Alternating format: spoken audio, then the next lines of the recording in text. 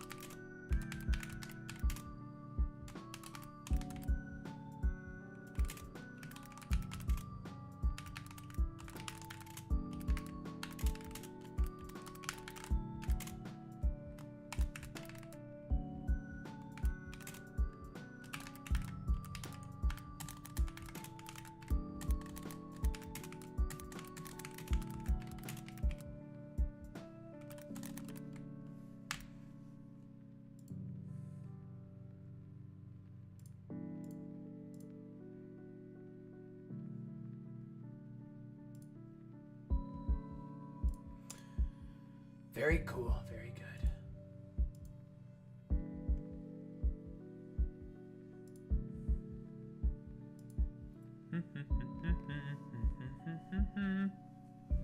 There's actually quite a few things to talk about, eh? Lots of stuff, lots of stuff. Oof.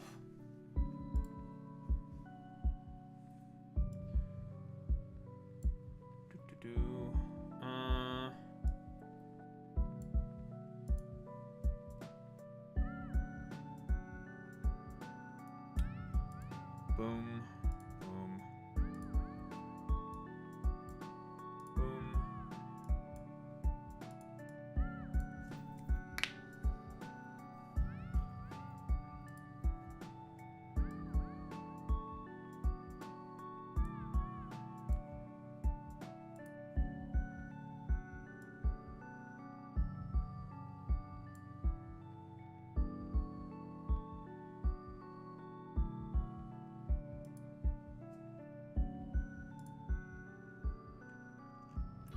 Okay, it's time.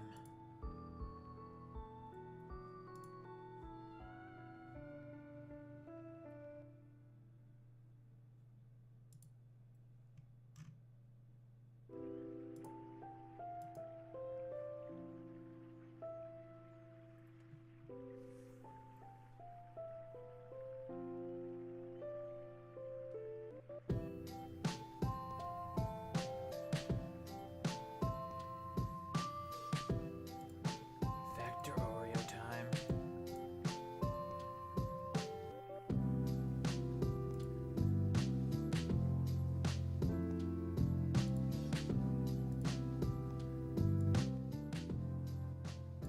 Factoring my goddamn Oreos.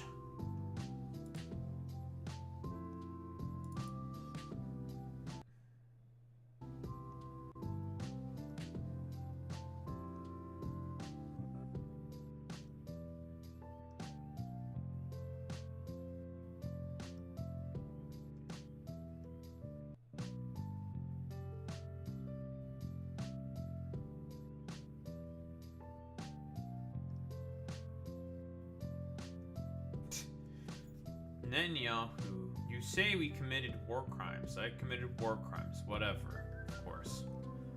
But no army has done more than Israel to keep civilians out of harm's way. Yeah, dude. Dropping some random fucking leaflets in Gaza is you doing so much to keep civilians out of harm's way. Yeah, okay, bro. It's nonsense, bro. Good job, Israel. You guys are doing such a good job. Let me give you your special little clappies. Fucking, this is so dumb, dude.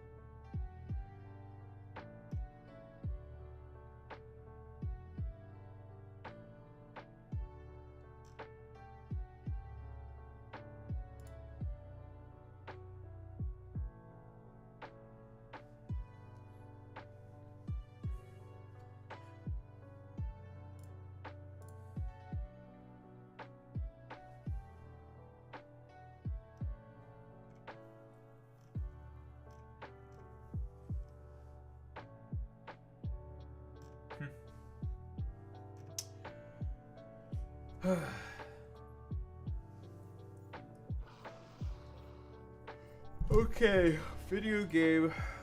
Can we just pick up the thing properly, please and thank you?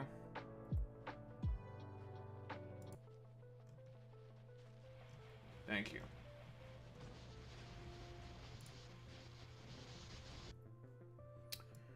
Man, all the trailers for all the games that I like, it's getting information and shit. Now there's a Total War trailer now. We got fucking Nagash coming into Total War Warhammer 3. I mean, he was gonna, like, it was... Such is the power of Nagash. He was always gonna show his dumbass up. His dumbass was always gonna fucking show up.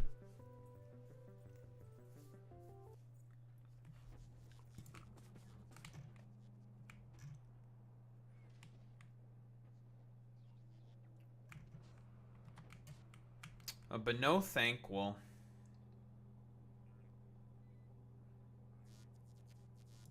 Oh, also we're here now. We got a sign set up now. Very cool, very good.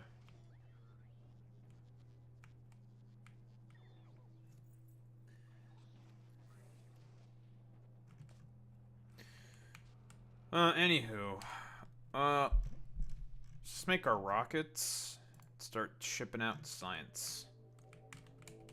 Current thing we need to do.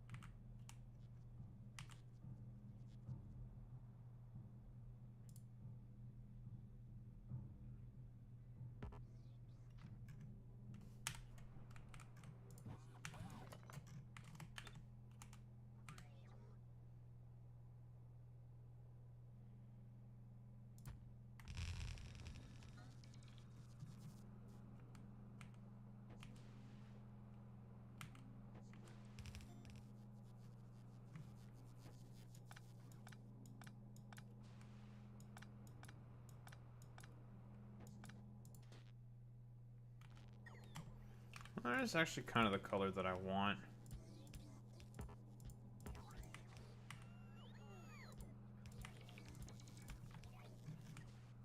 Sure. Let's stick with that.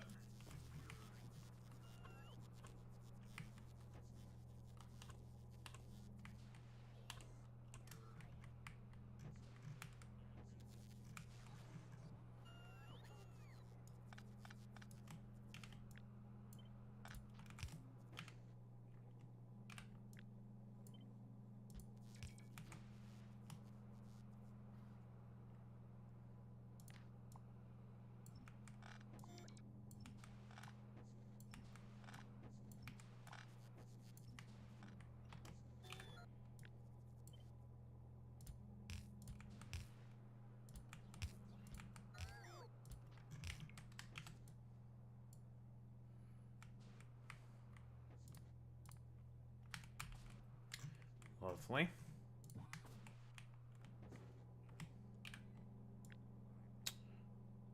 That's LDS.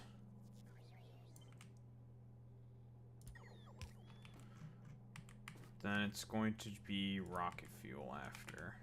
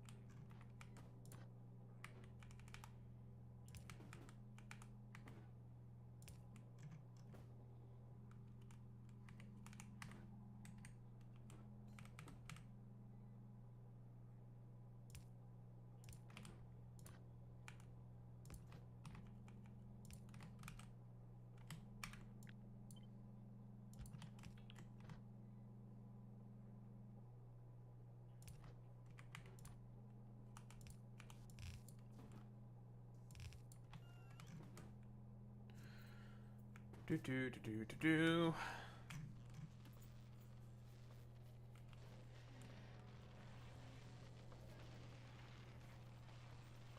I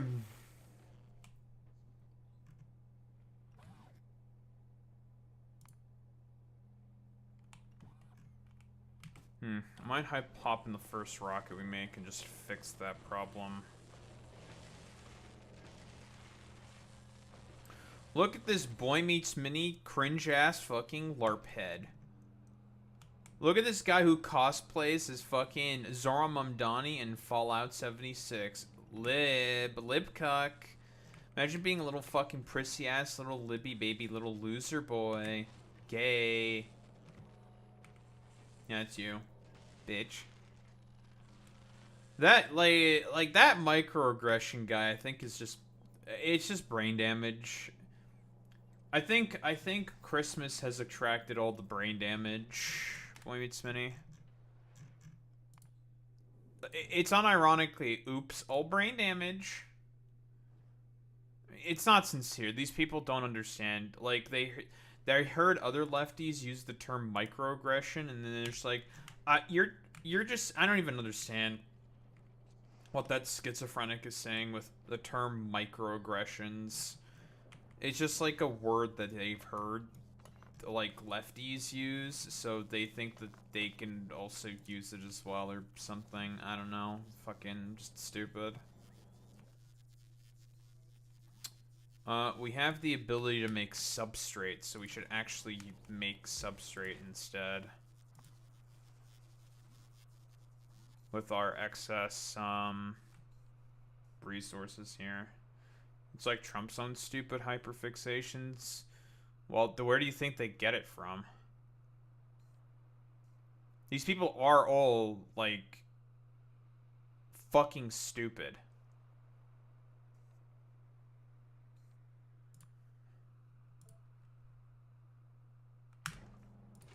Like, they are all mind-numbingly fucking stupid. Very, very stupid, stupid people.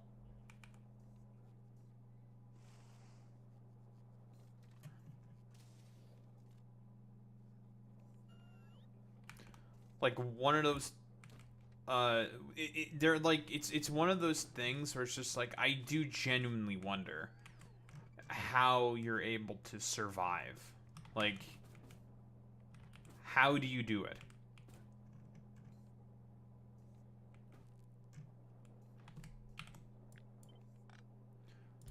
Because by all respects, these people should have been, like, I don't know, if we're doing, like, Darwinism here.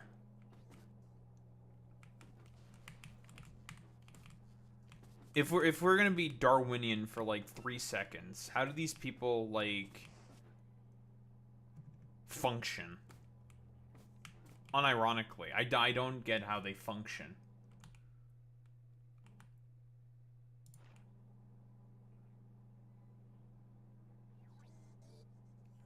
but somehow they can function. It doesn't make any fucking sense to me.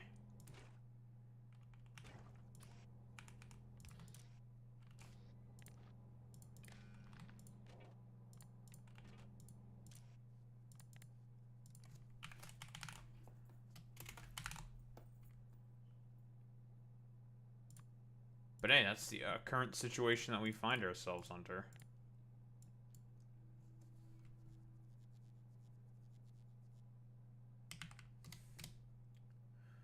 I have no other thing to assume Boy Meets Mini besides just mental illness. One cannot be charitable with these people because they are not interested in charity, so...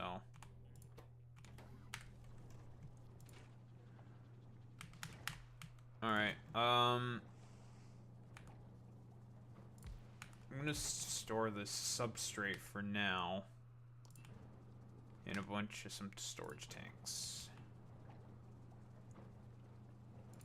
This shit crafts very slowly, but that's okay.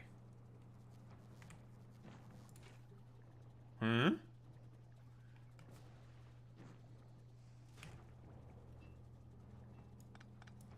Wait. Oh, this is an... Oh, that's an item. The fuck is this thing's stack size? 200. Oh, it's actually bigger than I thought. Wow. Okay, interesting. I thought this would be a liquid. It's not a It's not a liquid? It's a solid? Oh, that's weird. Okay. That's fascinating. Okay. Sure. Let's speed that shit up a little bit. Bitch, we're gonna have access to both NOD and tech and GDI tech. Although the main thing that we're gonna be getting is the GDI super unit from Command & Conquer 3. But for now, we are just going to consume through all of our fucking excess bullshit.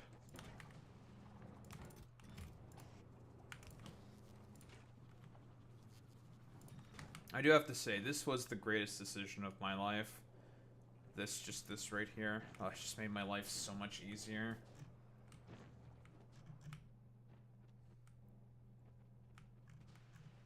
And we're soon gonna have LDS. Then the next things we need to make are concrete.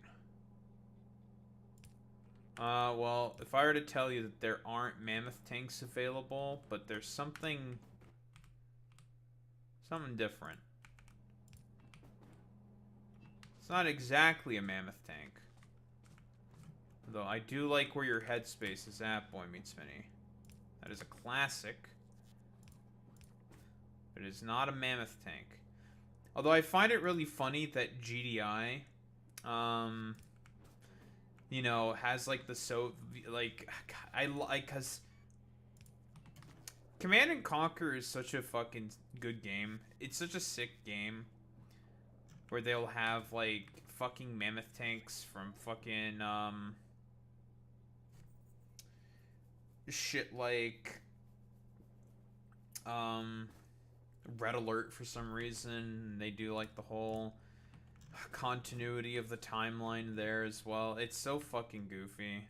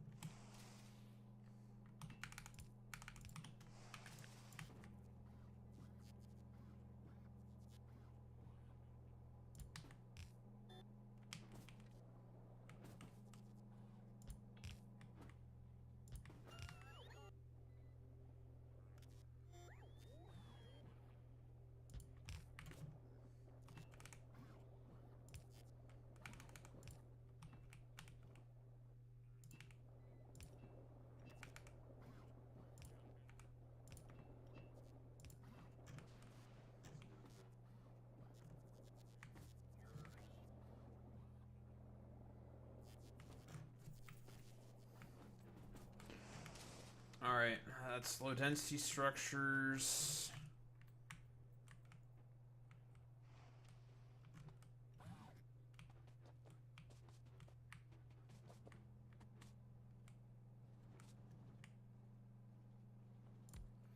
The only upsetting thing is that we can't play Command and Conquer music because I do not trust YouTube's content ID.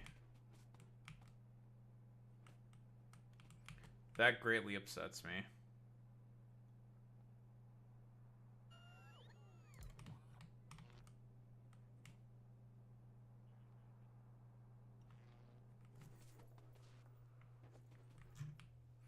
But such is the power of Nagash.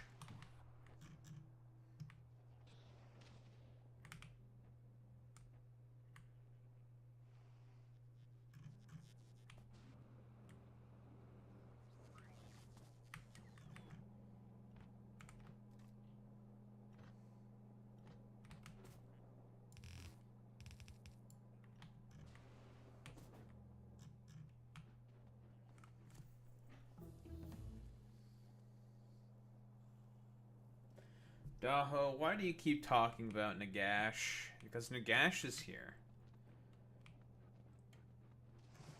He's here.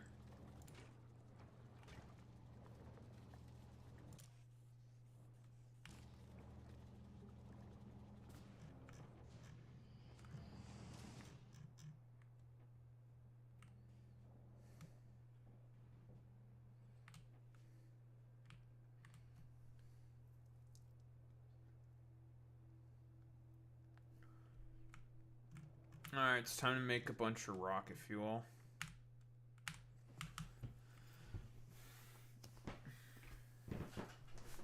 Ugh. Which means we need to make a bunch of light oil.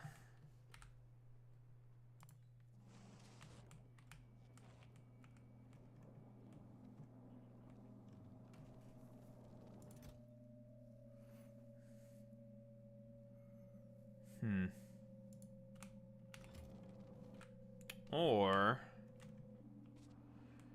we can just make a lot of sulfur instead.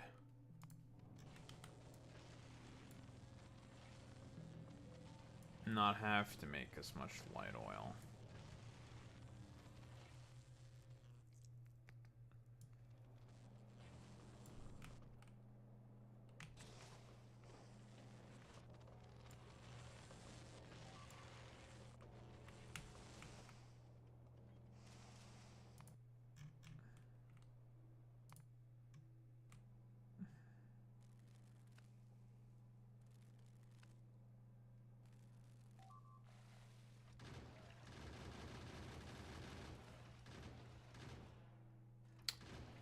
I need to clean up this mess.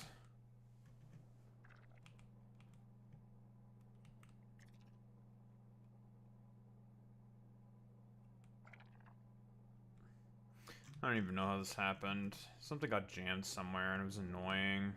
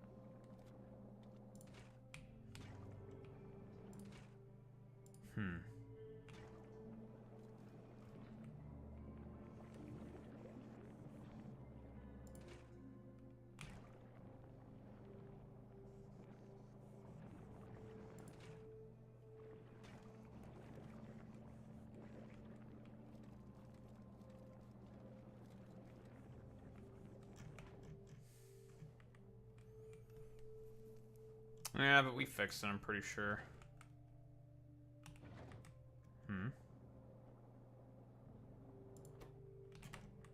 Why is there no green chips?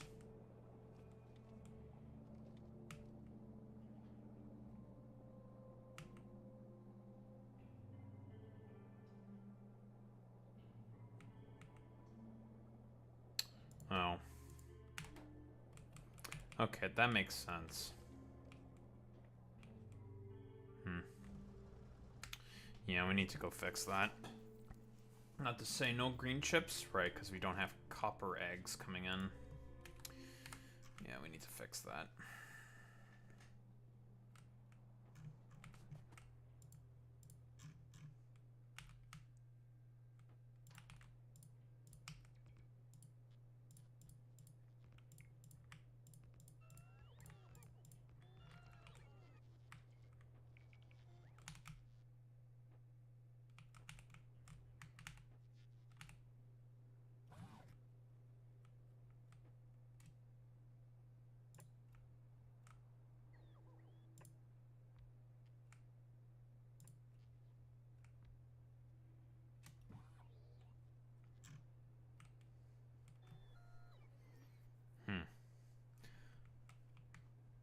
This patch right here.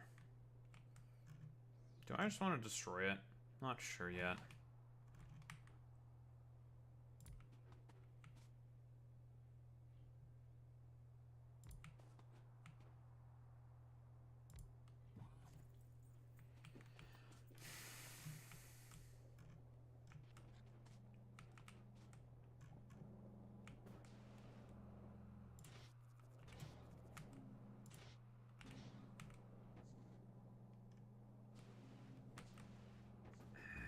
I oriented these the wrong way.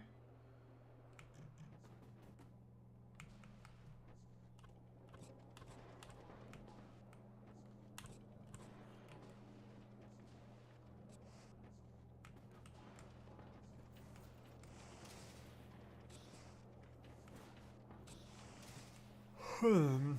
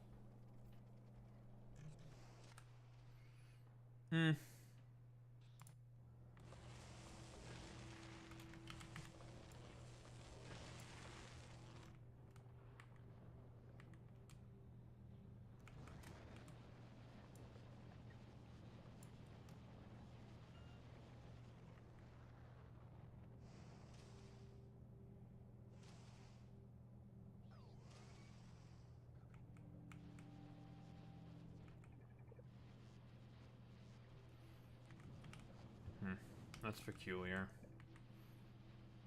Not the end of the world, though.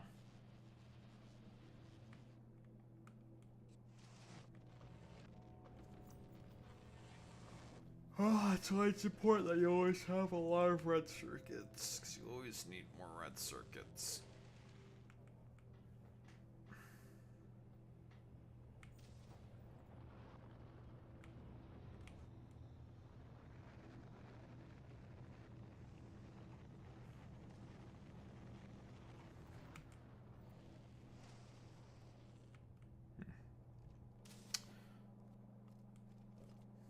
Although it might have been better for me to feed this back into up over here.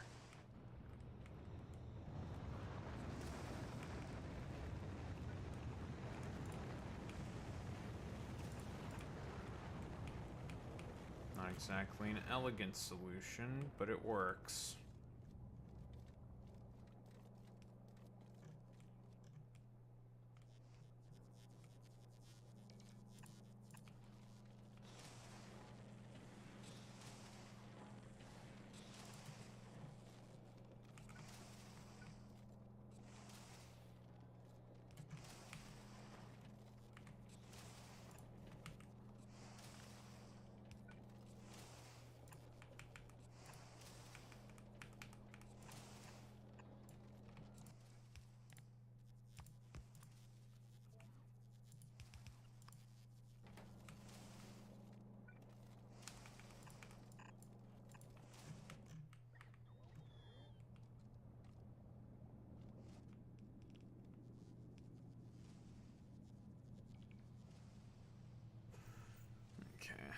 That's gonna be a nice extra helper.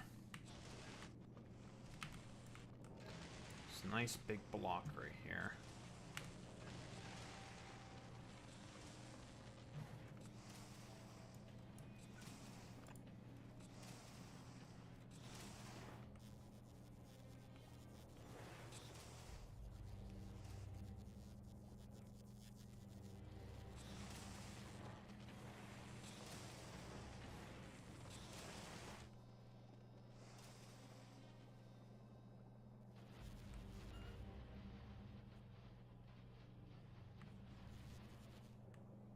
Lovely.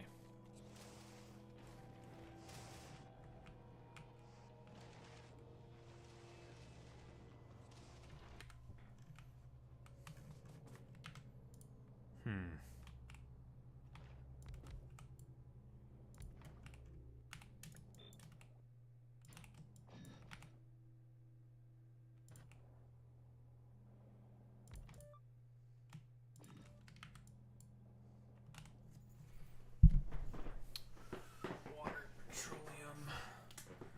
A good amount of petroleum. A very good amount of petroleum. And easily can integrate it.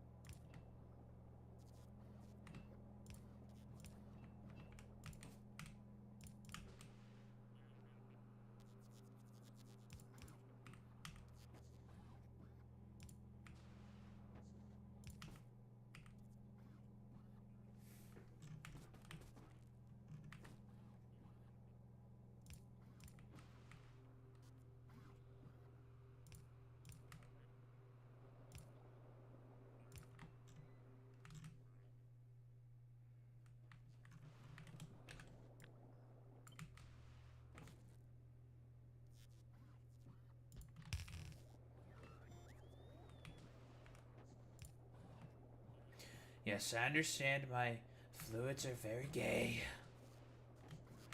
Very homosexual.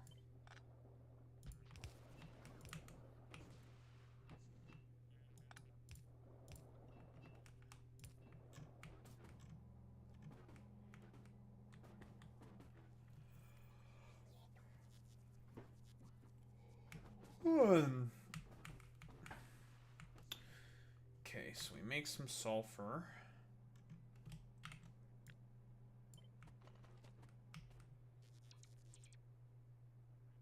Stick it around here. We don't need the sulfur for really anything else.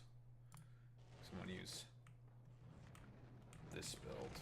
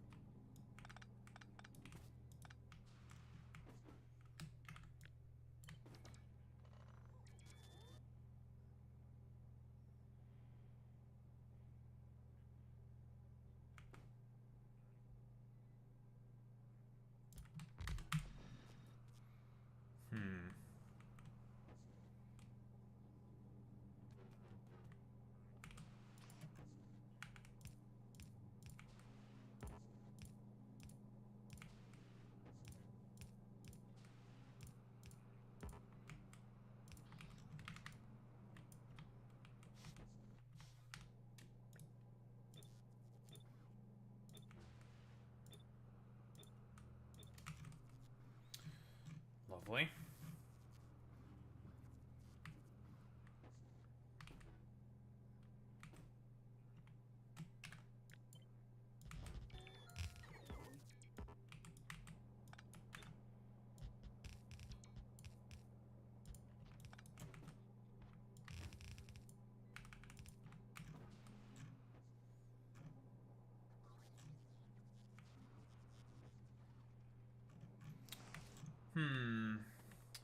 Because now what we need is coal.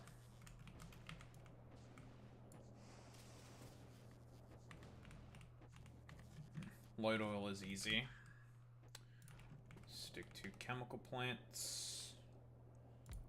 Like so. Boom. Light oil.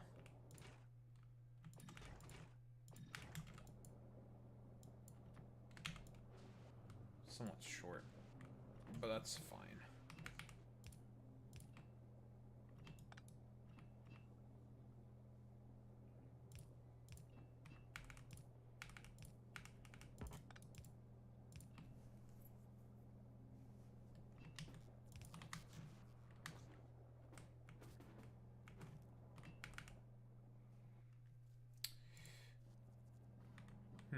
I'm also wondering if, I want to get a second opinion on this, Boy Meets Mini, in terms of topics du jour. There's been a video essay that has been certainly making the rounds.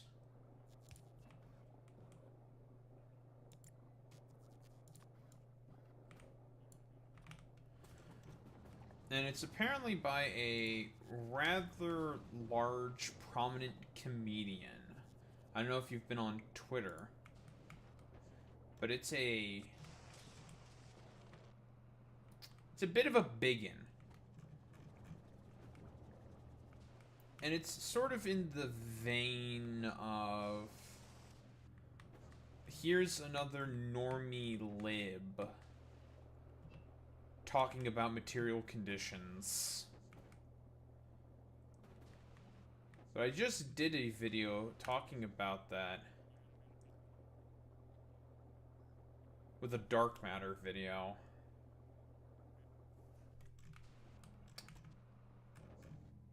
I'm mostly curious on if I should do another, if I should just keep it for the Sunday Yapparonis, or if I should just do it today while it's still relatively fresh, because attention economy.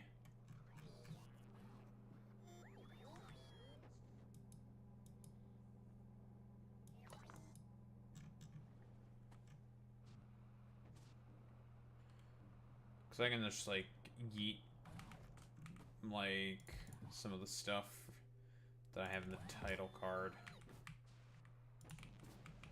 What do you think, Boy Meets Mini?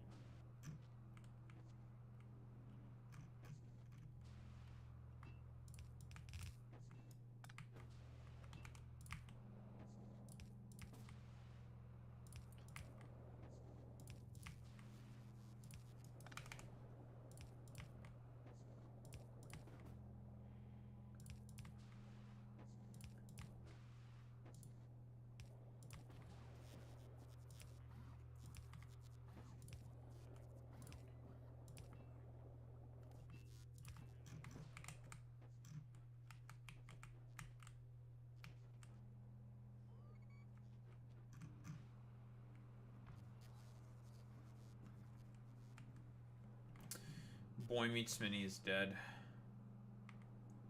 And it was Obama who killed him. Feels bad, man. It was Obama now. That son of a bitch. But yeah, I asked the question, Boy Meets Mini. Should I cover that video essay from this, I think, prominent comedian individual? I'm not sure who they are, but they are apparently quite prominent. Apparently.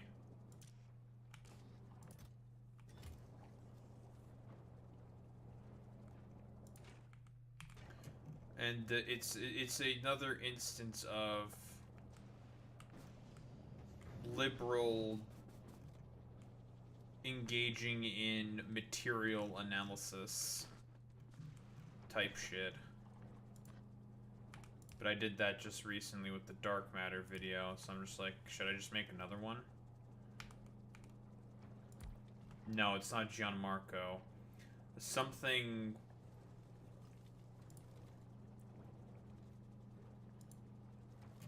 something... Warren? Drew Gooden. This dude is gigantic. And it is... Yeah, it's fucking... got 3 million views in, like, 3 days. It is going insane. The left has gone insane.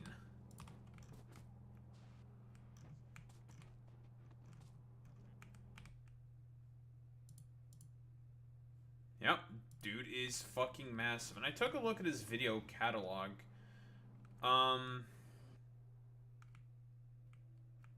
It seems like I don't know if you can agree with this, Boy Meets Smitty, because I see, like, Johnny Harris being recommended after as well. The dude also has a video talking about online gambling, the online gambling epidemic, which is true. So I don't know, like, normie, I'm clocking him as, like, normie fucking lib as well, you know? And, you know, it is good to praise the liberals in their engagement of beginnings of engagement with material analysis.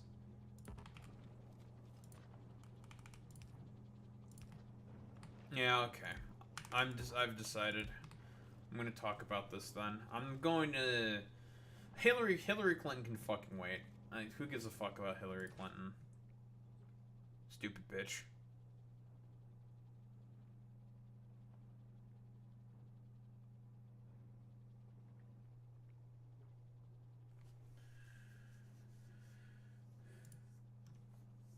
Yeah, I think I will definitely talk about this.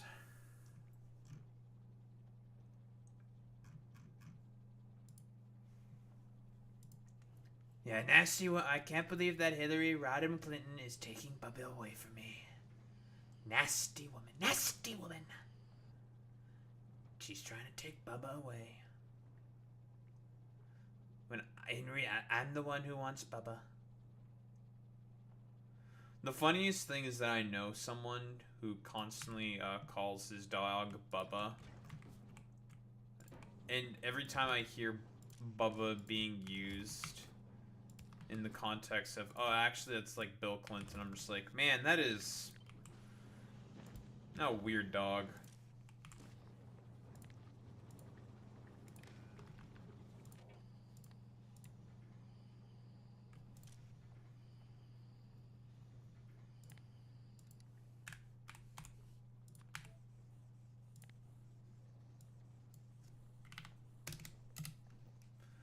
Like, why am I hearing about Bubba being used in this way? I don't like this.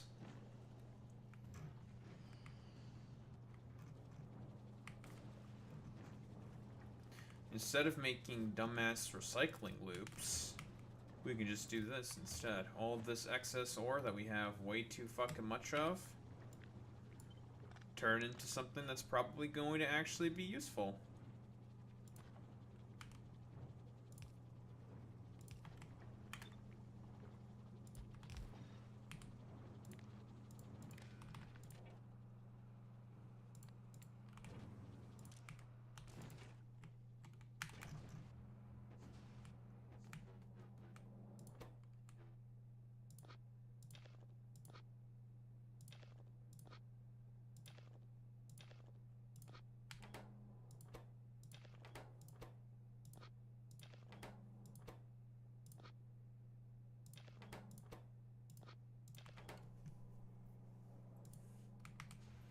Okay, then yes, I will talk about that video. Although I'm probably not going to really offer many critiques. It's probably just going to be mostly agreement and saying, like, this is good. This is good. This is good. More instances like this of giant channels that are liberals engaging in base material analysis. I love to see this.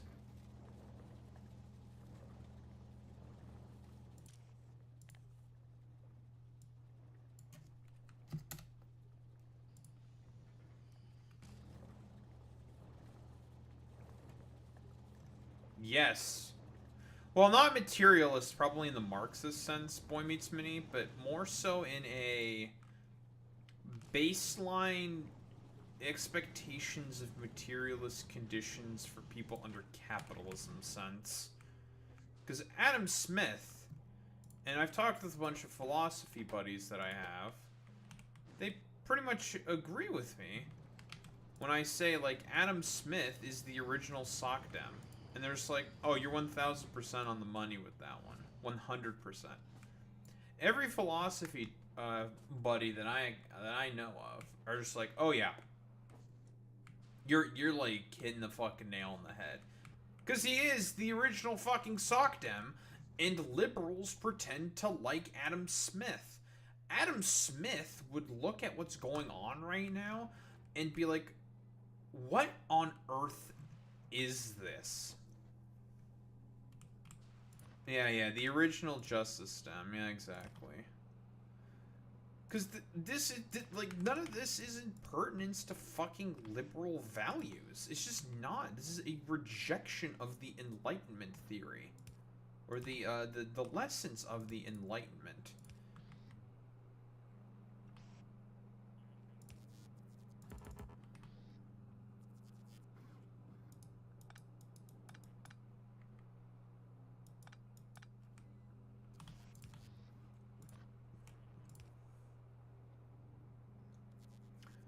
I do always find it insane how neoliberals can do this fucking mental gymnastics.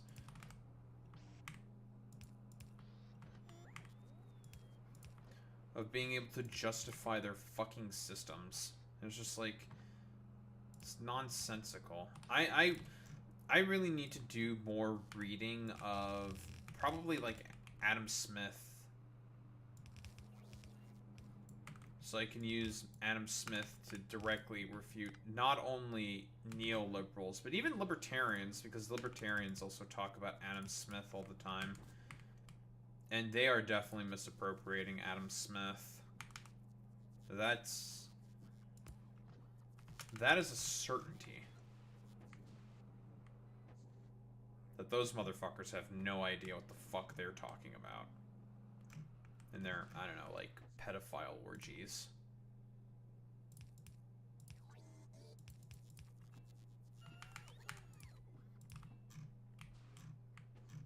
Their inner desires to rape children.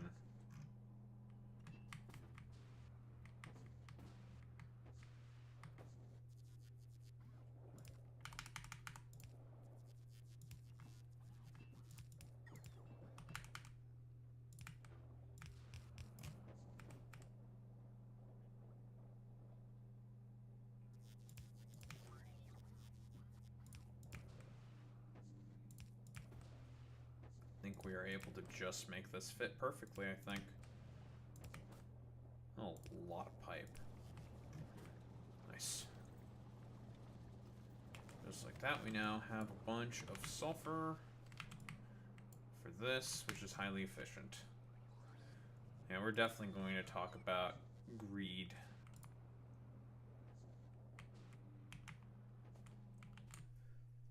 All that's left now is to bring in the coal.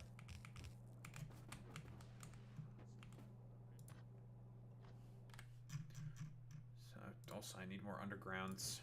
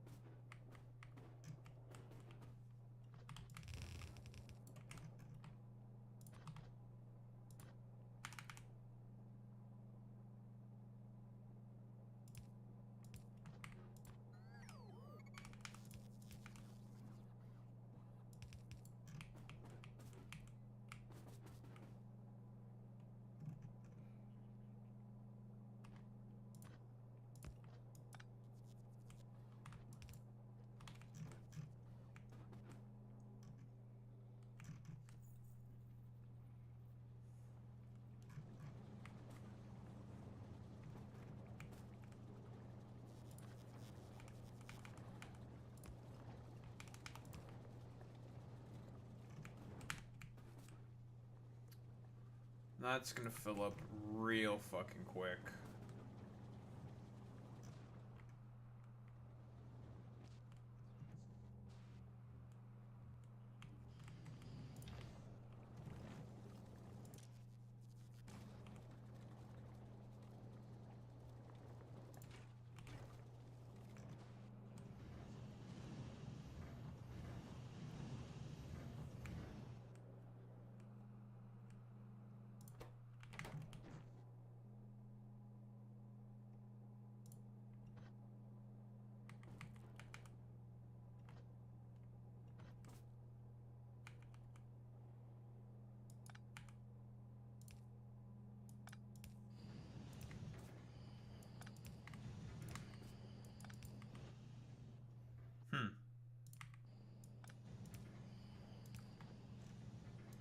Well, this thing was fucked up for a little while, I guess.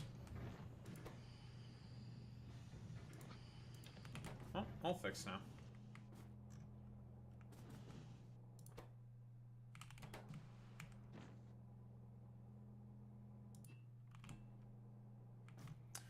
I'm full on crude. Gay. Derogatory.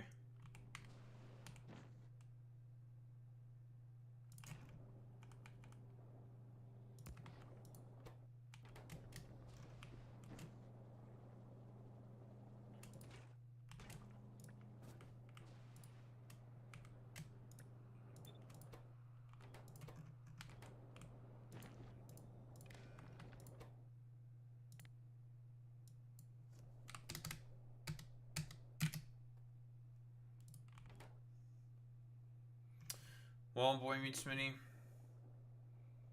This is the Factorio way.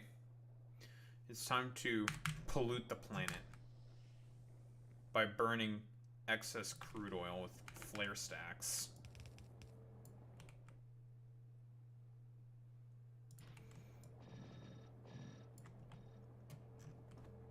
We most certainly are. Although I should make local flare stacks as well.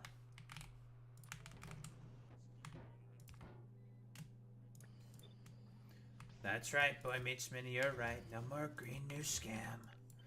It's a scam, folks. Don't forget, it's a fucking scam. Absolute scam. Problem is that flare stacks are unfortunately a little slow.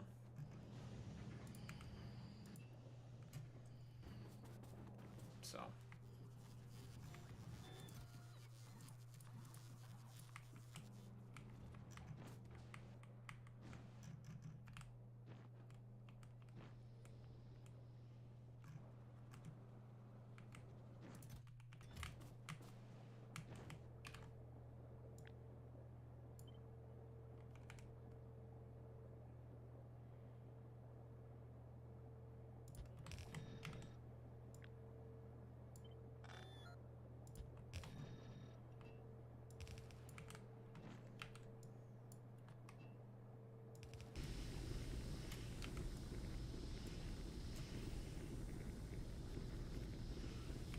Per second is definitely not enough, but it's not terrible. Better than nothing. It'll keep it flowing slightly.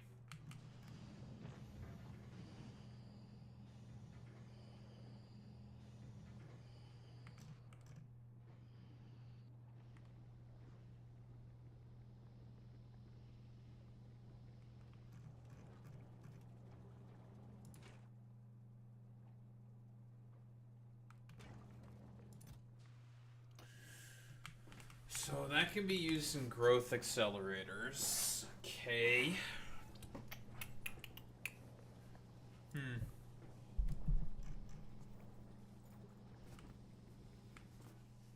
Or used to make other important products.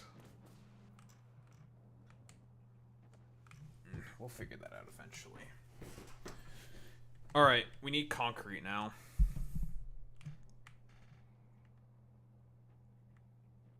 Which means we need to make use of all of our stone. Am I full on sludge? I am. It's okay. We can always burn off a bit of the excess. It's not that big of a deal. This recipe can easily compensate by being both a dump for stone and other stuff, so it's not that big of a deal. For now.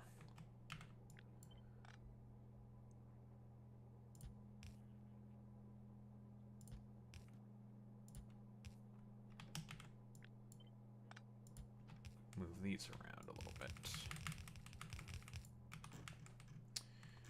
Man, this late and I haven't made concrete and electric engines.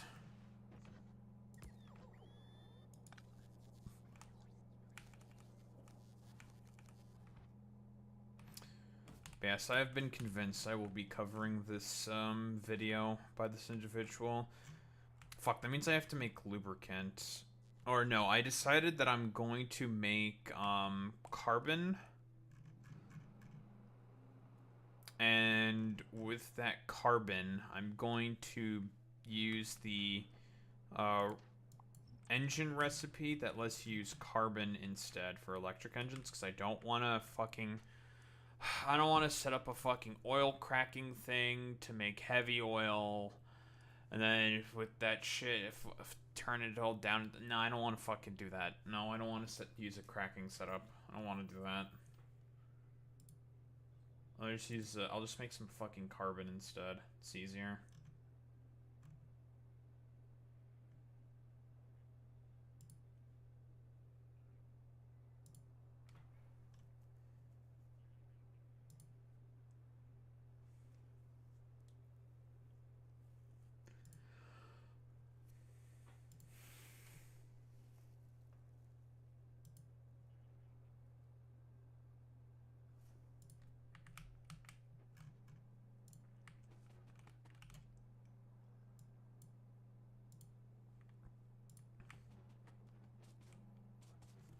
Crushers.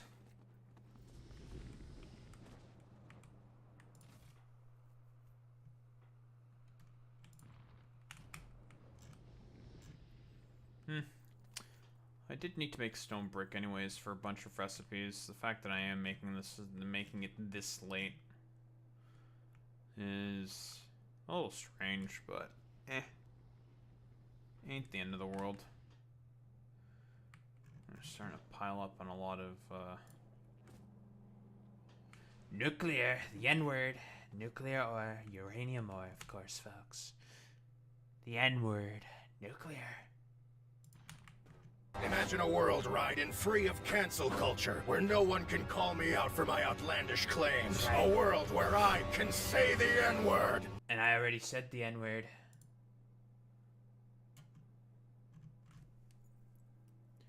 I said the N-word, Raiden. What are you gonna do about it? I said nuclear.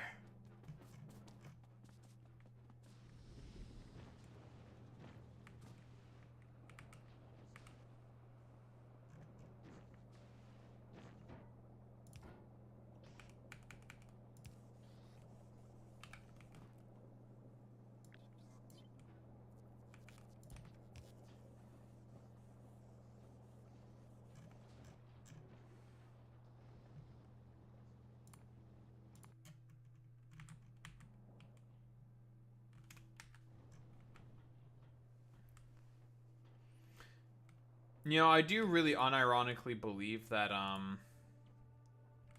these betting websites should suffer 1,000 years of death and suffering for all the bullshit that they do.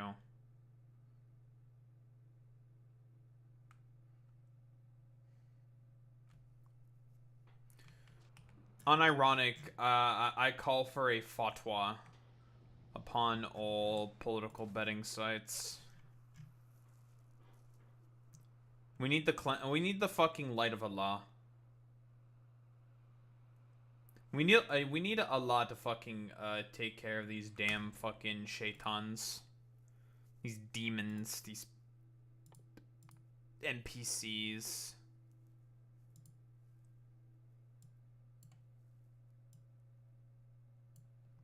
Yeah, where's our boy?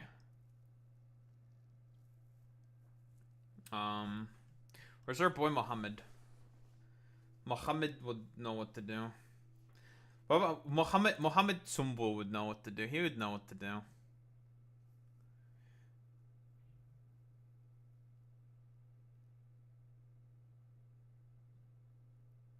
This thing produces power, but it produces 16 times the power if it's standing on Tiberium. Interesting. That would be, what, 3.2 megawatts? Mohammed Sumbul. Khalid Kashmiri. Oh, but yeah, we're getting this. This is the weapon that we're going to be getting, Boy Meets Mini. It's called the... it's almost a mammoth tank, but it's the MARV. The Mammoth Armored Reclamation Vehicle.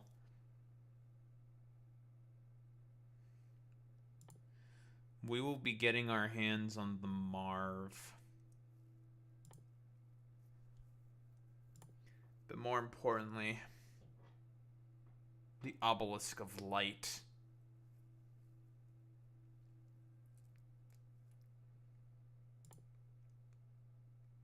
Oh, and of course we're going to get missiles.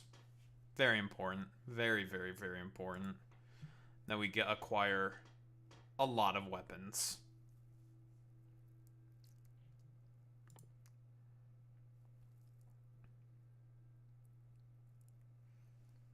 We're going to be acquiring a lot of weapons. It's going to be great, folks.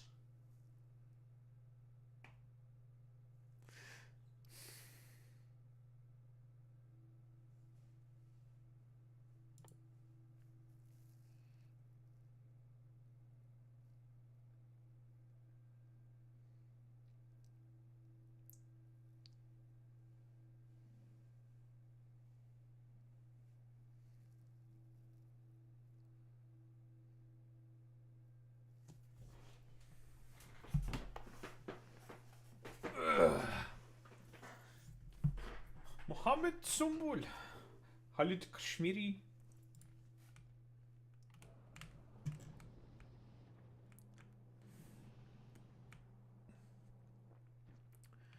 Listen, I have also talked about the light of Allah, how much we have to talk about the light of Allah. It's very important, folks. Let me tell you. We need the light of Allah. Do you understand, Boy Meets Mini? We need his light. We need his grace. We need his savior. For only Allah can save us.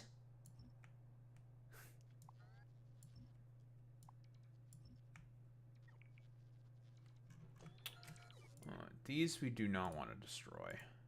They get to stay.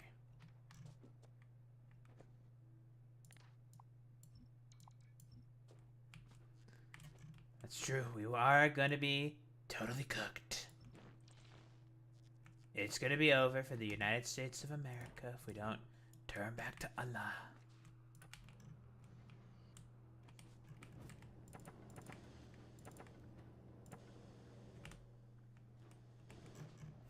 We need to stop the infidels.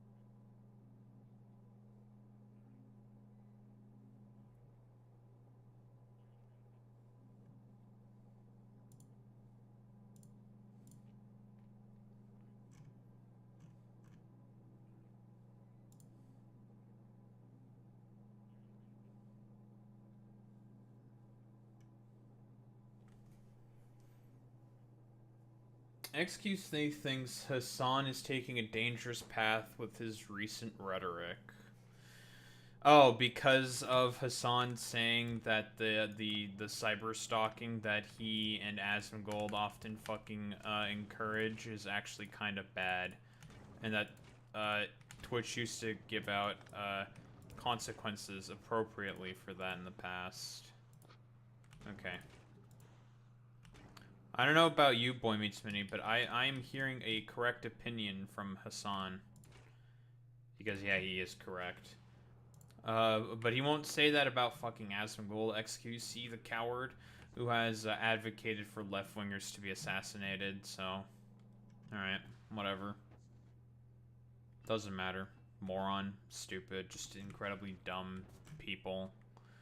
Or unfortunately, the most prominent content creators in the space, commenting on things they have no idea. And just spewing nonsense. Yeah, I'm giving Hassan that's the sloppiest of sloppy toppy. I'm sucking it. I'm giving him the good suck. Hey, yo. Hey, yo. Yeah, I do have the hasten AB tag, which means I am a homo queer for Hassan. That is what that means, right? I am hashtag a queer for Palestine.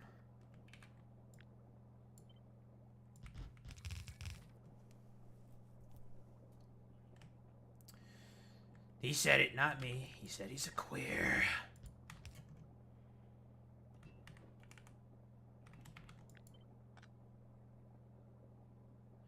He said he's a homo queer. Someone get him.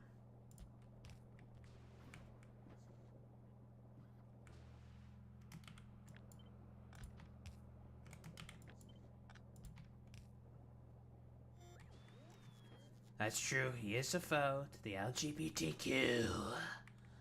Not me, folks. I'm an ally. I'm an ally to the homosexuals.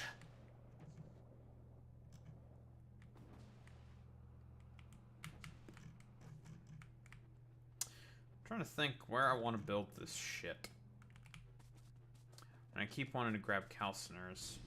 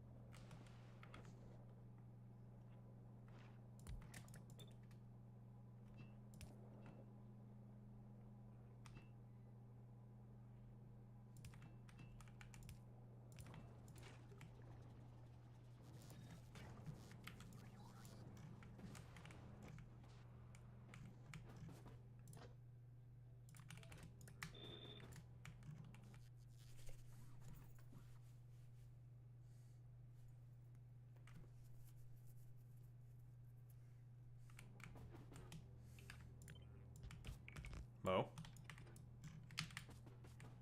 Well, that's fun. That's fun, Matt.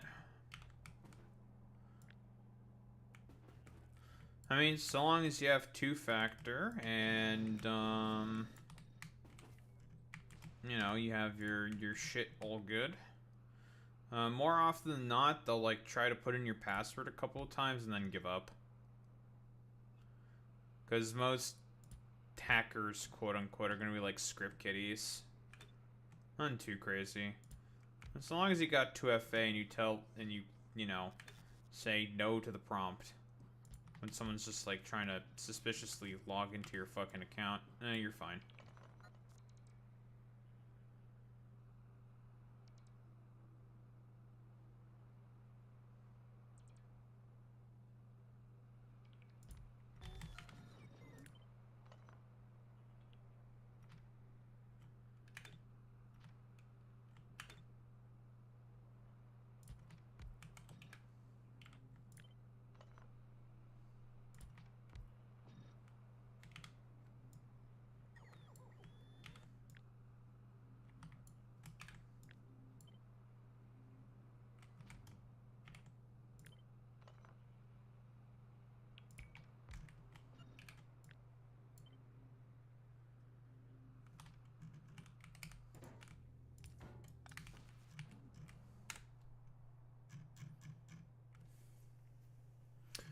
Yeah, that's true. Instagram, I think, is a blighted wasteland. And should probably also receive the light of Allah. I'm gonna be so for real. If there's another place that needs to receive the light of Allah, it's fucking Instagram.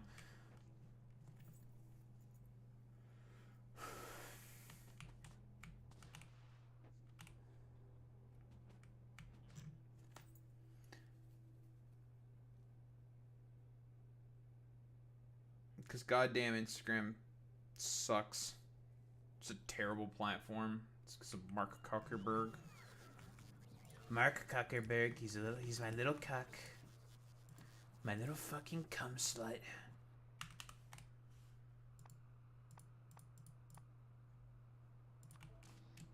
What? Who said that? It wasn't me.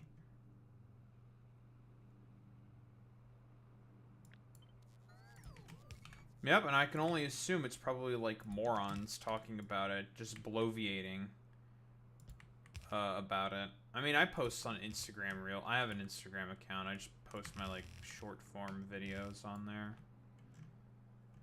But you know, I am on that platform. Such as the power of Nagash.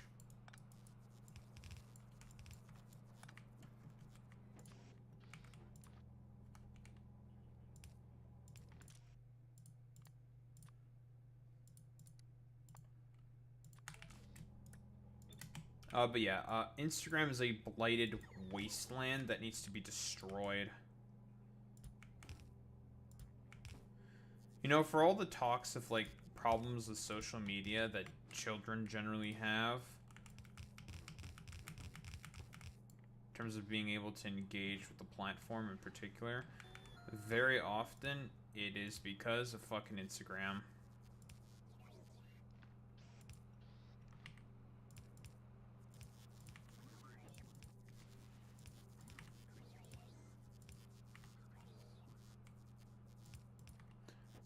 It's just a shithole of a platform.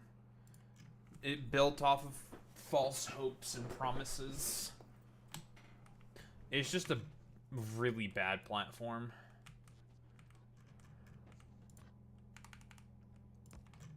God awful.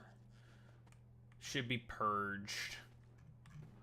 Should be purged with cyclonic torpedoes. Should be fucking absolutely annihilated.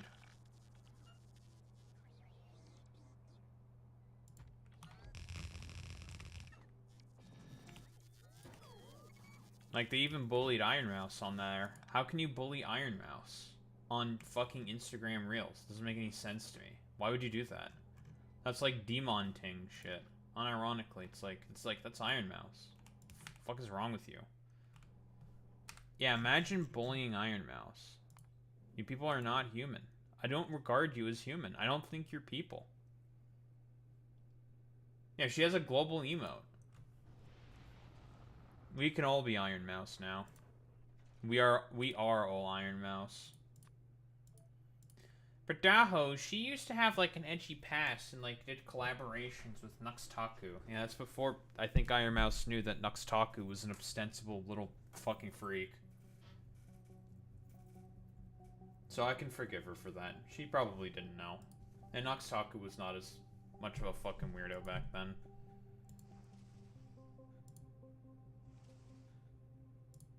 There's probably like infinite amount of those people on there. That's where they congregate, generally speaking, is on fucking Instagram. Yes, I have heard the We Are Charlie Kirk something, We Are the Flame or some shit. The song is fucking gay. These people who made all this shit are homoqueers. And deserve to have slurs thrown against them.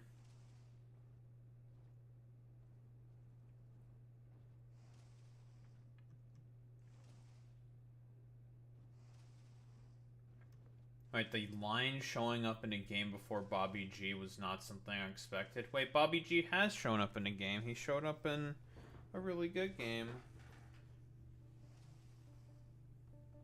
Bobby G has showed up.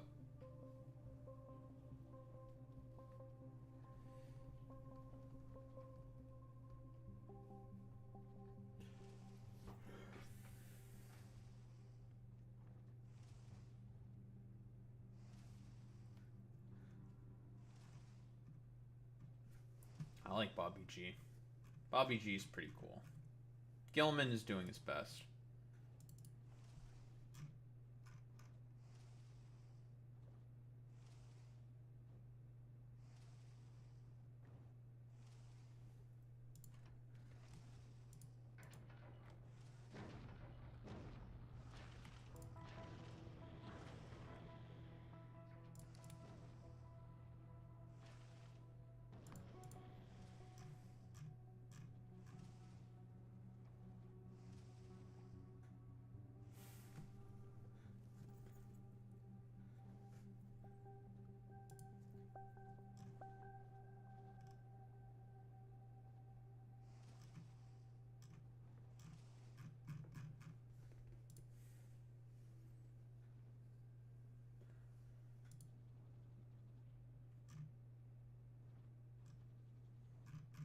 Very cool, very good.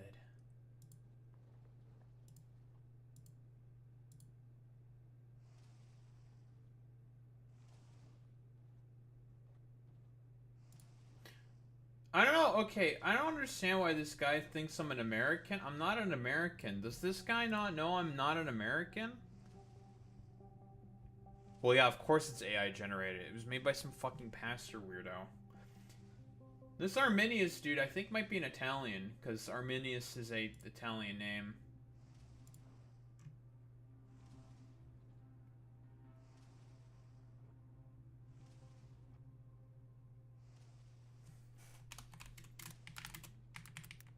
You are aware... Not American, right?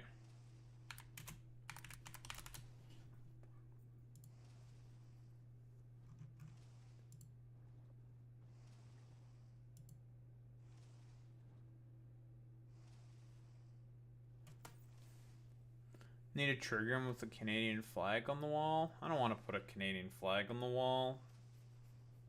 I don't want to put it... If anything, I'd put Warhammer posters on the wall. That's all I would do.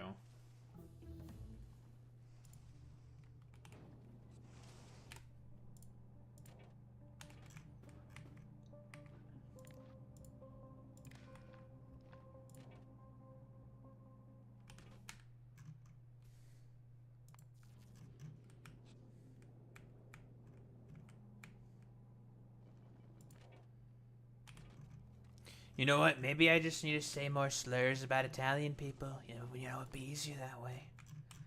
Just say slurs about the Italians.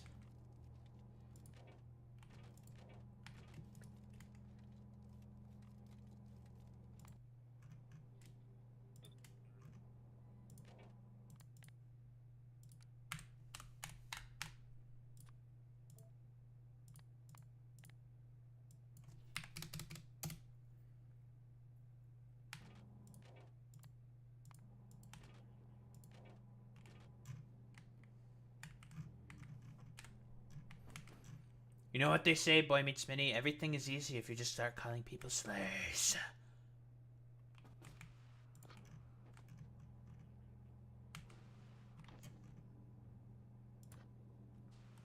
Actually, this is a mistake. I should not be doing this.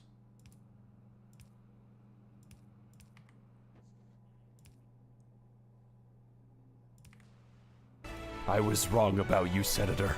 You're not cringe. You're just fucking racist! That's true. I am fucking racist. And proud.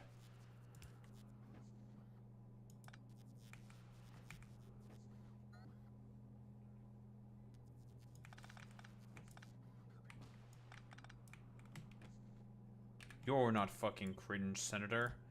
You're just fucking racist.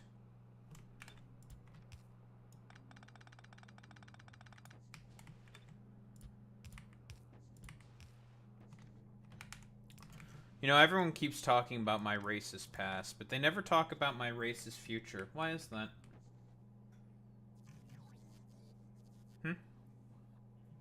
Can I get a true for that? Any truth nukers? I'm true in that one. You know, everyone always talks about my racism, but they never talk about, or my racist present, but they never talk about my racist past. Future is racist. Yeah, exactly. We're all racist now. We're all gonna say the N-word now. We are Charlie Kirk. We carry the flame. We say slurs on the internet. And we hate queers.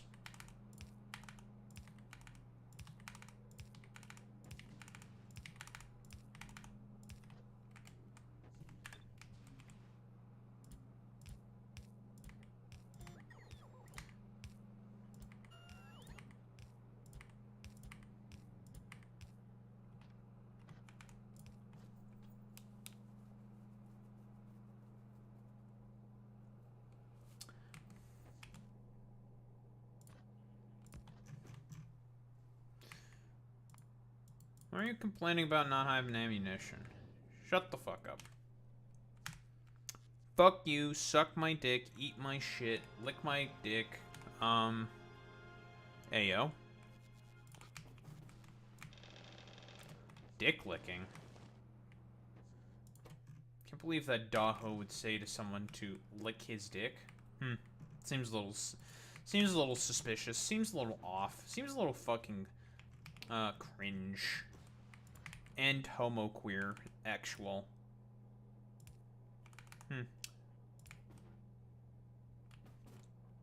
Seems like it seems kind of homophobic to me, guys. We're being a little homophobic. Can't believe that Daho would be homophobic on that fucking timeline.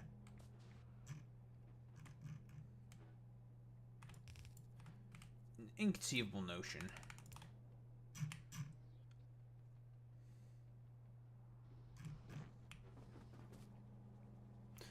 I can't believe that Daho would start talk about statistics about racism. Inconceivable. Inconceivable. You know, everyone always talks about your racist past, but they never talk about your racist future. Why is that? Think about it. Why does no one talk about your racist future?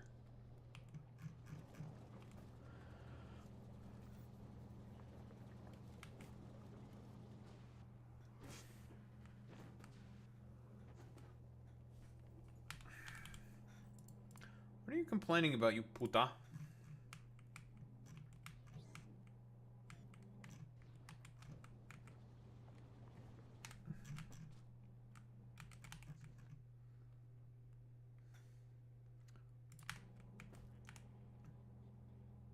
I now see what it is, and I do not care. Man, do I need this much? I really don't, but fuck it. Who gonna stop me, huh? Kanye West on his Kanye quest to prove that he is the Kanye best, when he is, in fact, not Kanye best. He's just Kanye West on a Kanye quest.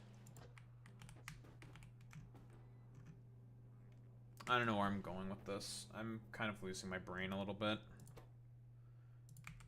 On his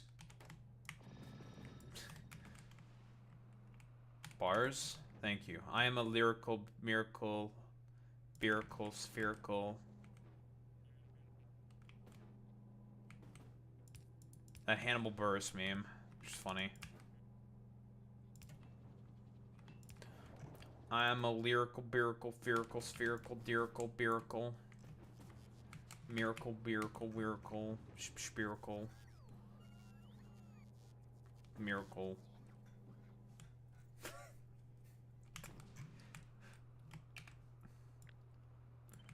Honestly, I should be a part of a rap group for my genius lyricism.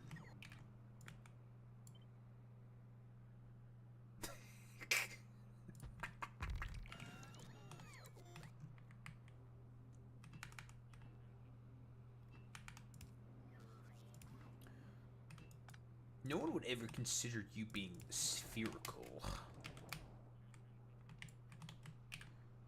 No one's ever said that before. He's gone crazy with it. The left has gone insane. Actually, are you fucking making ruby lasers now?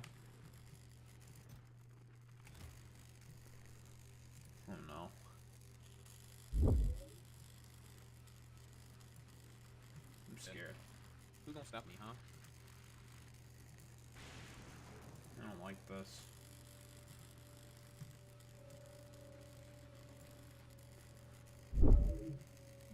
Kanye, not the best.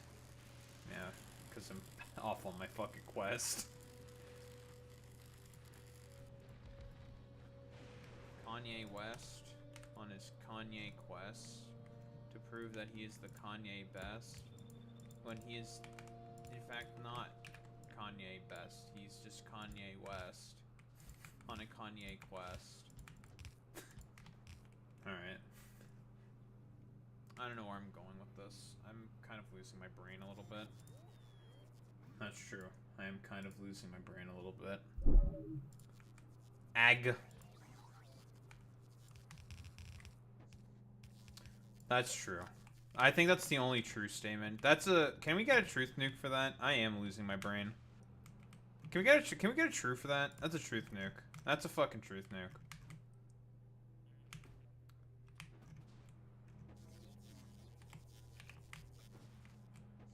I'm truth nuking that. True, and yeah, that's pretty true. That's true, and yeah, that's true. That's true. That's true. That's pretty true. That's pretty true. I mean, Well, if it isn't fucking Alex Roivas, Boy Meets Mini, you know what we do with Esper enthusiasts around here.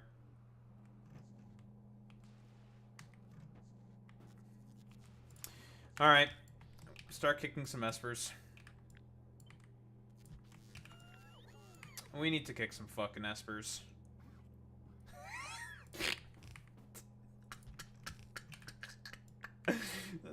That should still never not be funny to me.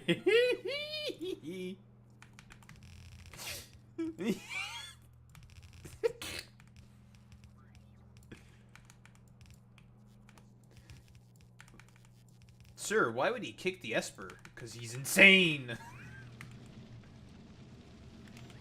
Alright, well now we have Brick. Brick. It's time to make some fucking cumcrete. Hey, I'm gonna come.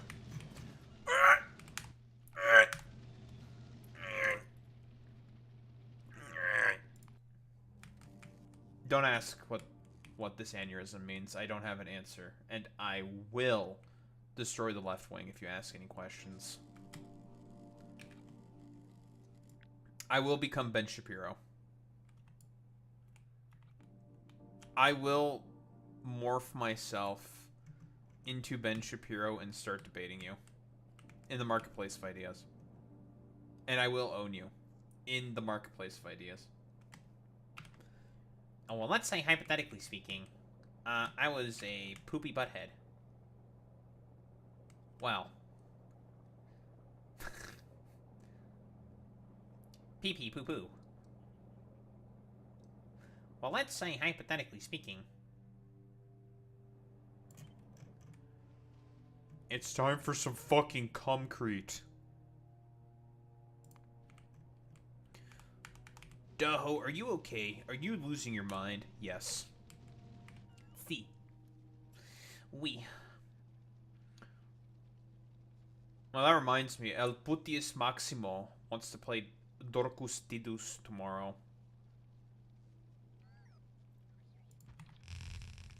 Fucking Team Literal Papagia.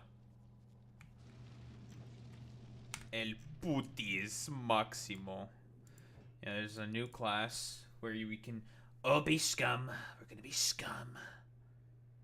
We're gonna be scumming it up, folks.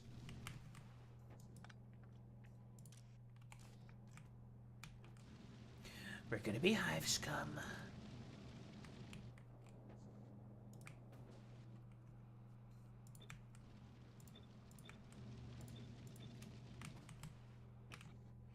I'm actually at a foundries here. What?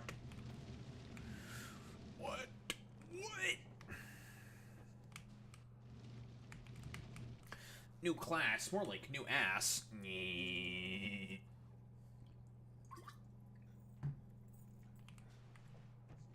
Nee. Nee. Nee. Nee.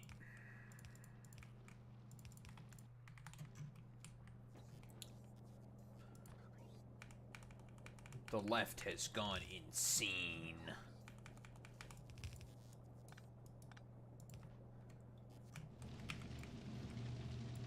The left has gone homosexual, crazy style.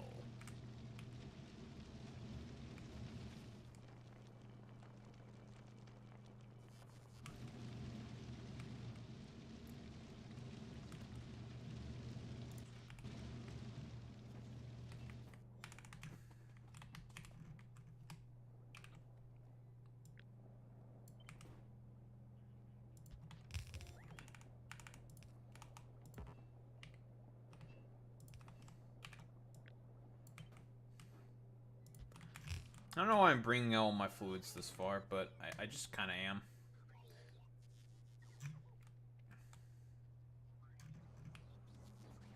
Also, with the stone brick, we now have a bunch of... We should have a bunch of new buildings. Like these Tiberium reprocessors. And this is a asset that's also taken from... I believe this is from Factorio. It's basically a crusher.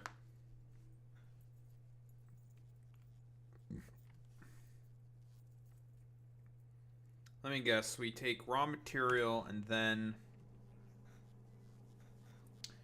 unused ores turn into Tiberium substrate. Works the same ratio as the chemical plant recipes, but... Okay, I see. But it is significantly faster. Which means we are definitely using that shit instead, because it is a new building and it is much faster at the job. Oh yeah. That's what I like seeing.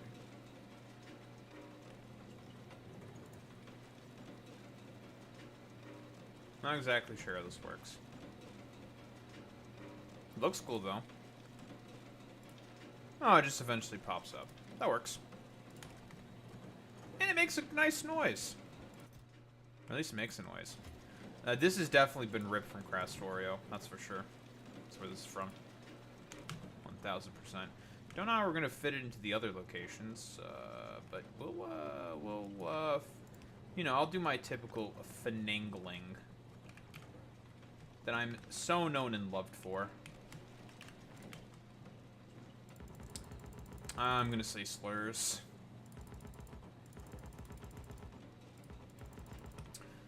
I'm going to say the end. I'm gonna say nuclear. I'm gonna say it. I'm gonna do it. I'm gonna say slur. I'm gonna say nuclear for real this time.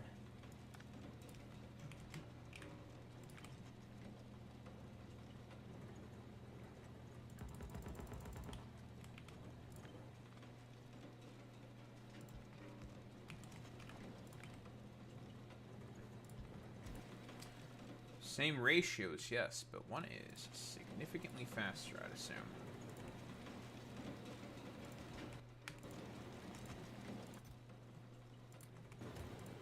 Oh yeah, it's all coming together.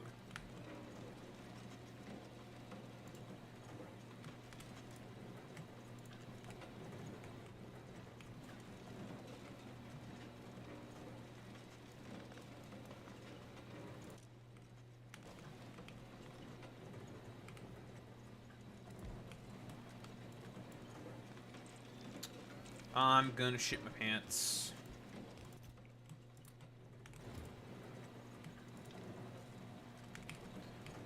Oh man, this works so much fucking faster, dude.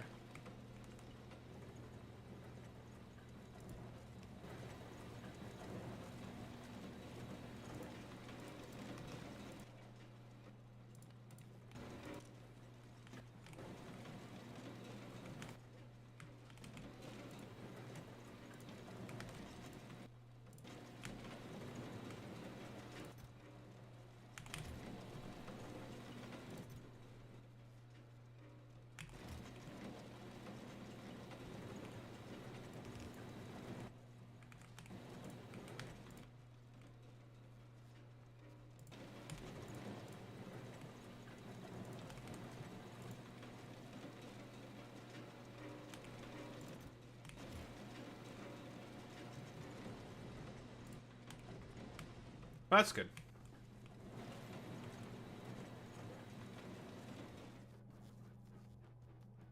Now we have too much stone. Now we can start getting rid of the stone, because now we're making actual use for stone. Now we can just get a Tiberium reprocessor for all our stone, which we definitely need, because we have too much fucking stone.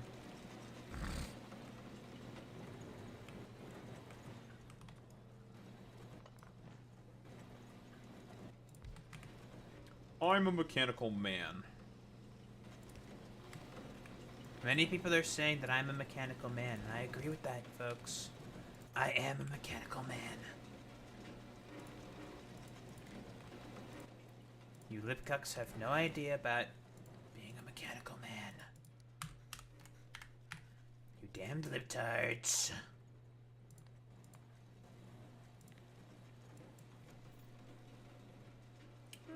Let's go with 2300.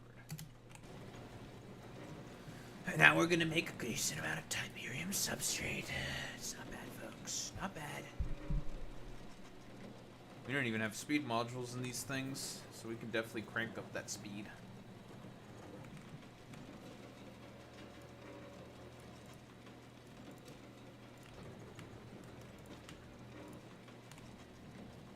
But yeah, this is a model from Factorio.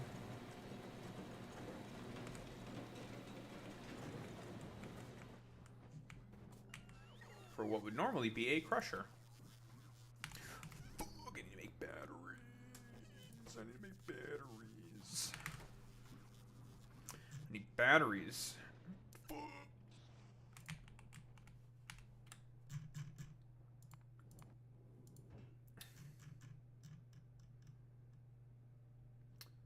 Batteries, batteries, batteries. What's the next thing we need?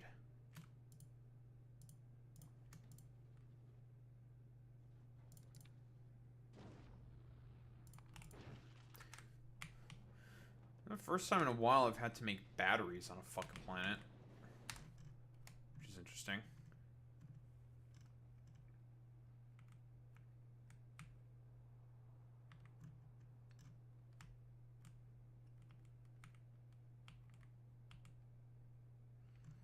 These sonic walls are doing their job, containing the Tiberium. That's good.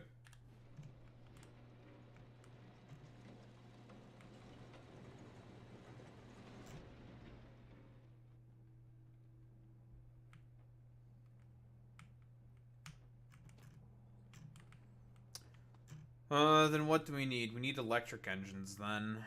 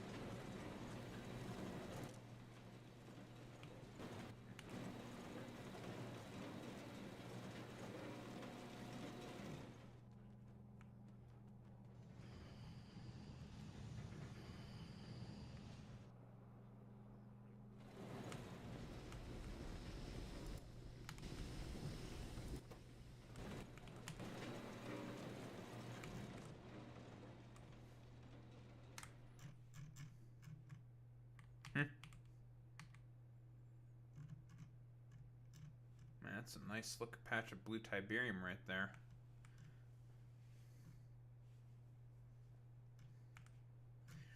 That's a mighty damn fine patch. If I do say so myself, partner.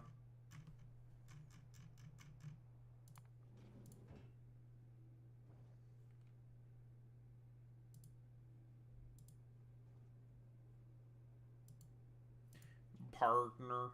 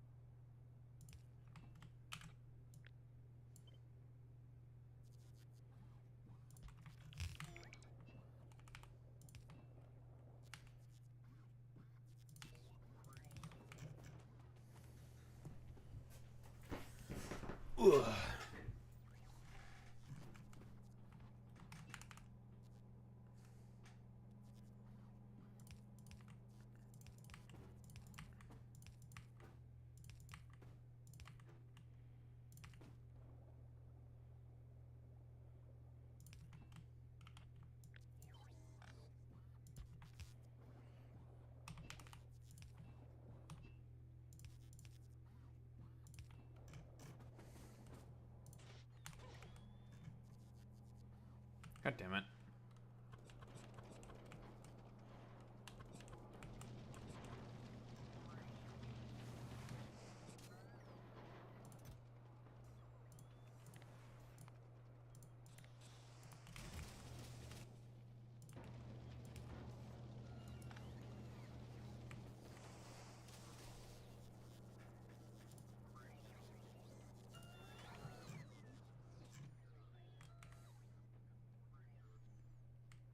Lovely. Electric engines. That's all that's left now.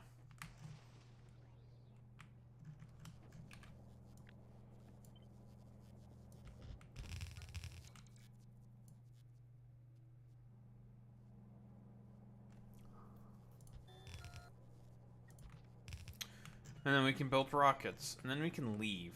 And we will leave to take care of the problems on Pelagos. Because there's a lot of problems, folks. We need to take care of them. But first, a word from our sponsors.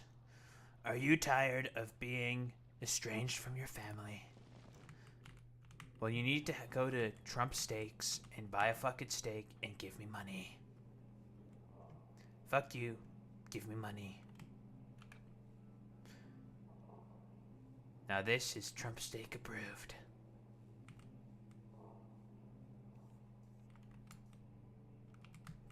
Now this is Donald Trump approved.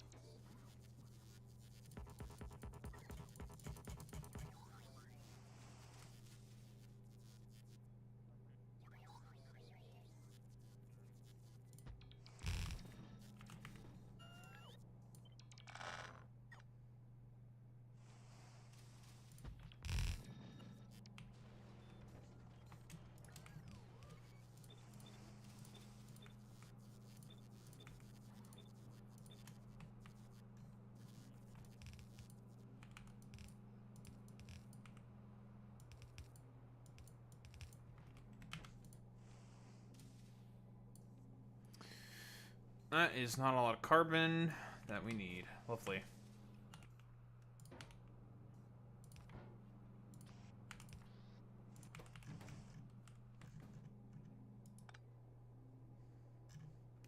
So that'll be relatively easy to throw together.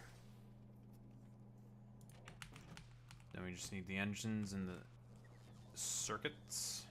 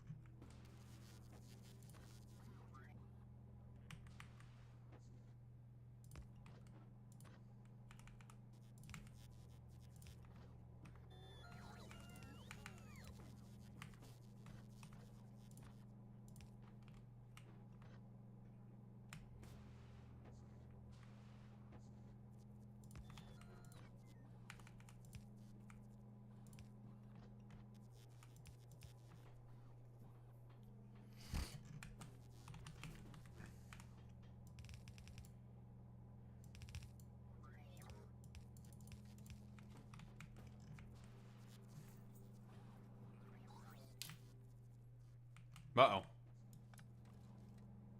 Mistake has been made.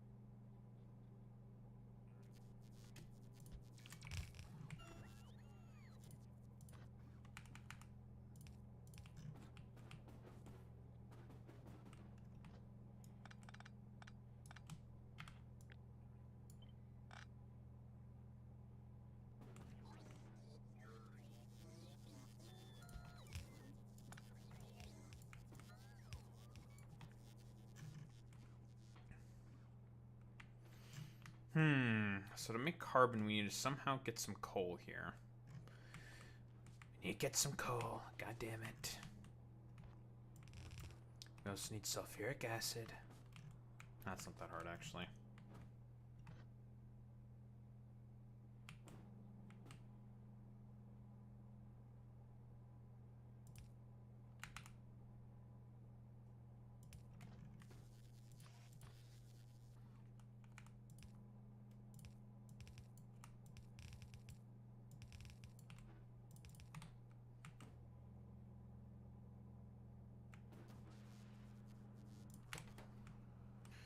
There we go.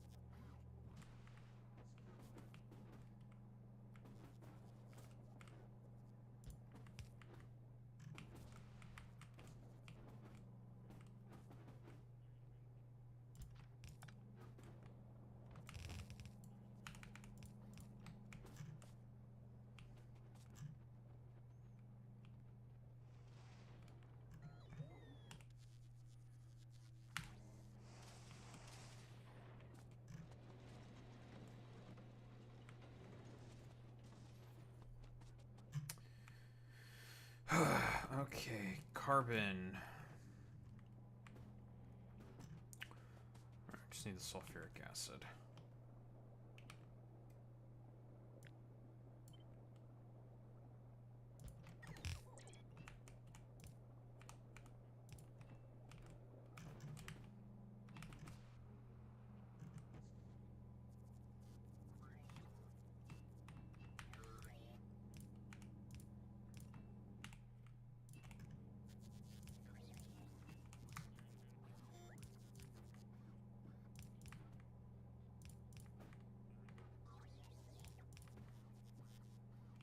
Hmm.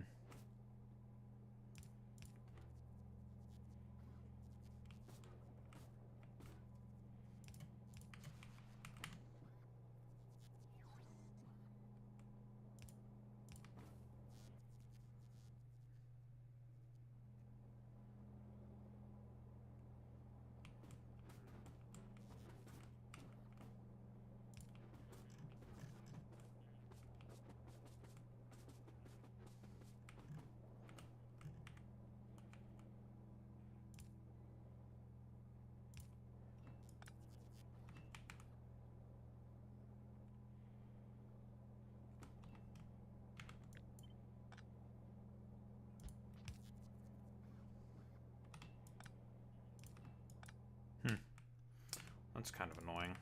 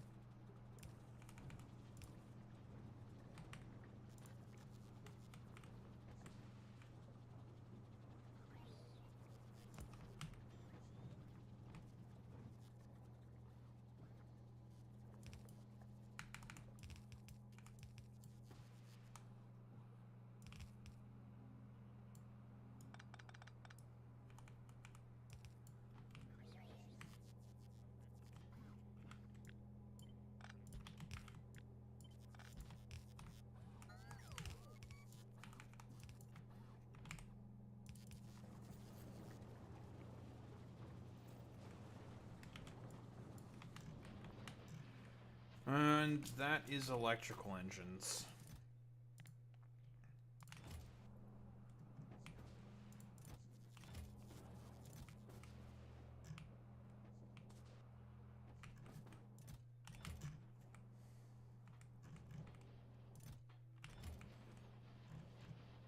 And eventually, that's going to be rocket silos. Ugh. Lovely. Alright, let's make some explosives. Tiberium explosives.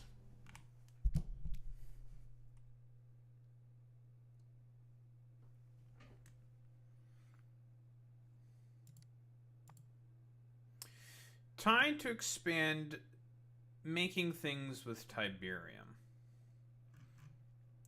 Ooh, actually, the first thing I want to make is refined concrete.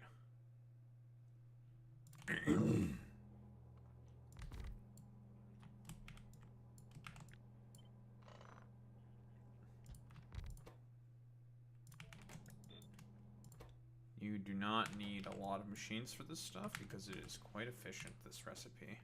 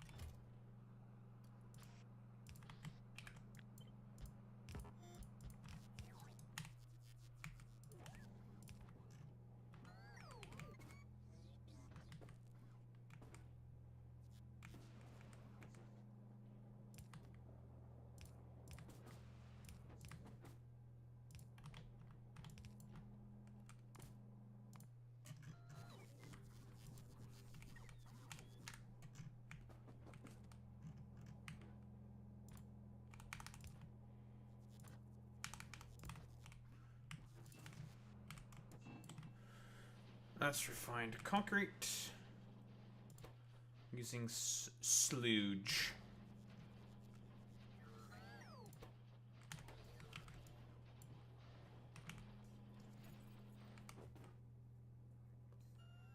Lovely. A solid start.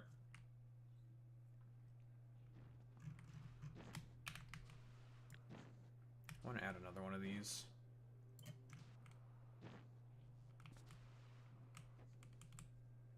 We need more liquid Tiberium, folks. Very important.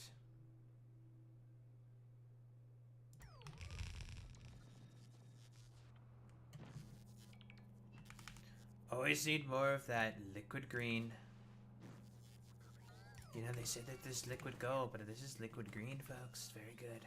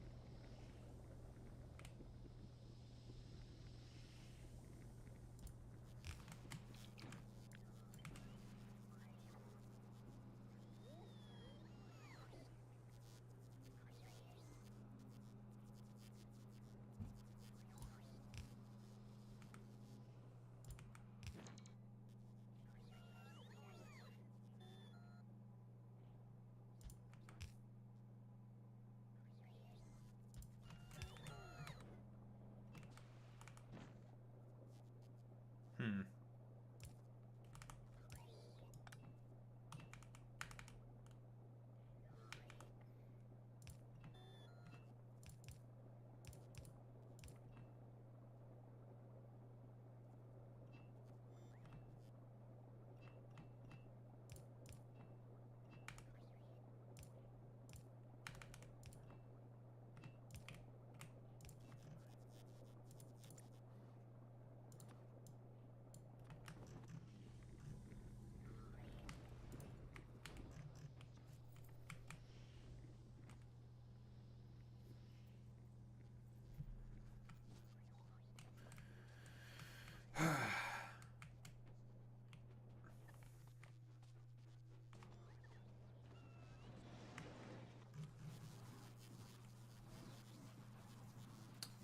Well, well, well. We have the ability to get the fuck off this rock now.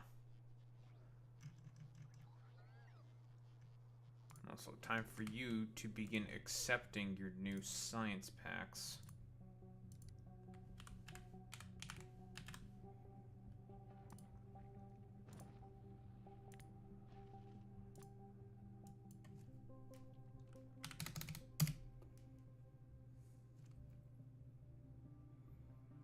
We produce about 6,000 Tiberium science per minute, so we can easily accept that much Tiberium. Yeah, that recipe we use in order to make Tiberium science packs is hyper fucking efficient. And I mean hyper fucking efficient.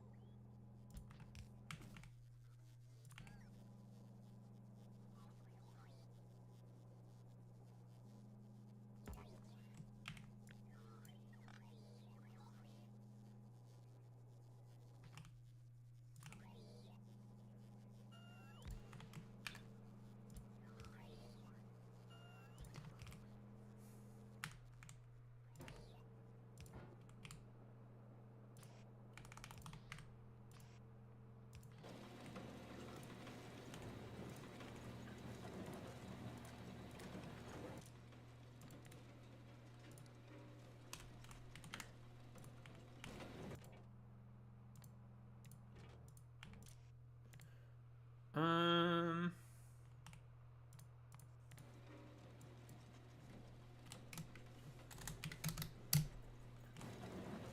we have a lot of free uranium ore, I guess. But there we go, just like that. That's being taken care of now. And we're making even more Tiberium substrate.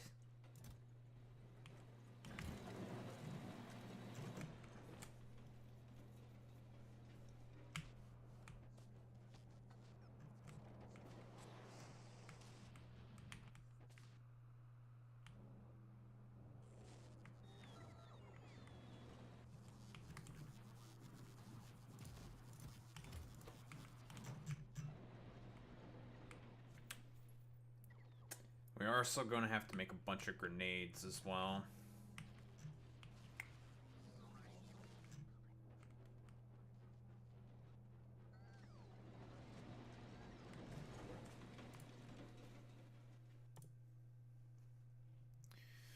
Do I want to make Tiberium rounds? Probably not. V2 Venom Chemical Sprayer Ammo. Does Tiberium damage. Can be sprayed using a flamethrower to produce a short-lived cloud of corrosive Tiberium gas. Well, we can just make a bunch of that. More like Tiberium ass. The next thing is going to be Tiberium ion cores, so we can make...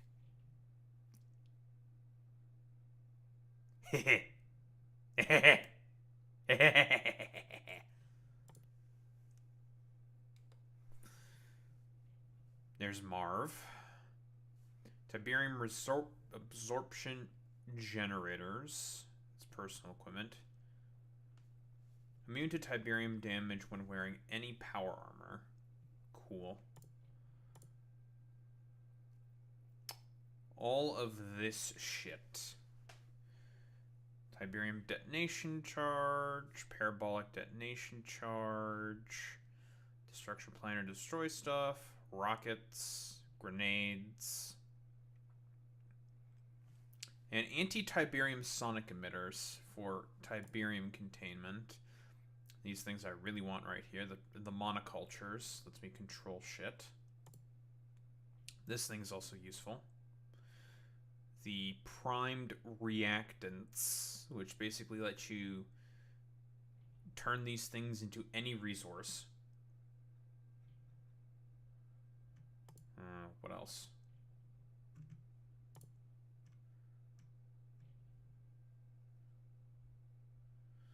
Tiberium Control Network, Advanced Tiberium Containment. We have these things. This thing, which I don't know what the fuck that is. Tiberium Control Network Power. So we can eventually significantly have control, a lot of control over the spread of Tiberium on the planet.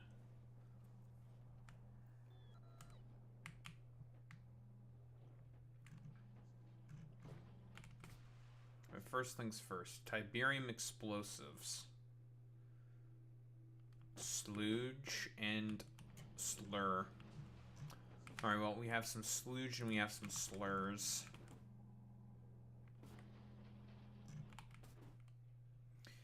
If there's one thing I know about Boy Meets Mini is that he loves slurs.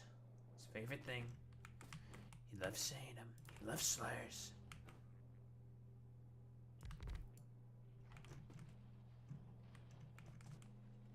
Don't you, Boy Meets Mini? You love saying slurs.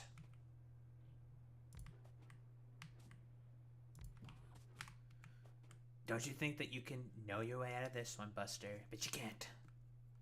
You cannot.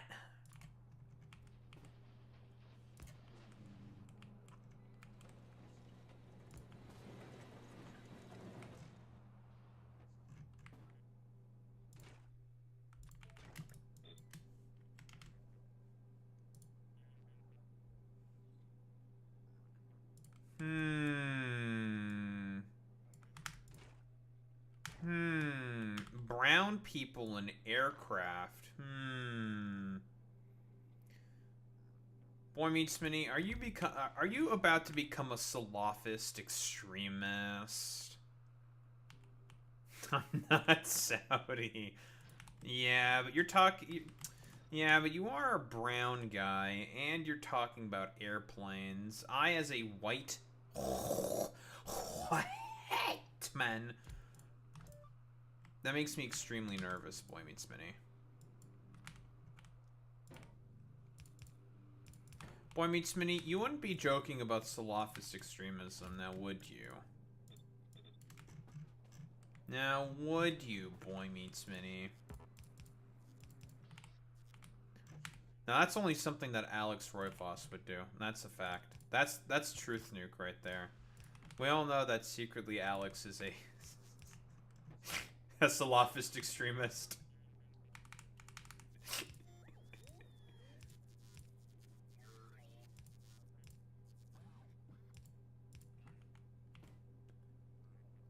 No. Nah, it's over for you now, Alex. It's over for you. You're gonna be designated as a terrorist. By my decree as the Lord Commander of the Imperium. You're an extremist. It's fucking over for you, Alex Roivas. But you said one too many slurs against white people.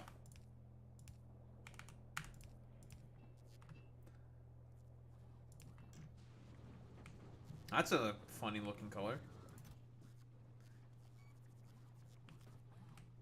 Stack size of 100. Goddamn. That's a lot of explosions.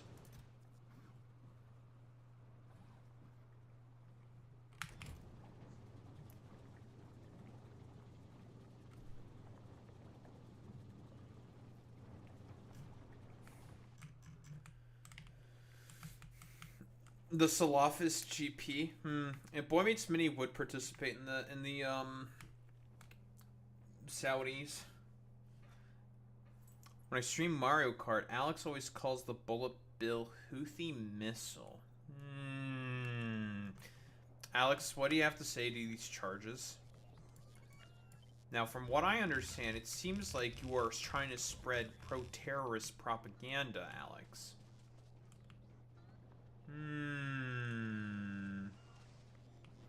Alex, are you a terrorist?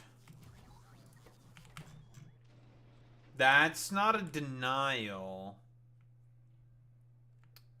I think there's a terrorist. Boy Meets Mini, what do we do? What do we do about this terrorist in our midst?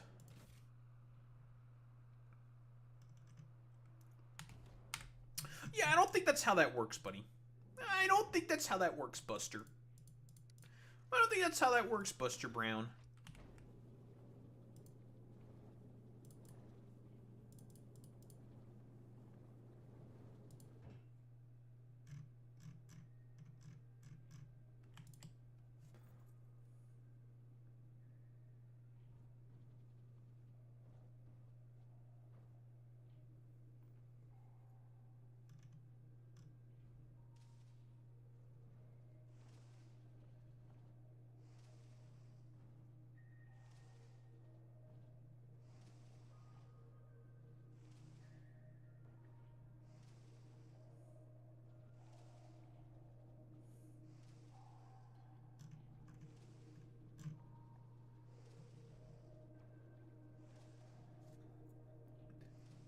Man, these fucking AI video games that I keep seeing get promoted on the Bird app look so fucking dog shit, dude. Huh? Oh, I see.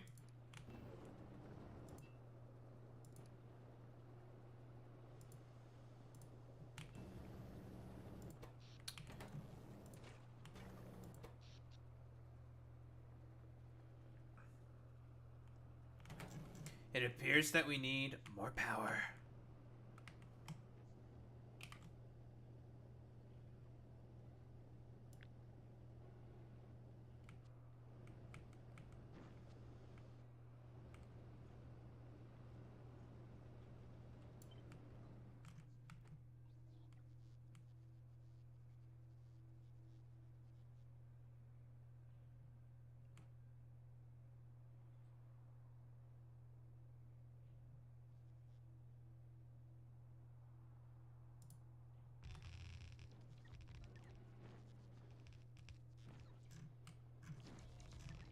Give me more power.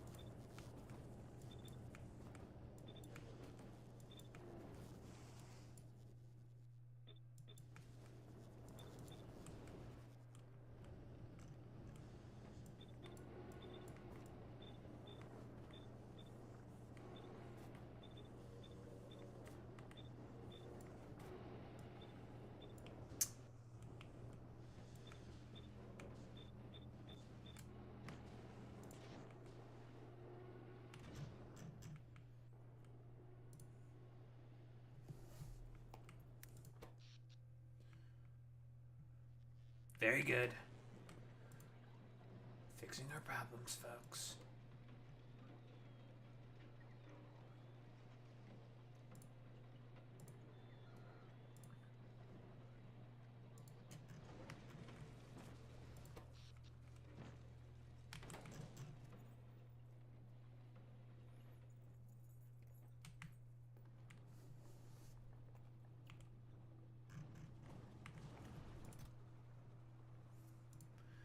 Imagine talking about unions in the chat of a leftist.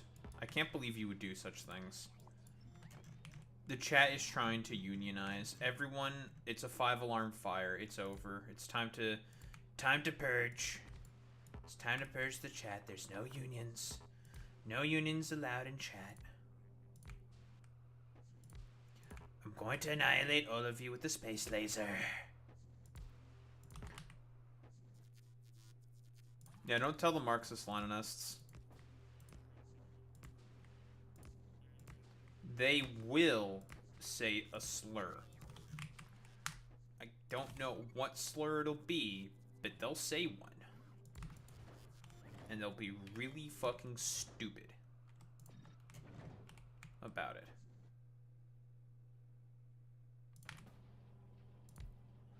They're gonna be really fucking stupid.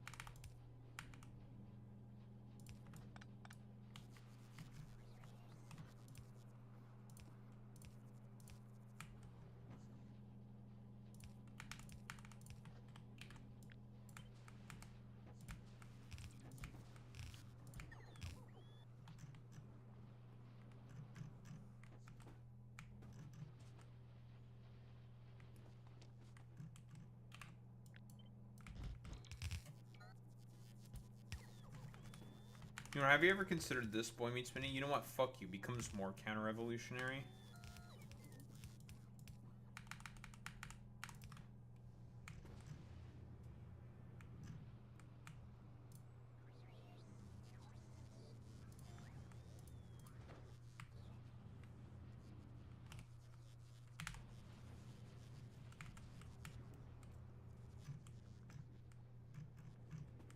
Am I supposed to be surprised about that, Boy Meets Minnie? Can I... Wait. Here's the real thing. Now, what do Marxist-Leninists think of the Sri Lankan Communist Party? That's the real question. What do the Western lefties have to say?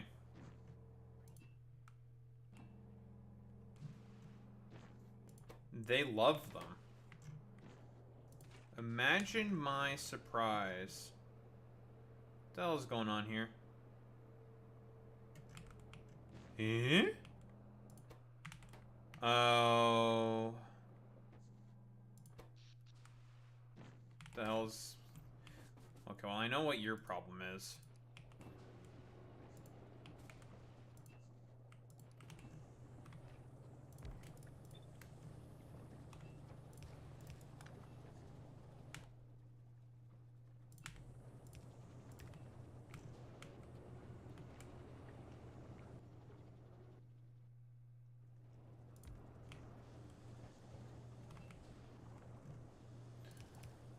Boy Meets Minnie, I don't know what the hell you're talking about, bro, but that's clearly the People's Navy, right? It's the People's Navy that's training them. Come on. Bro, it's literally the PLA. It's in the name, bro. Bro. It's in the fucking name, bro. Bros. Yeah, why are you such a counter-revolutionary cuckold McLoserhead? Okay, see the problem here? It's because we have... So the current problem that we're having is the thing that only is supposed to produce green Tiberium is getting infested with all this dog shit. Look at this little doo-doo bubkiss, which is why we need to purge it with the monocultures. And so as a result, we are not getting any slurry. Which is bad, because that means production stops. And we are Factorio enthusiasts. We hate it when production stops.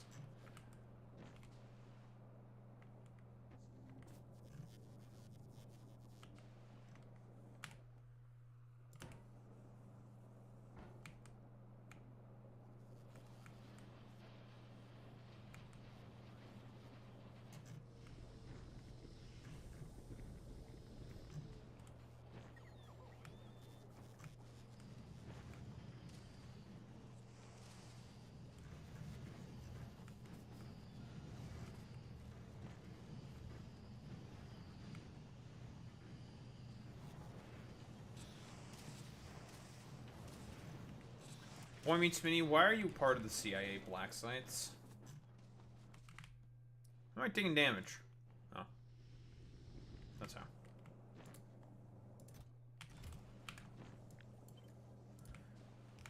You know what, Boy Meets Mini? It's becoming more and more clear to me that you clearly do not own an air fryer.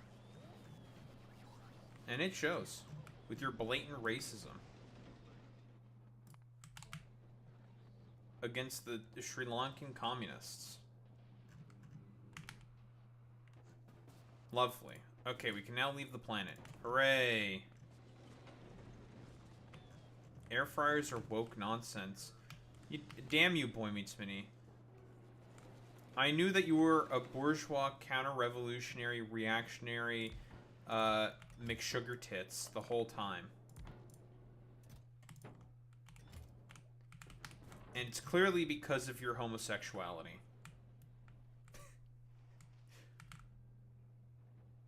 Or your asexuality. Yeah, whatever. Same difference. Got him. It's because you're a homo, and we hate homos. In my heckin'-based Marxist-Leninist sort of civil society.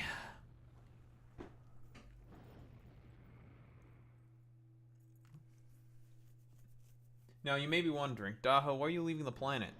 You're not done there, and you are correct in that assumption. However, there's a bigger issue to be taken care of.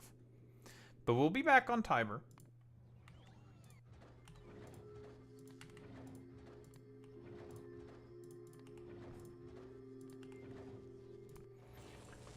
It is time for Novice to receive its science packs.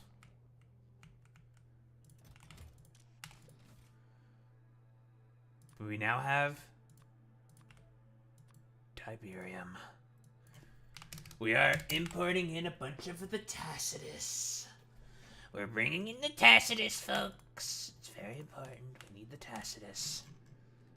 It's literally the key to the universe, and it's all part of Kane's plan. But for now, we're gonna be leaving. But we'll be back to make more of the Tacitus.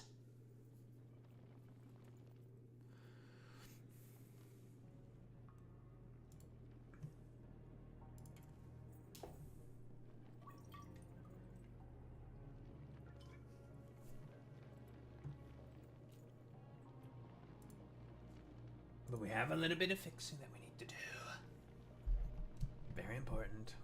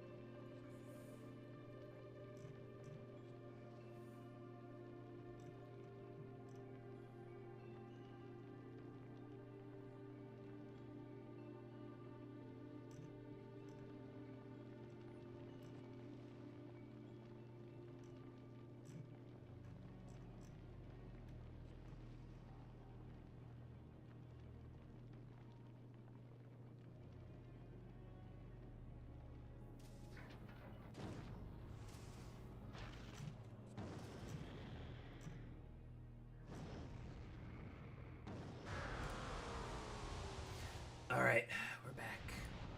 We're sober Huck. We're on the surface.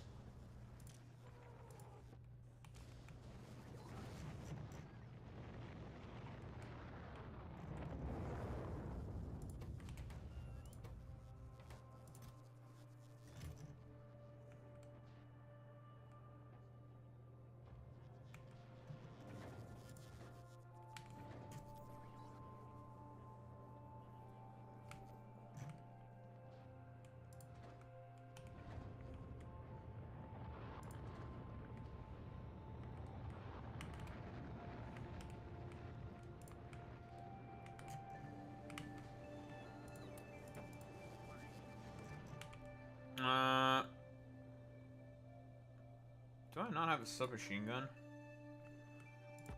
God, fucking damn it.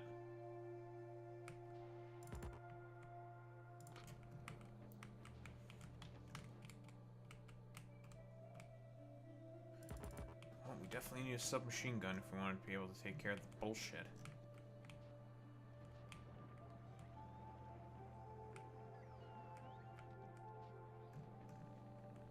Now, isn't it weird that some new music just dropped here?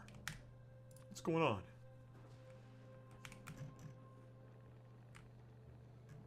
Man, I move fast.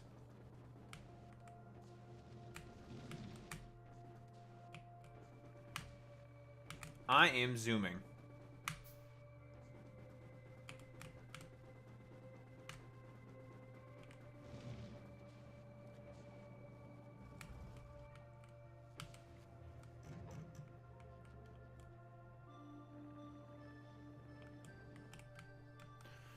Right, we need the special bullets now.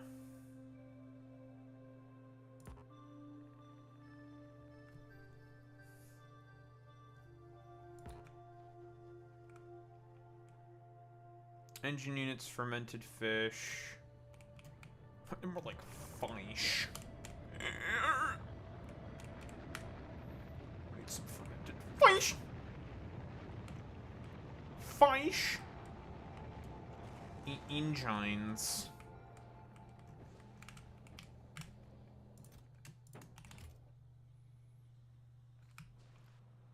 We need the ticks. And a titanium. Do I have the CNC Remaster Collection? I do not, because I have the initial big collection. I still have the CD for it. And I also have it on Origin. I have it all... I have the games and the DLC and everything all separate already. Where is my titaniums? Give it. Alright. It's time to shoot some sons of bitches.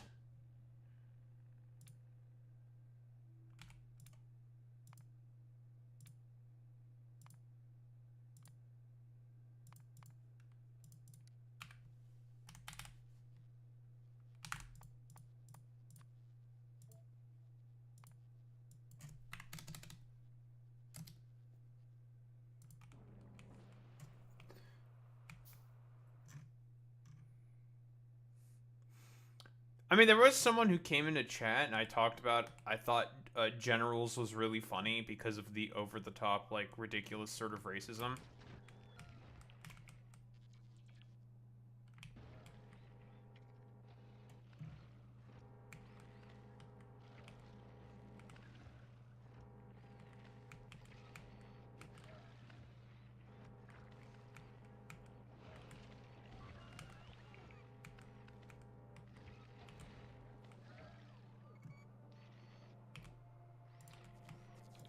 And they didn't seem to really like me saying that.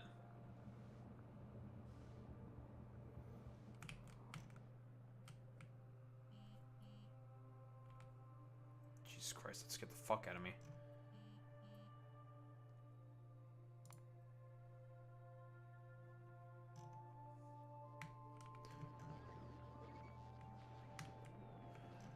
Oh, finally. There we go. Problem solved.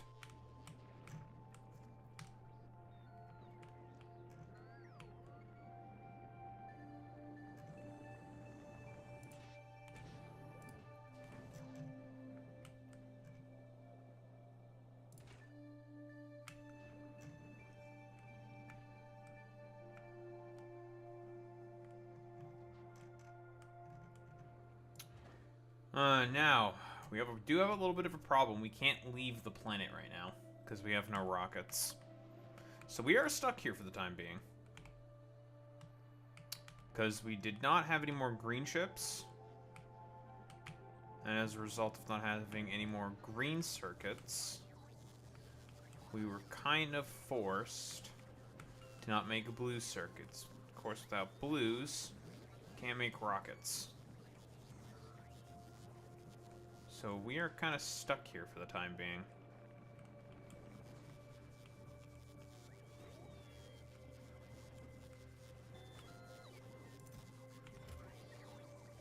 Do I not have any regular gun turrets?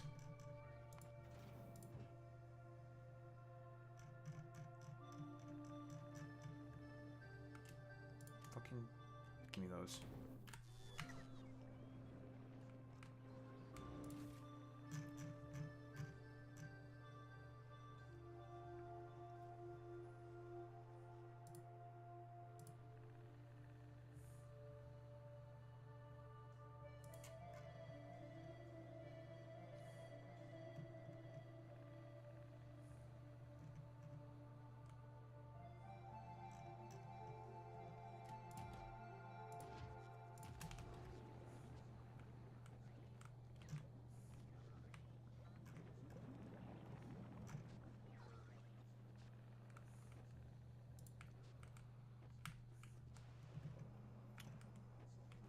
To pick up some ammo.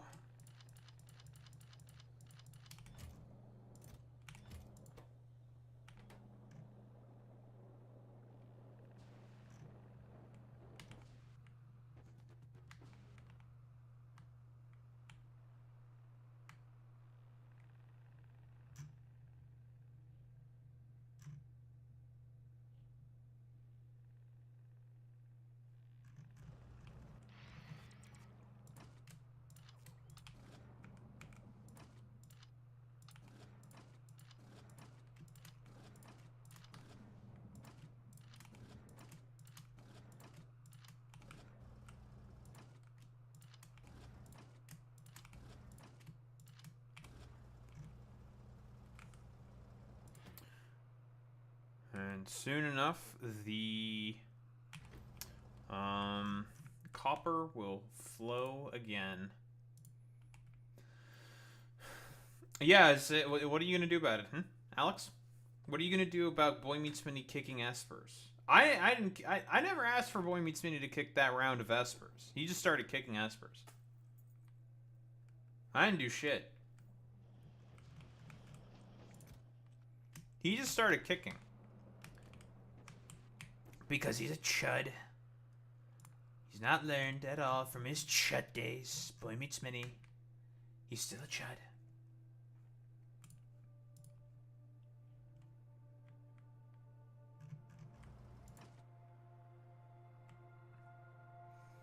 Why are you such a racist, homophobic bigot?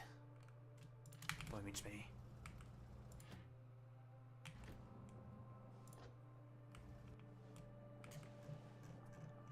You know what? I'm going to force Boy Meets Minnie to look at the pulsating gyrations of the captive biter nests. Look at them.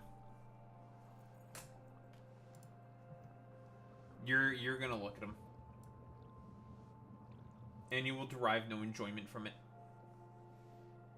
And there is nothing you can do about it.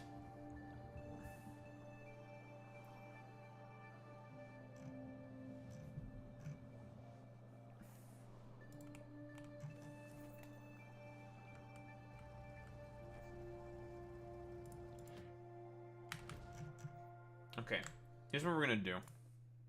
Not save. I want to talk about that video first. That big one. From Drew Gooden.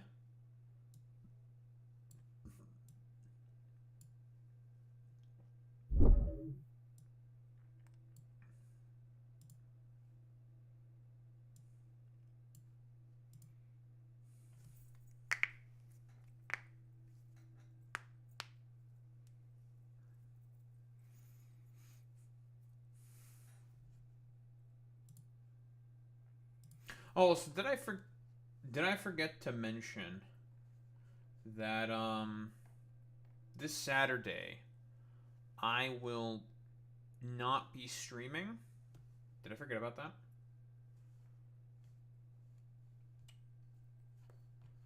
But yeah, this Saturday I will not be streaming.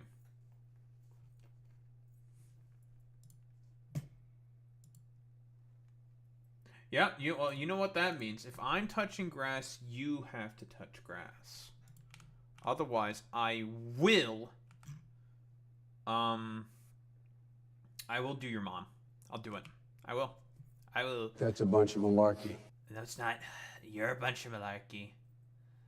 You're an anarcho-malarkeyist. You push nothing but malarkey. I'm clearly the funniest man on the planet. Because I'm Donald J. Trump. Funniest man ever. Wrong. No. You're wrong. And you're also coping, and you're seething, and you're melting, and you're shitting your pants. Shitting your pants. Why are you pooping and farting and all over the place? Sounds like you are coping and seething.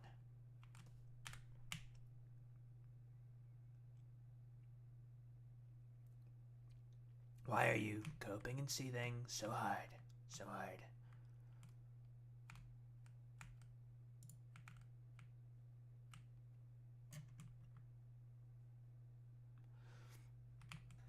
Many people think I am actually the funniest man on the planet. It's true. Let me tell you, folks. Who else would let you kick a bunch of espers? No one else. Only me.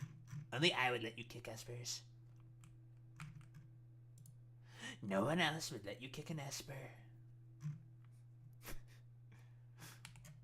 Much to the chagrin of Alex Roivas.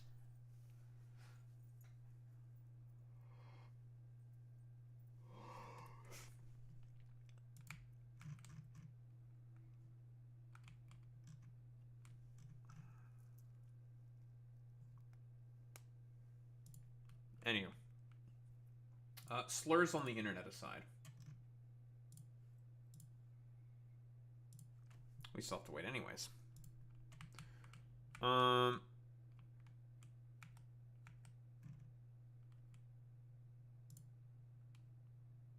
you'll clear out eventually. And the boat's finally coming back. Lovely. We'll be getting some copper relatively soon.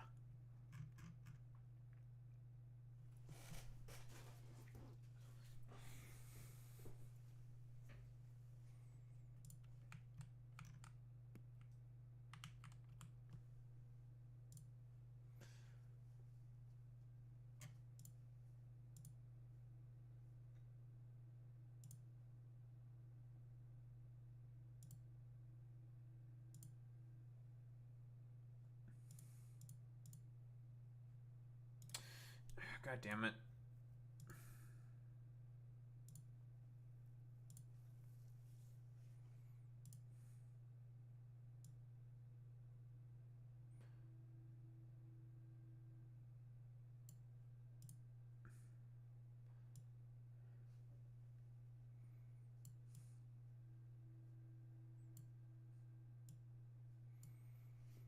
So, for context, I have no idea who the fuck this is. Who is Drew Gooden?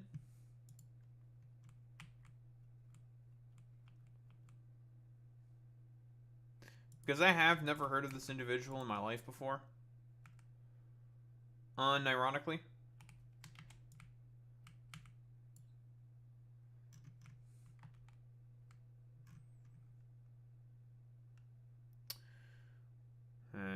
we are getting our paper back. He's like Gabby Bell and Chad Chad. The fuck? What the fuck does that even mean?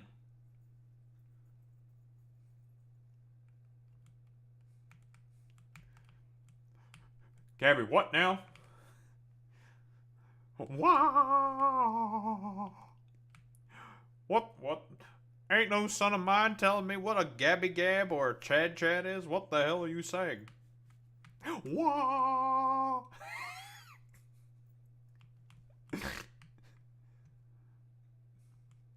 I tell you what. Yeah, I don't know what that means. What the fuck is a Gabby Bell or Chad Chad? I don't know what that means. Explain to me like I'm 7. Because those are definitely not words in the Bible. Like, the words that just came out of your mouth, Boy Meets Minnie, I know are not in the Bible.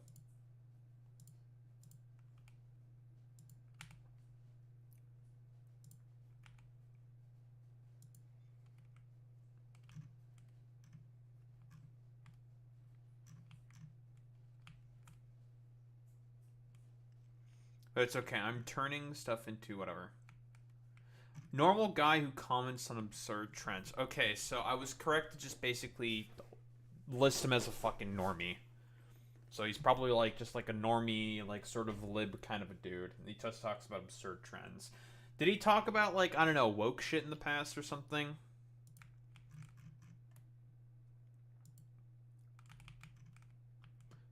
Like, did he do like some kind of like a semblance of like the trans thing? Because a lot of people also said it was like an absurd trend or some shit. Or no? Am I trolling? Am I reading into this dude too much?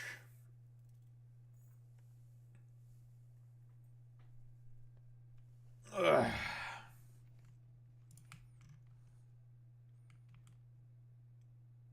Oh, okay. So that's why I haven't really heard of him all that much, because I don't give a fuck about movies and pop culture. Okay. I understand now. All right, things are making a little bit more sense to me. Gotcha. So if anything, he'd be woke. He'd be woke and liberal and fucking homosexual. Because that's like woke-tard, libtard shit. That's wokey lib shit.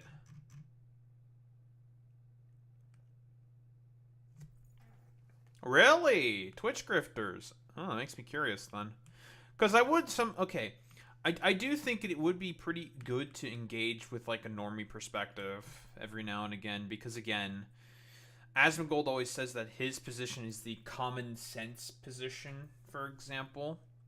Put that video in the content suggestions if you could, Boy Meets Minnie. I'm curious about that video actually.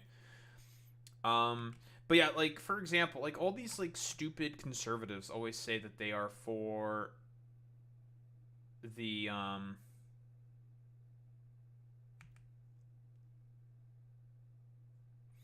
they always say that they are for common sense positions, that they are for the common sense guy, they are for the common sense of common good and whatever, all this fucking stupid, conservatoid LARP cope shit, right?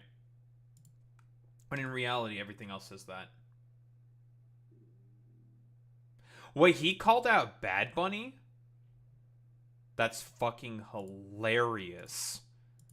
That is objectively one of the funniest things on the planet.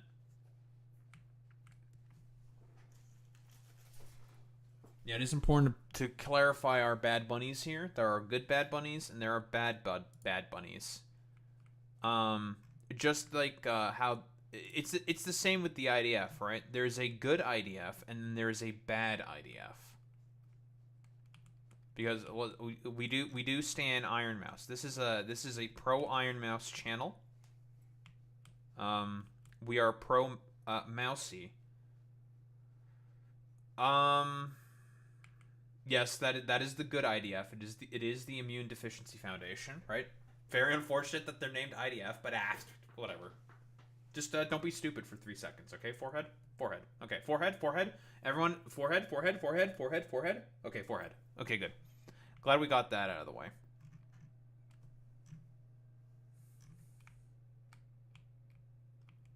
It's the running meme in her chat.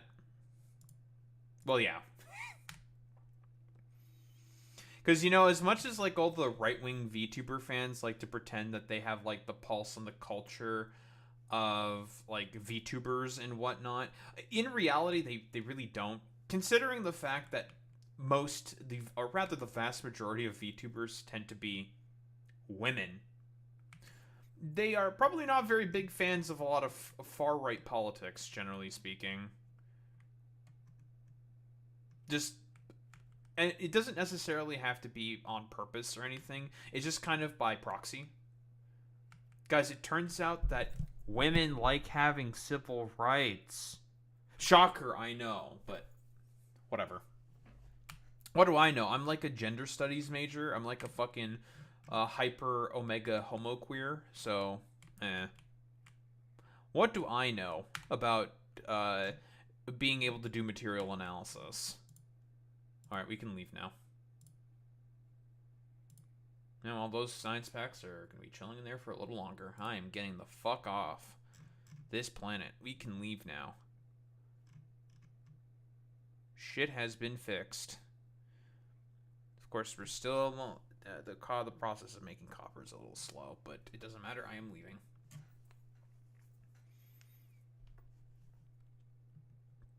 Not like I'm researching anything with those science packs. But we're out of here. We fixed the problem. Back to Tiber.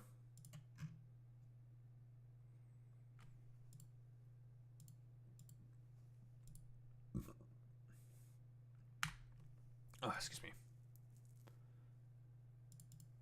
Alright. We're gonna let you sort your shit out first. But whatever. The Santa Fe Clan is a Mexican rapper. I don't know why the fuck he named himself that. Well, I mean, okay, here's the thing. When it comes to the pointy hats of the KKK...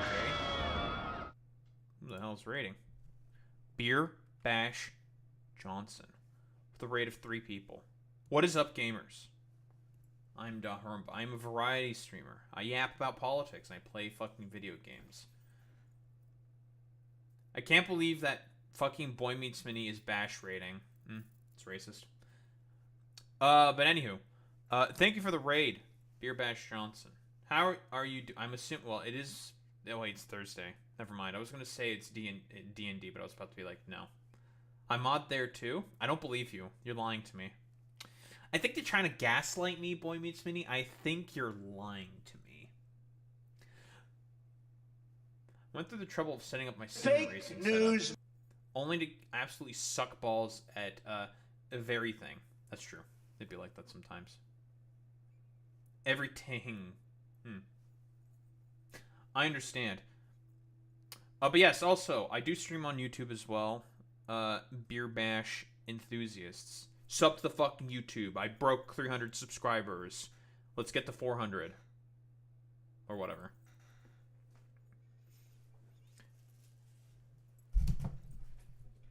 Get me more subscribers on social medias. So then I can talk more shit. So I can talk more fucking shit. Played Rocket League. More like Cocket League.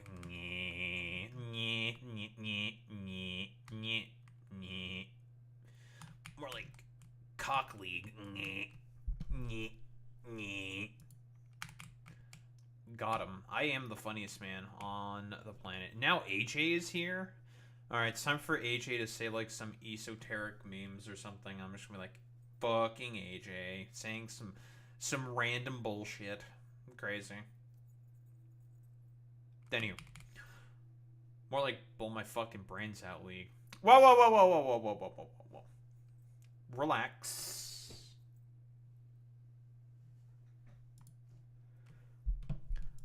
Sewer sliding? What the hell? Holy guacamole.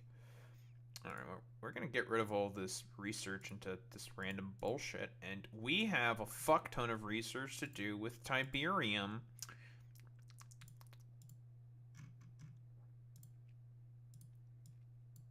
And we have more important things we need to fucking start researching. Like military technology and rockets.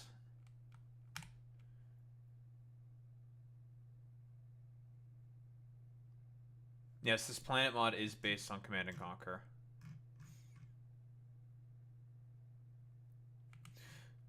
Fucking, let me guess. We're kind of being chuds. We're being chud-like. We really need to get rid of all this fucking blue Tiberium, though. It's causing a bit of a problem. Kind of chud. Very chud-like behavior, folks. It's not very boggers. Very, very unboggers. But yeah, we're gonna make a lot of weapons with Tiberium, and we're gonna kill people.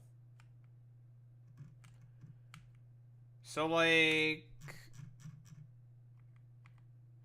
what the fuck's going on here?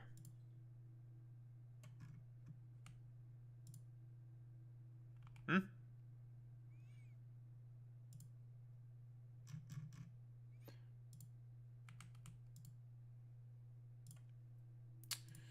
I forgot to put a stop for novice.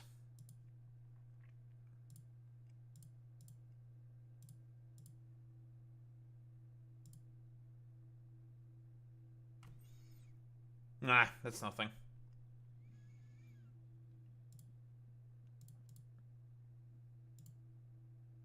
Holy Toledo. We're cringe. Yeah, this is nothing. Holy Toledo. That's pretty good. Just Red Alert? I mean, Red Alert's really, really good. So. Anywho. I should probably get started with this stuff. I've played, like, every CNC game. Generals, CNC, Red Alert, Tiberium Sun, CNC 3, even the fucking first-person shooter game. I played Red Alert 3, Red Alert 2, Yuri's Revenge. I want to play some Mental Omega, which is just a huge overhaul mod. It's very good. Yes, I do have Tiberium and shit, unironically. I make small Tacitus. That's what the Tiberium science packs looks like. Looks like the Tacitus. Which is very funny. Very peak, very Kino. This series is peak, it is Kino, and if you say otherwise, I will say mean things to you on social media. And there will be nothing you people can do about it. I might call you some slurs. I haven't gone there yet. Yep, green and blue. There's only two kinds of Tiberium. Oh, here we go. Now our research is starting to get going. Liquid Tiberium power. Advanced Tiberium containment. We're going to be making a lot of products.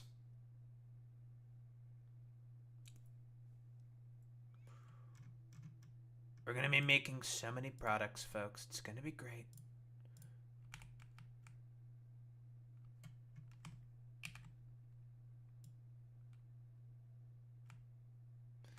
It's going to be great, folks.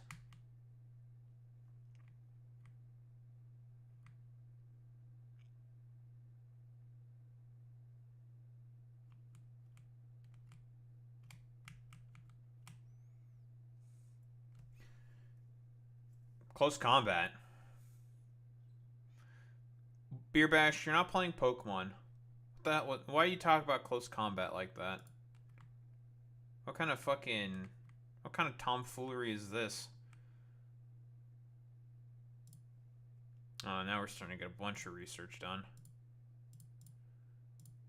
Get this shit, get that shit. We are flying through a bunch of research right now.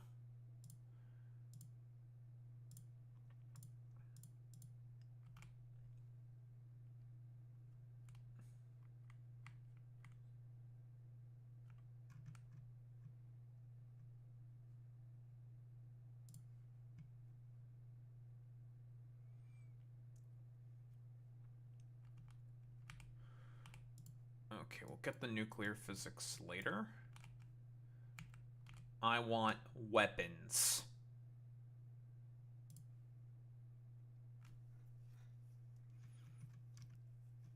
Perfect. We have acquired weapons. So many weapons.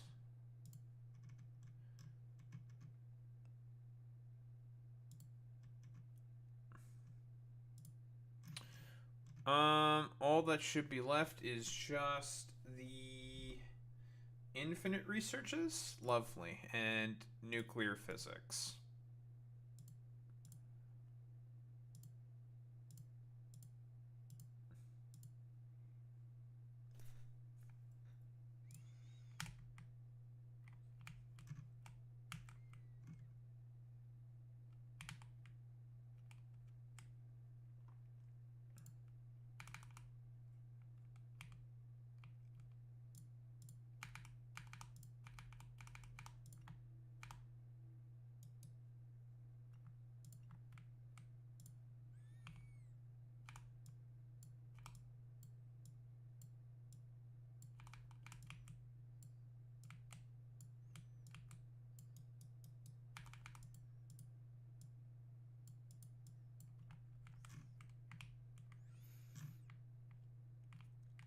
It's a bunch more rockets as well. Lovely.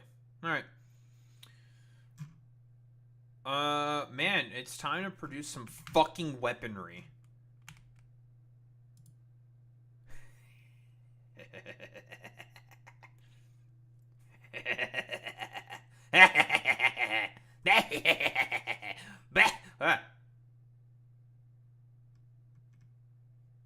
Alright, well. Jesus Christ.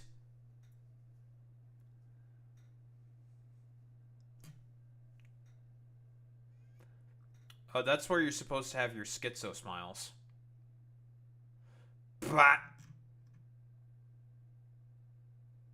Spamming me with all this damn bullshit. Man, this is a lot of recipes.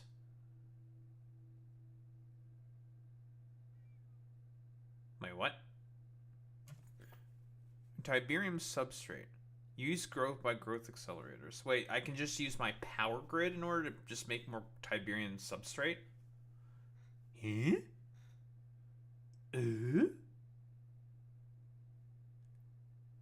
200 megawatts for the Tiberium power plant? That's pretty good, actually. Holy shit. 200 megawatts. It does consume 8 liquid Tiberium per second. That's a lot.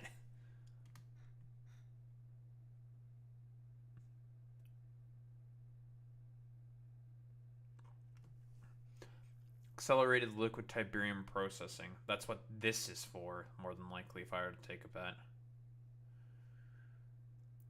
So now we can pretty much make any resource and even some other shit with this, with Tiberium. Including fucking tanks. Fucking portable laser fucking, portable solar panels. Don't know why those are there, but they are. Anyway, I keep getting distracted. We need to talk about this puta shit. El putis máximo.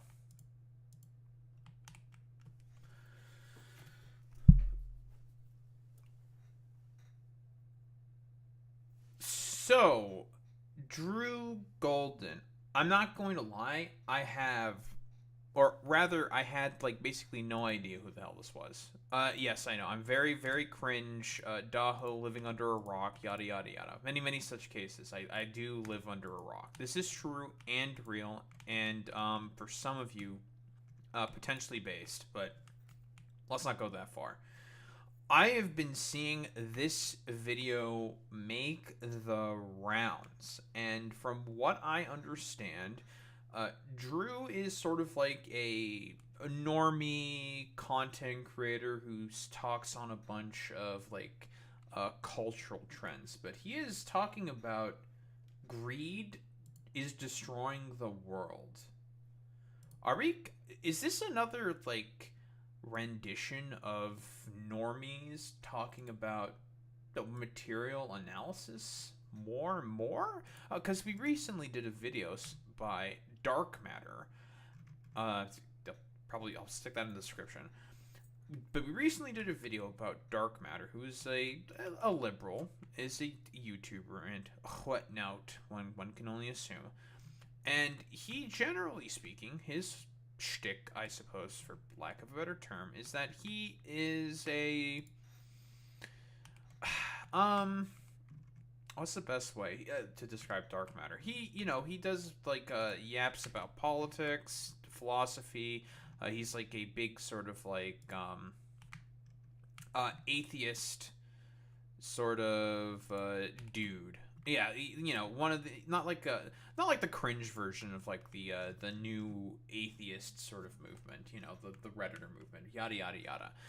I'm rambling here a little bit, but the fact that we're seeing more and more of these like liberal content creators like Dark Matter, like I've had it as well, engaging in more material analysis is, generally speaking, a very, very welcome change, because for the most part, with the sort of dominance of neoliberal sort of like politics within the Democratic Party, you're never going to get any sort of, well, let's just say any, and I mean any, like material analysis from the Democrats, because in reality, similar to that of the Republican Party, those guys could give less of a flying fuck about doing any material analysis, simply due to the fact that they also receive a lot of the exact same like corporate cash and donor money as the Republican Party, and it's a very pervasive problem within American politics, generally speaking. Like, why does Congress, generally speaking, not do much of anything in terms of oversight and passing legislation? It's because, well, they currently like the status quo as is, because the status quo benefits who? The corporations and the rich. And a lot of Democrats are, and I mean like normie, like liberal Democrats, are starting to recognize this more and more, and they are getting rather sick and tired of the current dichotomy that we find ourselves in, because it's been ineffective. The strategy of just like taking the high road has been incredibly ineffective. People know and understand and see that the Republican Party are not honest actors. They are demons. They are literal fucking shaitan, and can't be trusted or believed in any way, under any fucking circumstance. And they should always be treated that way, because they are they're evil. Yeah, I have no problem with just saying that Republicans are fucking evil. But I'm still rambling here a little bit. Generally speaking, and I mean generally speaking, a lot of people have been getting more and more sick and tired of the fact that their leaders have been incredibly ineffective, and are more and more having recognitions that, dog, we're like in a second Gilded Age, and this is not sustainable. People are eventually going to go out and revolt on the streets, and it's going to get really, really bad if like nobody does anything about this. Like, the economy is basically on the verge of collapse. There is a fucking big-ass bubble, and everyone can see that there is a big-ass bubble that basically threatens to consume. I'm trying to think of what the best term is. It threatens to basically do, for like lack of a better term, Great Depression 2 electric fucking boogaloo, which is fantastic. I saw somewhere that a credit card debt is getting worse and worse and worse. And if you recall your history, very well, what does that mean exactly? Oh, that means that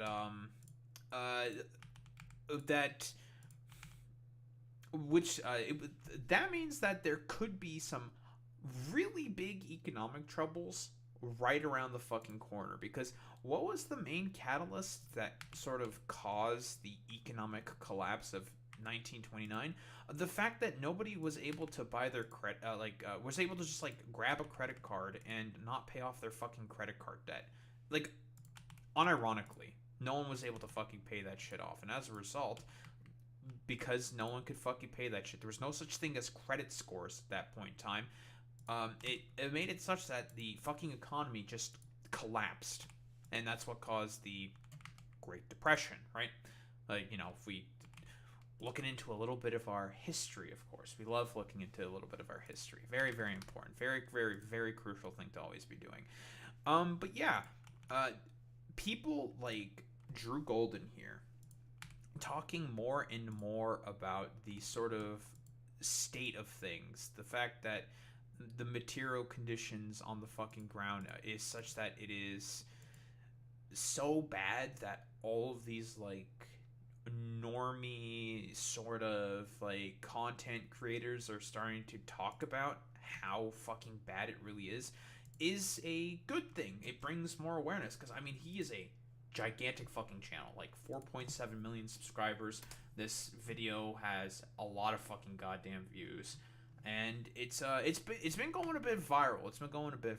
And I mostly just want to see, like, what is our sort of perspective, like what exactly are we working with here? Because like I said, where I know this guy, and that's what Boy Meets Minnie has told me, is he's like a dude who like looks into grifters and stuff like that, and looks into like pop culture trends and shit like that as well. And I'm just curious to see like what a normie, generally speaking, has to say about the ridiculous amount of concentrated wealth that we are currently experiencing right now is. Let's get into the video. 3 years, I've heard over and over again that a recession is about to hit. The stock market is going to crash. The housing prices are going to come back down to earth any day now, and yet somehow all of these things keep not happening. And for most people, it doesn't make sense. This is true, by the way. The housing market has not recovered since 2008. It's still in the complete fucking shitter. Mean the economy's good. My dentist just tried to get me to sign up for a credit card. Since the pandemic, the cost of living has skyrocketed, inflation is out of control, groceries have never been more expensive, layoffs are happening at an alarming rate. At this point, a college degree might be more likely to get you into crippling debt than it is to help you find a job. And even if you have savings, you're more than likely one stroke of bad luck away from losing it all to medical bills. And yet some people will look you right in the eyes and tell you, I don't know what you're talking about. The numbers are green. Is this guy stupid? The problem is each of these...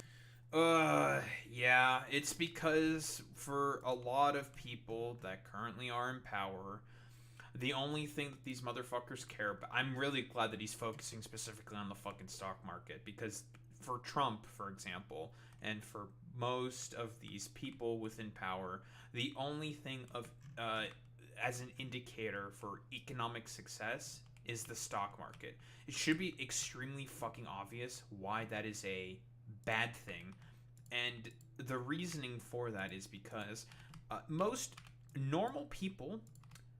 I don't know if people know this, they don't own stocks. They don't have any of that shit because they're more busy using most of their money in order to survive. These people are kind of correct in their own way. This is the best the economy has ever been if you already have money. If you bought a house 5 years ago, there's a chance it's already doubled in value. If you invested in the S&P 500... By the way, that's like one of the reasons for as to why the Democrats lost the election, is because they... talked about, like, what do you mean the economy is bad? The economy is actually really, really good, when obviously the economy was not actually good.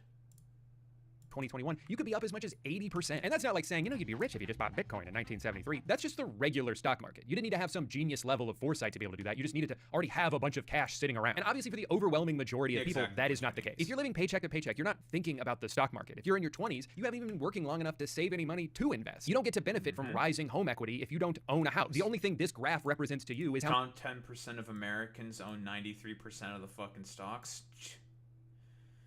It's like it's just trillions upon trillions of dollars of just like random fucking stupid speculative fucking bullshit. Like, it's not real. It's all just like make believe, pretend, fucking stupid bullshit. Where it's just like, yeah, dude, it totally. That guy has like $17 trillion.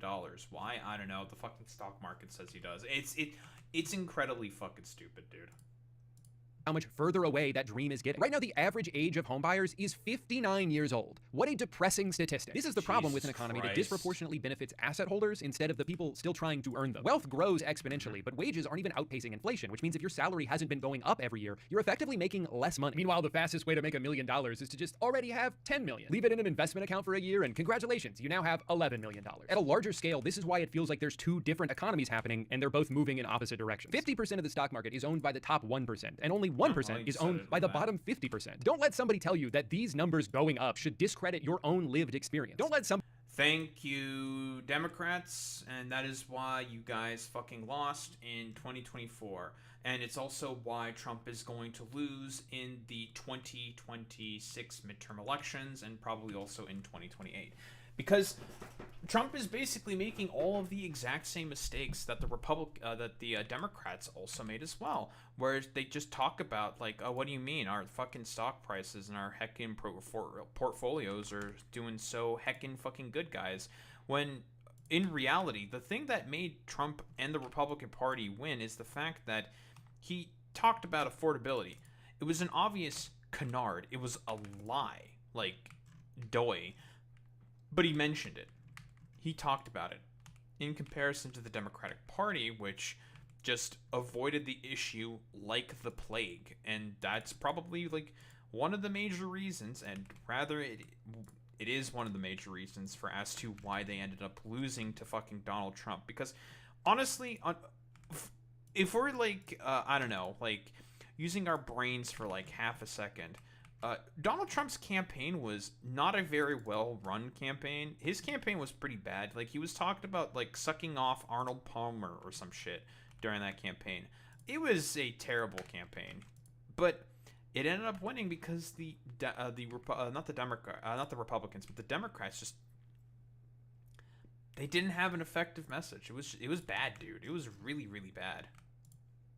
Somebody who's benefited from untaxed inheritance or years of compound interest granting them passive income tell you that your problem is you're just not working hard enough. No, the real answer is, sorry, you should have been born sooner. Have you thought about that? Maybe instead of wasting all that time farting around kindergarten class, you should have been investing in real estate. It's not my fault you're lazy. People are getting squeezed in every direction while also being gaslit into... Bro, you just have to be on your fucking Sigma grind set every, like, 24/7, 365. Bro, it's all about being Sigma, Ligma, Digma. It's just like, yeah, man, totally. Just being on perma fucking grind set mode is definitely going to fucking help. Thinking that it's somehow our fault. There's CEOs in earnings calls bragging about how they get to make customers pay for inflation so they don't have to. The economy is so bad right now, I'm about to segue into an extremely ill-timed brand deal in a video about greed. You think I like looking like a hypocrite? Of course not. But my avocado toast isn't going to pay for itself. Hi, I'm upside down. And I'm here to tell you about today's... Yeah, I mean, okay, listen, it's just like a quick listen, Drew. I understand you got to do fucking sponsorships in order to pay the bills. Because, again, like... Unironically, okay, this is gonna sound like extremely fucking snooty and fucking conceited, but hey, fucking content creators also do need to pay the fucking bills. They gotta pay the bills, and if they fucking have to pay the goddamn bills and they have to do sponsorships in order to do that shit, then that's what they gotta fucking do. Like, I don't blame, like, content creators for having to do shit like that. It's like, brother, like, everyone is, like, suffering under the economy right now. It fucking sucks for everybody, so... You know, fucking get your fucking bag, King. Listen, I understand.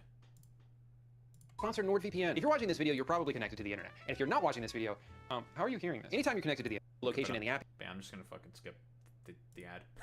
I'm gonna do anything. I'm just a guy. Thank you to NordVPN for sponsoring this video. The economy sucks ass for most people right now. The only reason we're not technically in a recession is because the GDP is still going up. But the only reason the GDP is still going up is because of the AI industry. But the only reason that even looks as good as it does... Oh, hey, that's all the exact same shit I'm saying right now. It's all fucking... It's a bubble, dude. Like, unironically, the same shit that happened in 08. But this is gonna be like... I think there's been some statistics that have said that if this bubble pops, and it'll pop. It's a matter of when and not if, because it's going to pop. It's gonna make fucking 08 look like child's play. It's gonna be like, I think some statistics. I think that I also did a video about this, talking about the AI bubble. I think it was it was CoffeeZilla, I think. Yeah, it was CoffeeZilla who was looking at some statistics about this, saying like, yeah, this thing is like slated to be 4 times worse than 08. Than 08, dude. And we all know how bad 08 was. And 08 was really bad. Really, really, really bad. And this thing is going to be way worse than that, dude.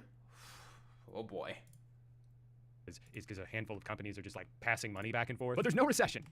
you're hallucinating. Because the AI... That's from a video from Hank Green. I would like to actually watch that video. It sounds like a very, very interesting topic to dig into, because, yeah, the only reason why the... not the stock market, but these companies are staying afloat is because they're just basically passing money from one another. It's incredibly stupid.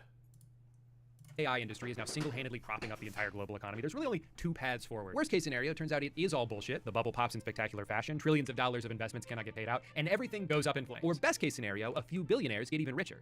Wait, is that what we're hoping for? All right, you're gonna have to bear with me while I go on another AI what we're rant hoping here. for. I know I do this like every 6 months, but it's not going away. It doesn't count as beating a dead horse if the horse is still alive.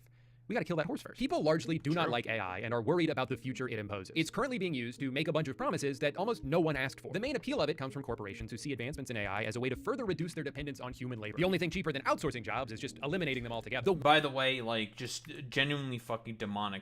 Like, honestly, like, AI is just wretched.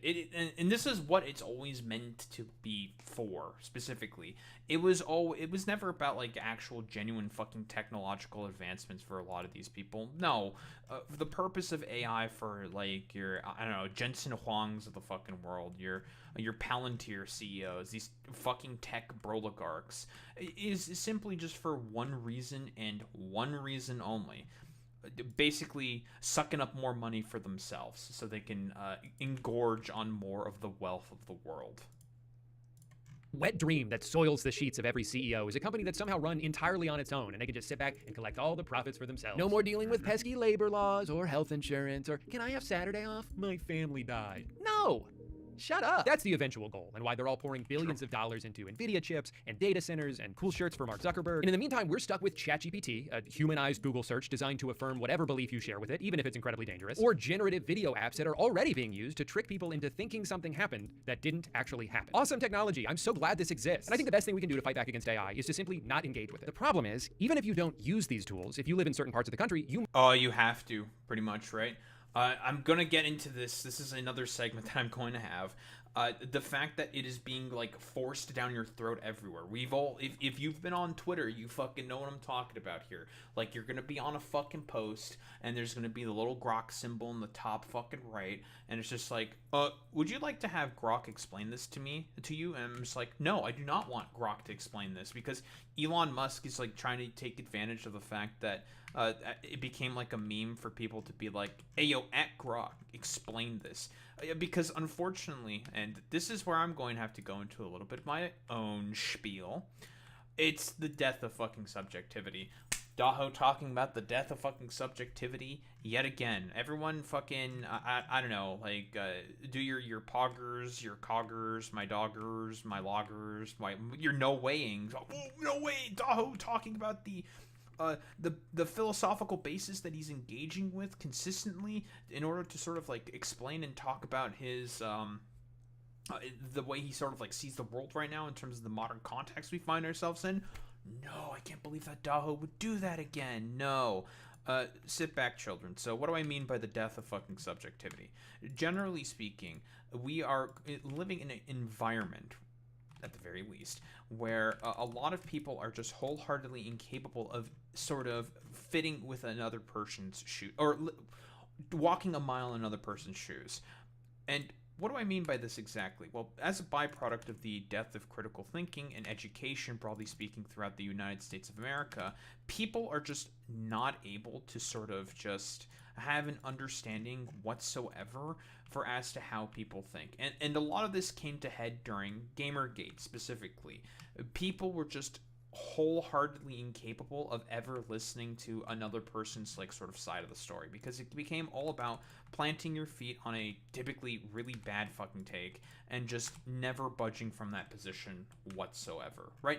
Very, very often you would see this sort of, like, line of behavior, and the sort of, like, prototypical example that I would talk about this from specifically was the dress discourse. Who remembers the fucking blue/black dress versus white and gold dress? I fucking saw the white and gold dress. I'll probably stick that video as well within the description. Because for whatever reason, a lot of people during that time were really planting their feet on the ground for which dress that they were seeing. And it was a very, very strange phenomenon, right?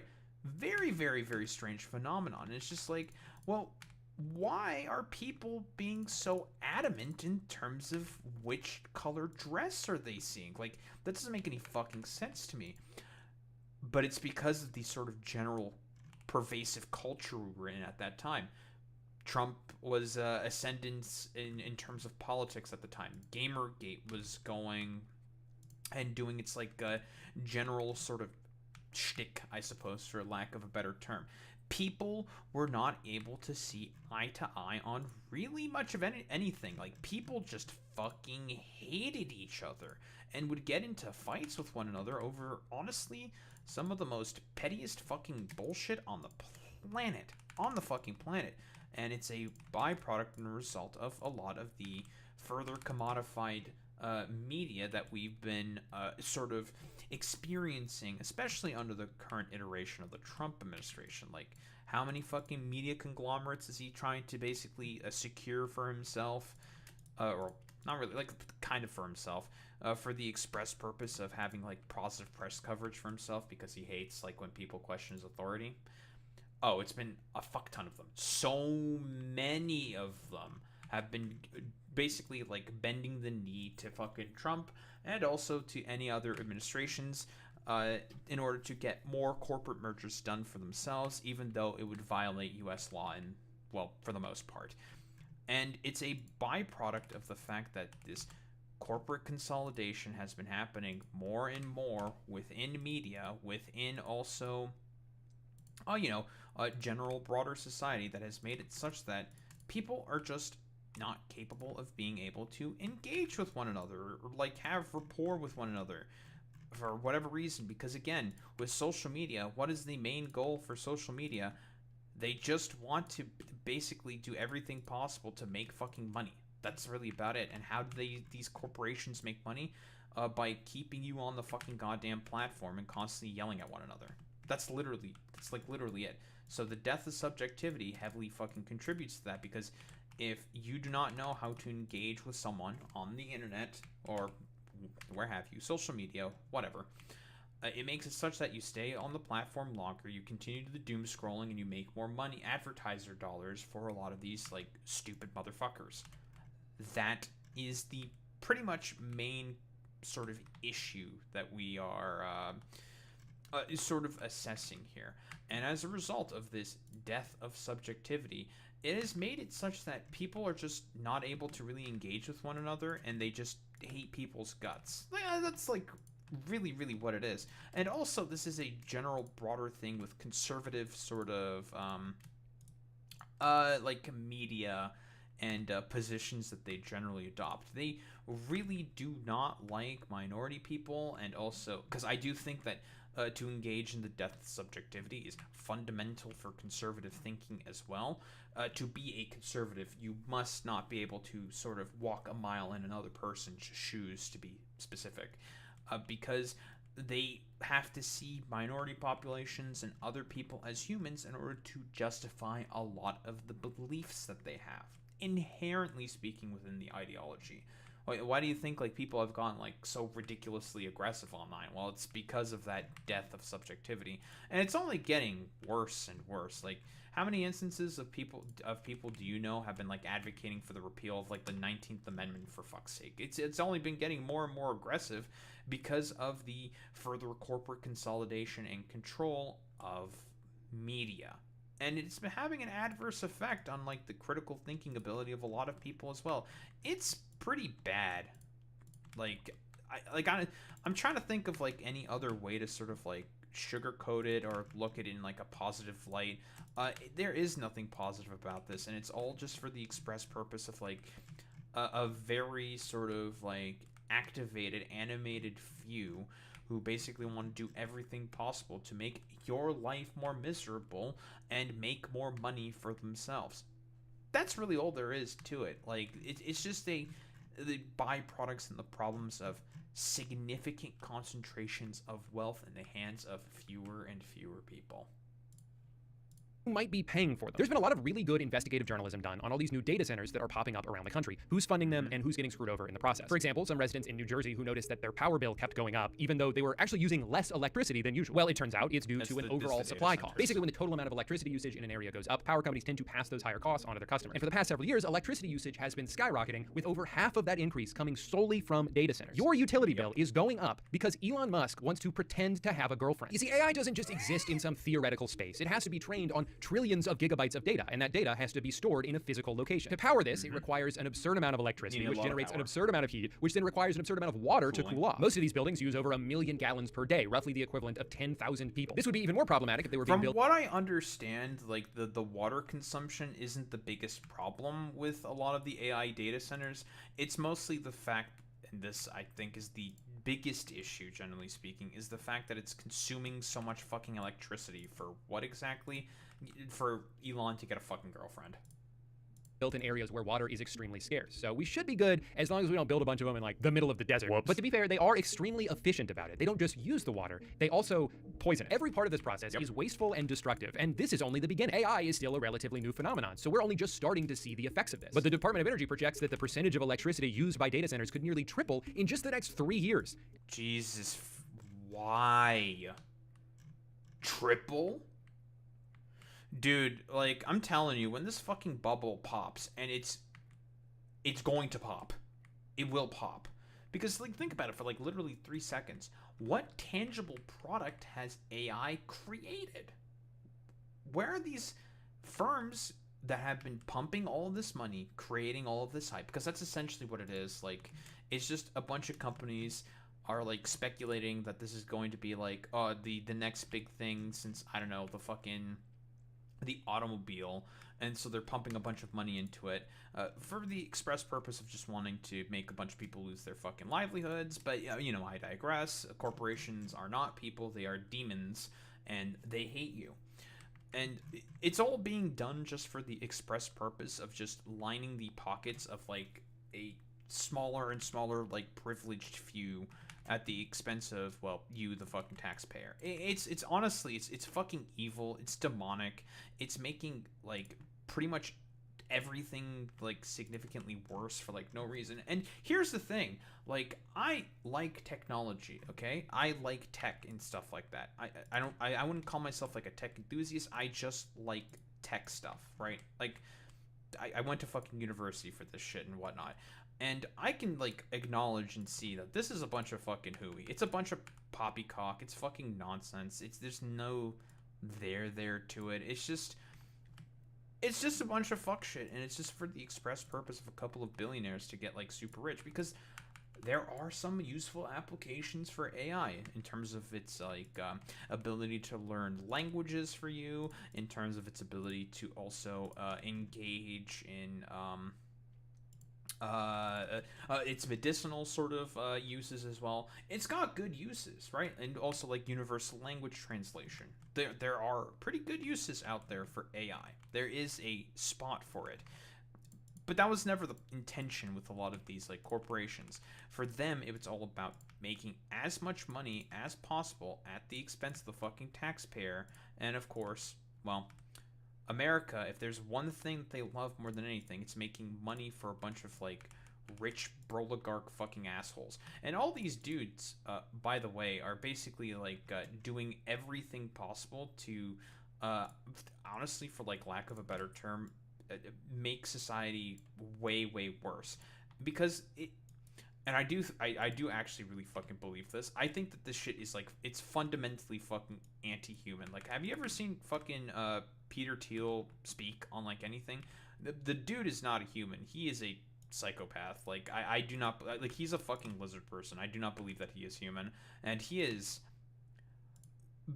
hardcore going into investment with AI to sort of have his, like, strange sort of, like, techno-feudalist, sort of, not environment, I was going to say environment, but techno sort of, like, feudalist sort of empire where he himself is, like, a king on top. Because a lot of these motherfuckers also believe in, like, shit from Curtis Yarvin. There's another, like, complete fucking crank, where basically his whole shtick is that he woke up one day and then he felt like, You know what?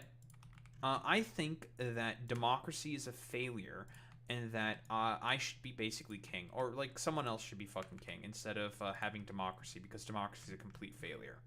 And he's like just one of these like super weird fucking libertarian fucking nutcases, where basically his whole thing is that he just wants to have someone as like a figurehead, preferably someone who's very, very rich, to essentially run things from on behind, where in reality it's all the incredibly rich fucking weirdos like Peter Thiel, like Curtis fucking Yarvin, whoever it may be. It doesn't matter, right? Like, so long as they are incredibly fucking rich, that's the main prerequisite. They have to be fucking loaded with a bunch of money, and to essentially just like run the United States as like a techno-feudal sort of like empire, where with like Palantir and shit like that. Palantir is mostly there to exist as the sort of like AI overlord sort of security state apparatus to basically like keep this all in place.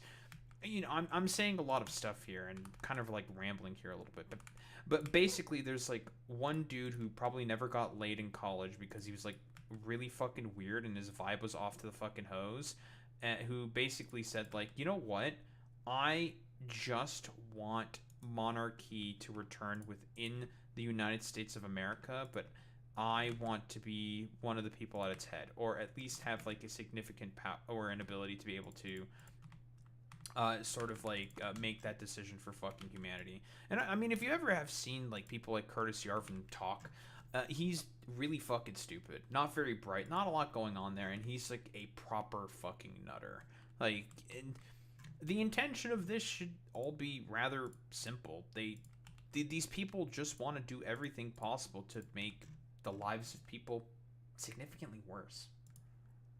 And who gets to pay for it? We do. It's hard for me to accurately express how infuriating this is. The giant buildings that power this stupid fucking technology are being subsidized by people who just happen to live near them. Oh, but hold on, because they're technically contributing to the operating costs. So does that mean that they get to share in the eventual profits? No, of course not. They're more like involuntary investors doing it for free, or really worse than free, because a lot of them are being kept awake at night by the deafening hum endlessly emitting from the factory shoved into the backyard of their homes that have now surely plummeted. There's a really good More Perfect Union video about this, talking about the sort of like, it's like a very weird hum, they describe it, in order to basically like keep people awake. And it's also like not healthy for a lot of people as well. People are starting to report on like having adverse health effects as a result of this. Plummeted in value as a result. But hey, at least they're doing all of this to make a product that hopes to replace 80% of humanity. It's not enough that these people already own everything they could ever want. They could so easily afford to pay for these things without even noticing that that money is gone. But why would they do that when they could simply have poor people pay for it instead? Because nothing will ever be enough for them. You know, when a rich person makes a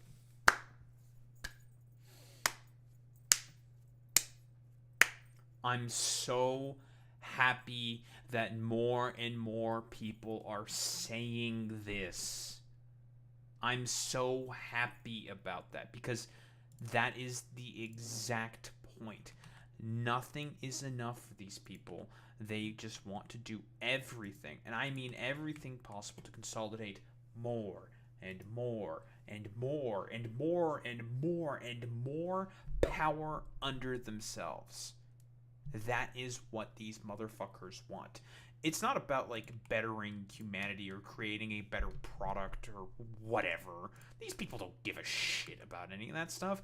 It is about one thing and one thing only: consolidation of more wealth and power under a very, very small subset of people.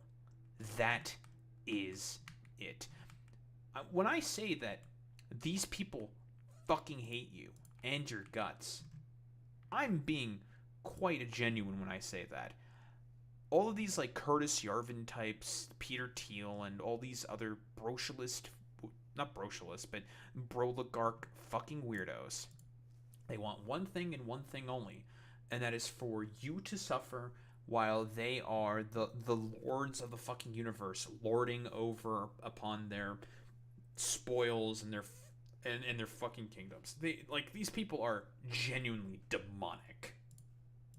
some shady deal to screw over the working class. People will joke that they just need that money to buy their 4th yacht. And like, I don't even think it's that. They could buy 1,000 yachts and still not run out of money. They don't want to spend their wealth. They just want it to get bigger. It's the same obsession with seeing number go up that keeps me addicted to old school RuneScape, except the only life that's ruining is my own. What they have is a disease. They have been scourged with the blight of insatiable greed, cursed to an endless pursuit of wealth that will never bring them true happiness. I would almost feel bad for them if they weren't actively destroying the world in the process. One of the most frustrating things. God, I fucking man, I'm telling you, dude, like more and more like normal people are becoming sick and tired of all of this fucking bullshit, dude, because again, it's a bunch of bullshit. Nobody fucking wanted this. Nobody fucking likes this. And people, generally speaking, have had enough. Enough. Nobody wants any of this bullshit anymore. Like, what? Why? Why would anyone fucking want this? Why would you have to put, like, people basically through, I don't know, like, suffering in order to continue justifying this current system that we find ourselves under? Like, people are just sick of it, man. And it's understandable. It's reasonable for these people to be sick and tired of the current, like, and here's the thing, like, if the cyberpunk dystopia wasn't so fucking soy, I feel like more people would not be, like, upset about it, like, unironically. But the fact that it's incredibly soy, it's being done by some of the biggest fucking losers and weirdos on the fucking planet, and it's not cool, it's not interesting, it's just, like, it's soy, it's cringe, it's being done by some of the biggest, nerdiest fucking losers on the planet, and people just, like, don't fucking like that this is what's happening right now.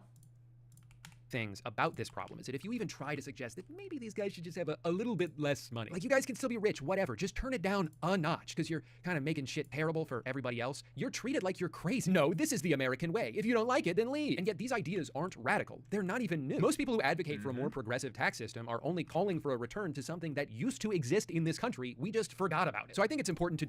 Yep, the top marginal tax rates within the United States of America, and this was during the time of its most economically prosperous time after the passing of the New Deal, was at its height, I believe, and this is a statistic said by the Majority Report, was about 94%.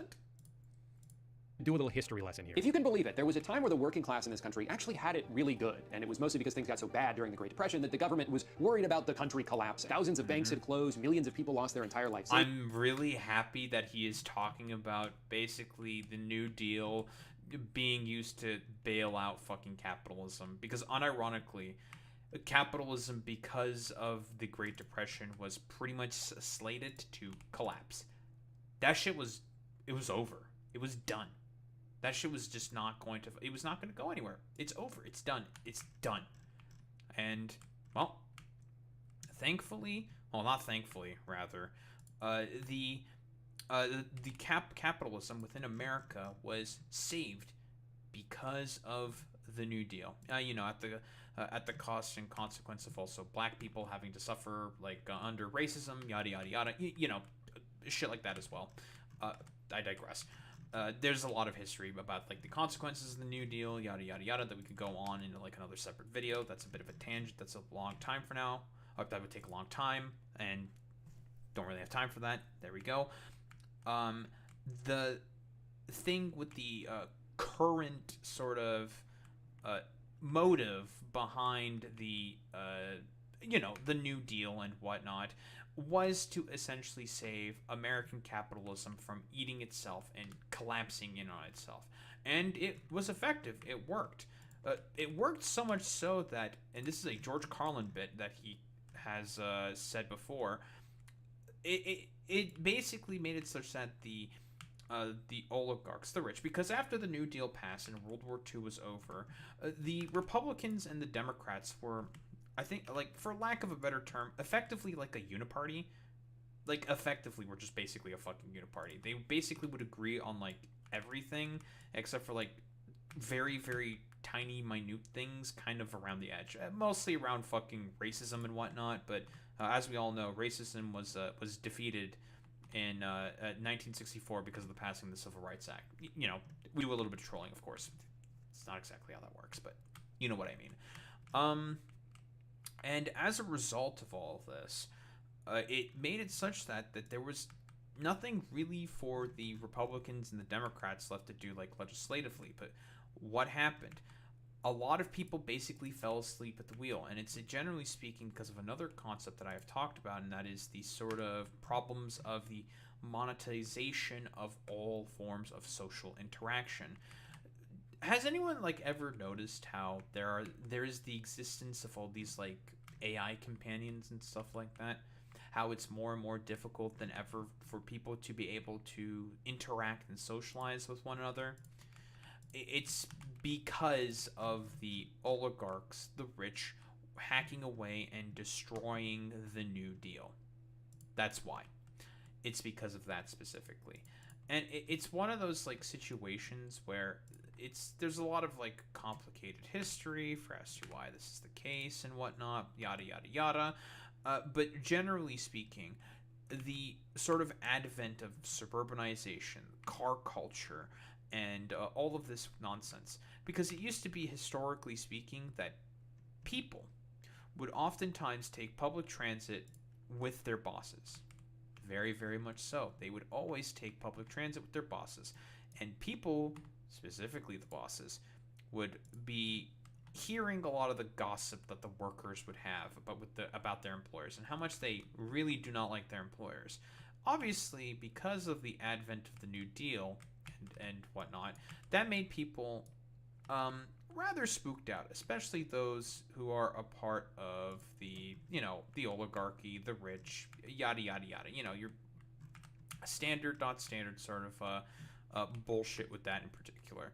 And it is such that a lot of these people, they wanted to make sure that they would not have to basically ride with the fucking dirty poors and not have to deal with the consequences of them, I don't know, like, basically stinking up the place, and not ride with them, but just basically not interact with them under any fucking circumstance, because they know. And something that does make these people afraid is worker sort of, like, solidarity, because they know that it is a fundamental problem when workers band together in order to fight for their fucking rights. A lot of these stupid fucking oligarch looking head ass motherfuckers know that they are at their weakest if people are able to collectively bargain and sort of fight for themselves, I guess, for, like, lack of a better term.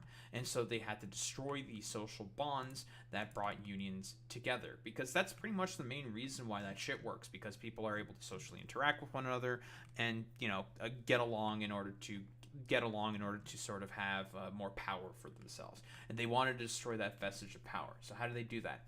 They went after public transit.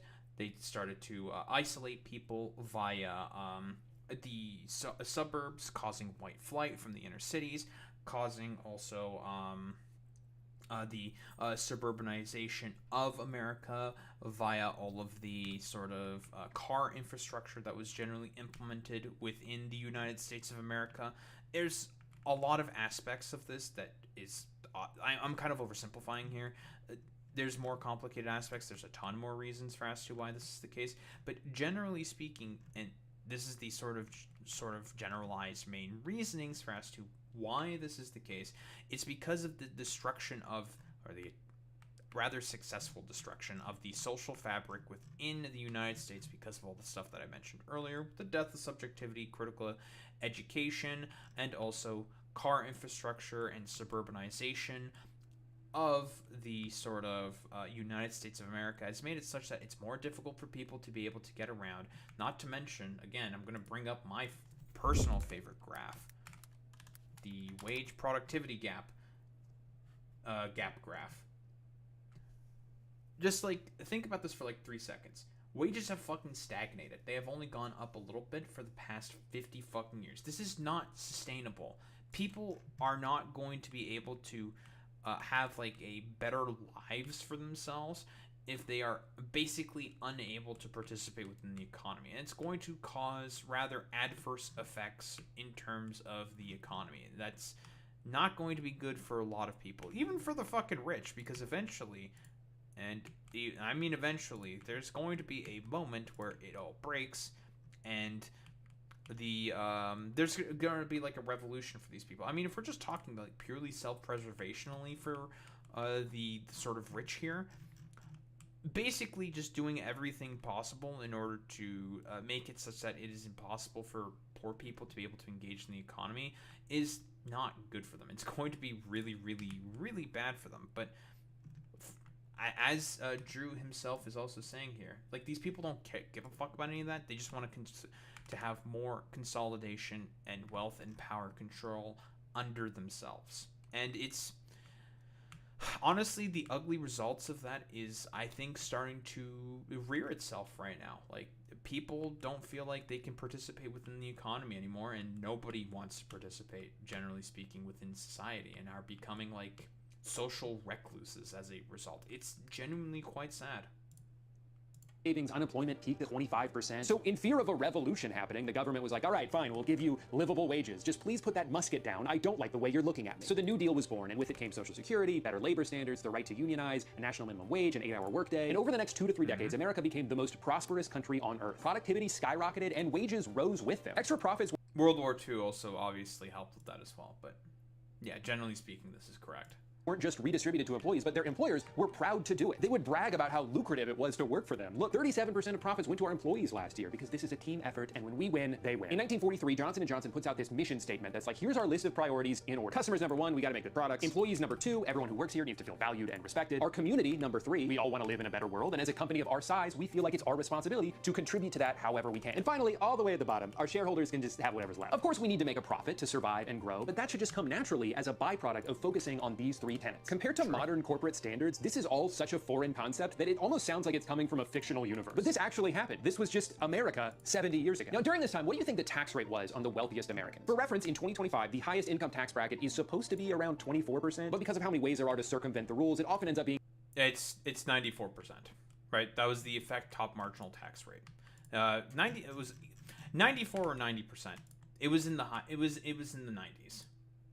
As little as 3%. For someone like Elon Musk, who doesn't take a salary from Tesla and instead just owns a large percentage of its stock, as long as he doesn't sell any of that stock, then technically there's no income to tax him on. Now, we can still leverage the value of those stocks to make purchases, you know, like how money works, but it's still not taxable because of the rule. This is how people like him and Jeff Bezos can be, in terms of net worth, 2 of the richest people on the planet, and in some years, pay $0 in taxes. In the middle of the 20th century, the tax rate on the ultra-wealthy was not 3% or 20% or even 50%. It was between 70 and 94%. It honestly sounds crazy, but even a lot of the people being taxed understood that it was necessary for society to continue to exist. And having a strong middle class was a crucial investment into the future of the country. But I don't know, man. I just think it's kind of interesting that during what's referred to as the golden age of capitalism, the government did a bunch of socialism. During the period of time that birthed the idea of the American dream. Okay, it's not exactly socialism, but, you know, we get the point that's being made here. The government was taxing the absolute shit out of the richest Americans and using that money to provide jobs and welfare programs for everybody else. A single income household working a regular ass job could afford to start a family, buy a house, send their kids to college, and retire at a reasonable age. No wonder people who grew up then gush about capitalism the way they do, because for them... Fucking boomers, yeah. Listen, the boomers, they had theirs, and, well, I was able to work for it, and I did it in a meritocratic sense. Now you have to fucking do it, little Timmy. It's like, but little Timmy can't fucking...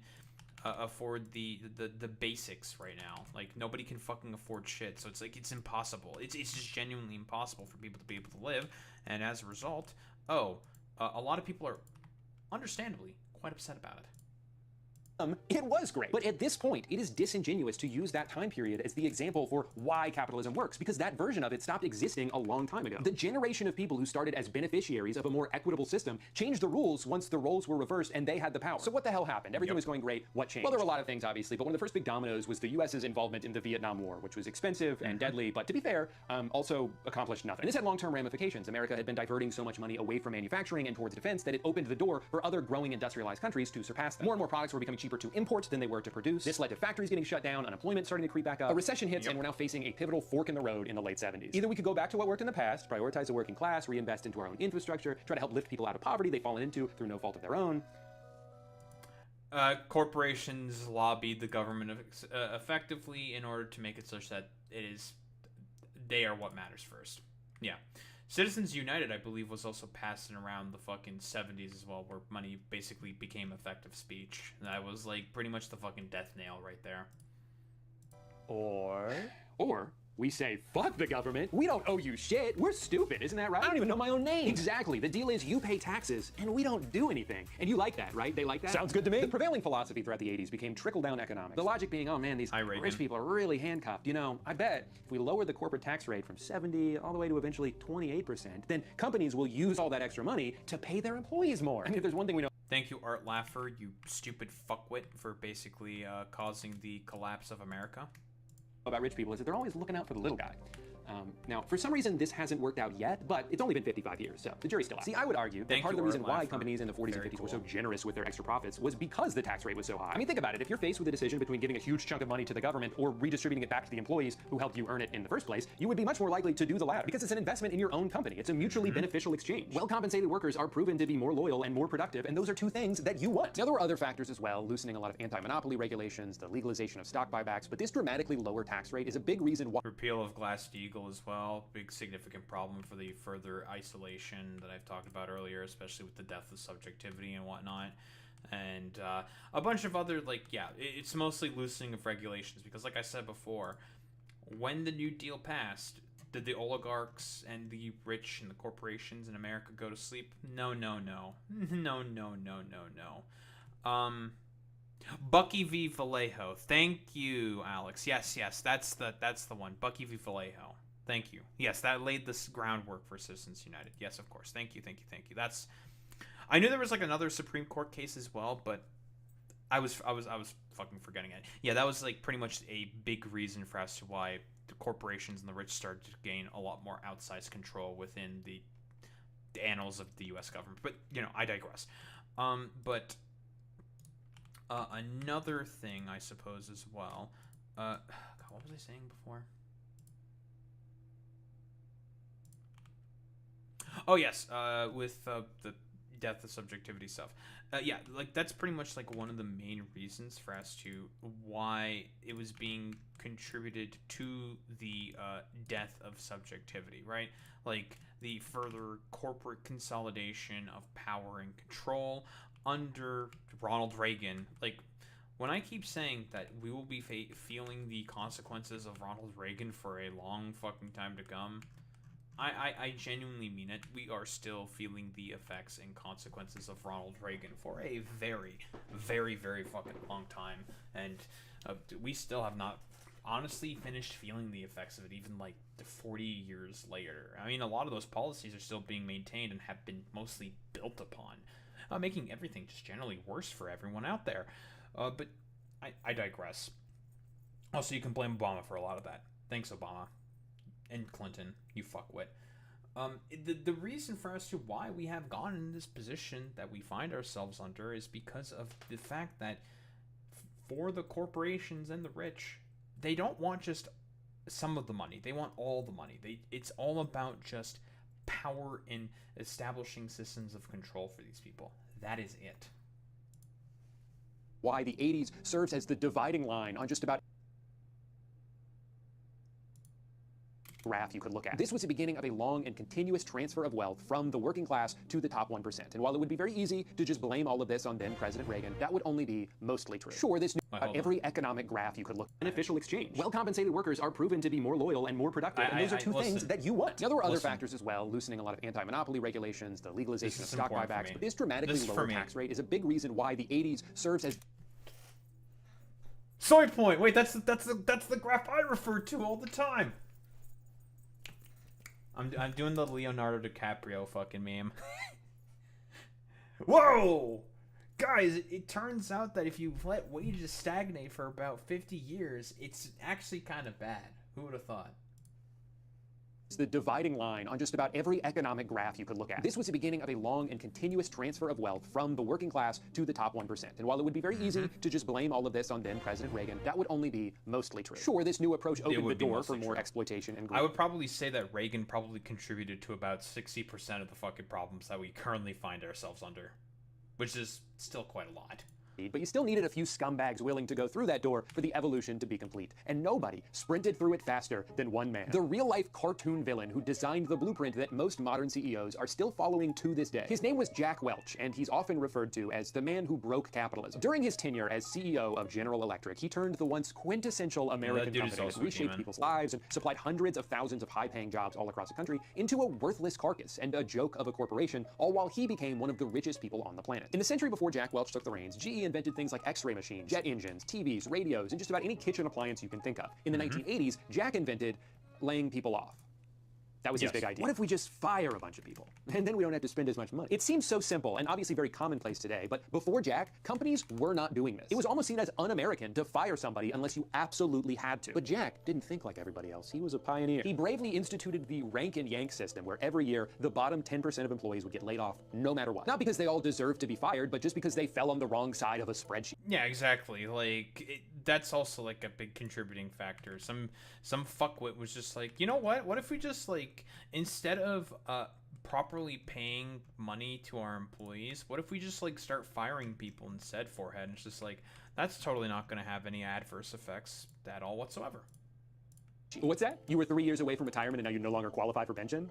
Okay, then die. And to be clear, the layoffs were also not because the company wasn't profitable. It very much was, but it just wasn't profitable enough. See, when you routinely shut down entire facilities, you uproot thousands of lives, you create a toxic and selfish work environment where loyalty is replaced with fear, and if you're a company with the size and influence that GE had at the time, you can almost single-handedly destroy any semblance of a middle class across all of America. But this number gets a little bit bigger.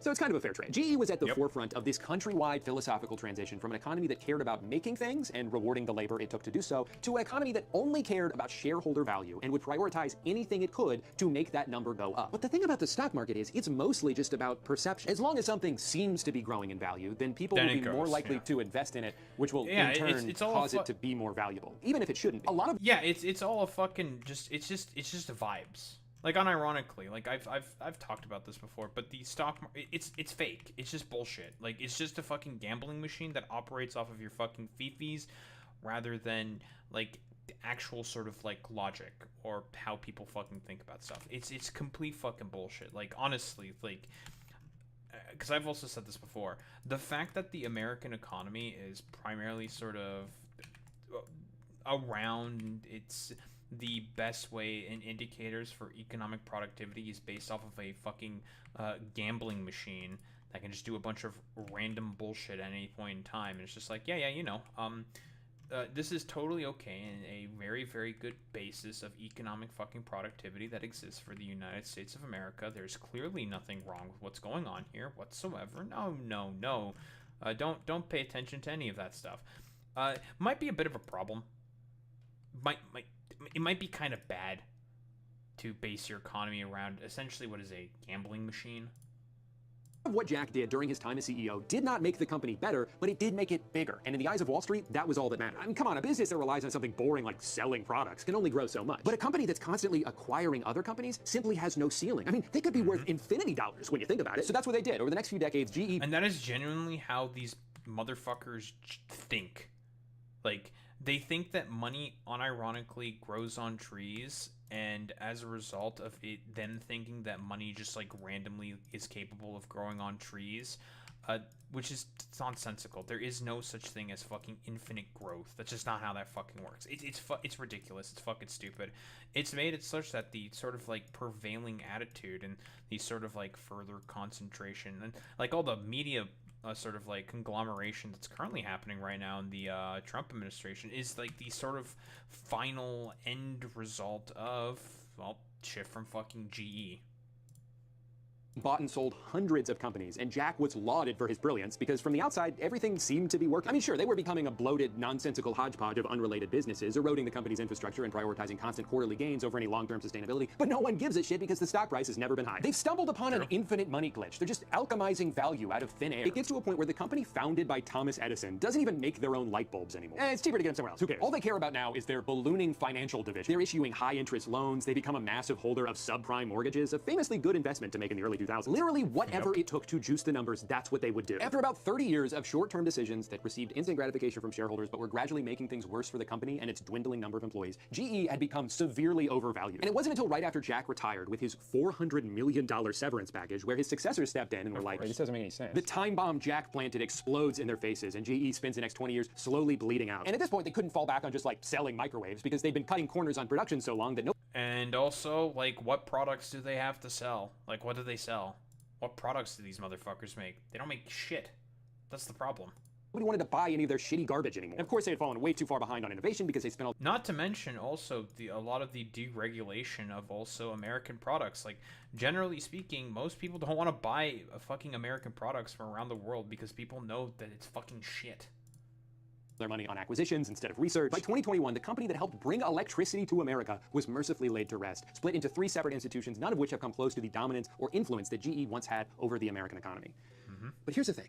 You know who isn't affected at all by the cataclysmic downfall of General Electric? Jack Welch. Because he's dead now. He already got to live his entire life of luxury and adoration without ever having to deal with the fallout caused by his actions. He took control of a building with a rock-solid foundation and just kept scrapping it for parts until the only thing left for it to do was collapse under its own weight. But by that point, he was long gone. I believe that this is the goal of those who now follow in his footsteps. They don't need to care about whether or not what they're doing is harmful or unsustainable. As long as the facade can be maintained long enough for them to reap the rewards, it doesn't matter that the ship is sinking behind them because they have a lifeboat. It doesn't matter that America spent the past 60 years exporting all its jobs and decimating the economies of small towns all across the country because a few hundred people responsible for those things already got to live long, happy lives. They don't give a shit. This cutthroat corporate culture that Jack pioneered is still seen all around us today, and through the magic of time, it's only getting worse. CEOs make $1,000 every second, while their employees have to piss in water bottles so they don't fall behind. Routine layoffs, regardless of if a company is even struggling, are so normalized that it's just something we've come to expect. The stock market rules the world. Every major decision is dictated by this inherently volatile and short-sighted metric, and look at where that's gotten us. Millions without jobs, an enshittification epidemic, and a concentration of wealth that should be seen as a threat to humanity. Even while owning everything, billionaires live in fear of losing it. So they weasel their way into politics, they influence elections, they buy policy changes, they use their wealth to reshape the world to benefit them even further. They try to control narratives by buying up news outlets, they can dictate what's on our social media feeds. They spend an enormous amount of resources on pitting us all against each other so we're too distracted. Yep,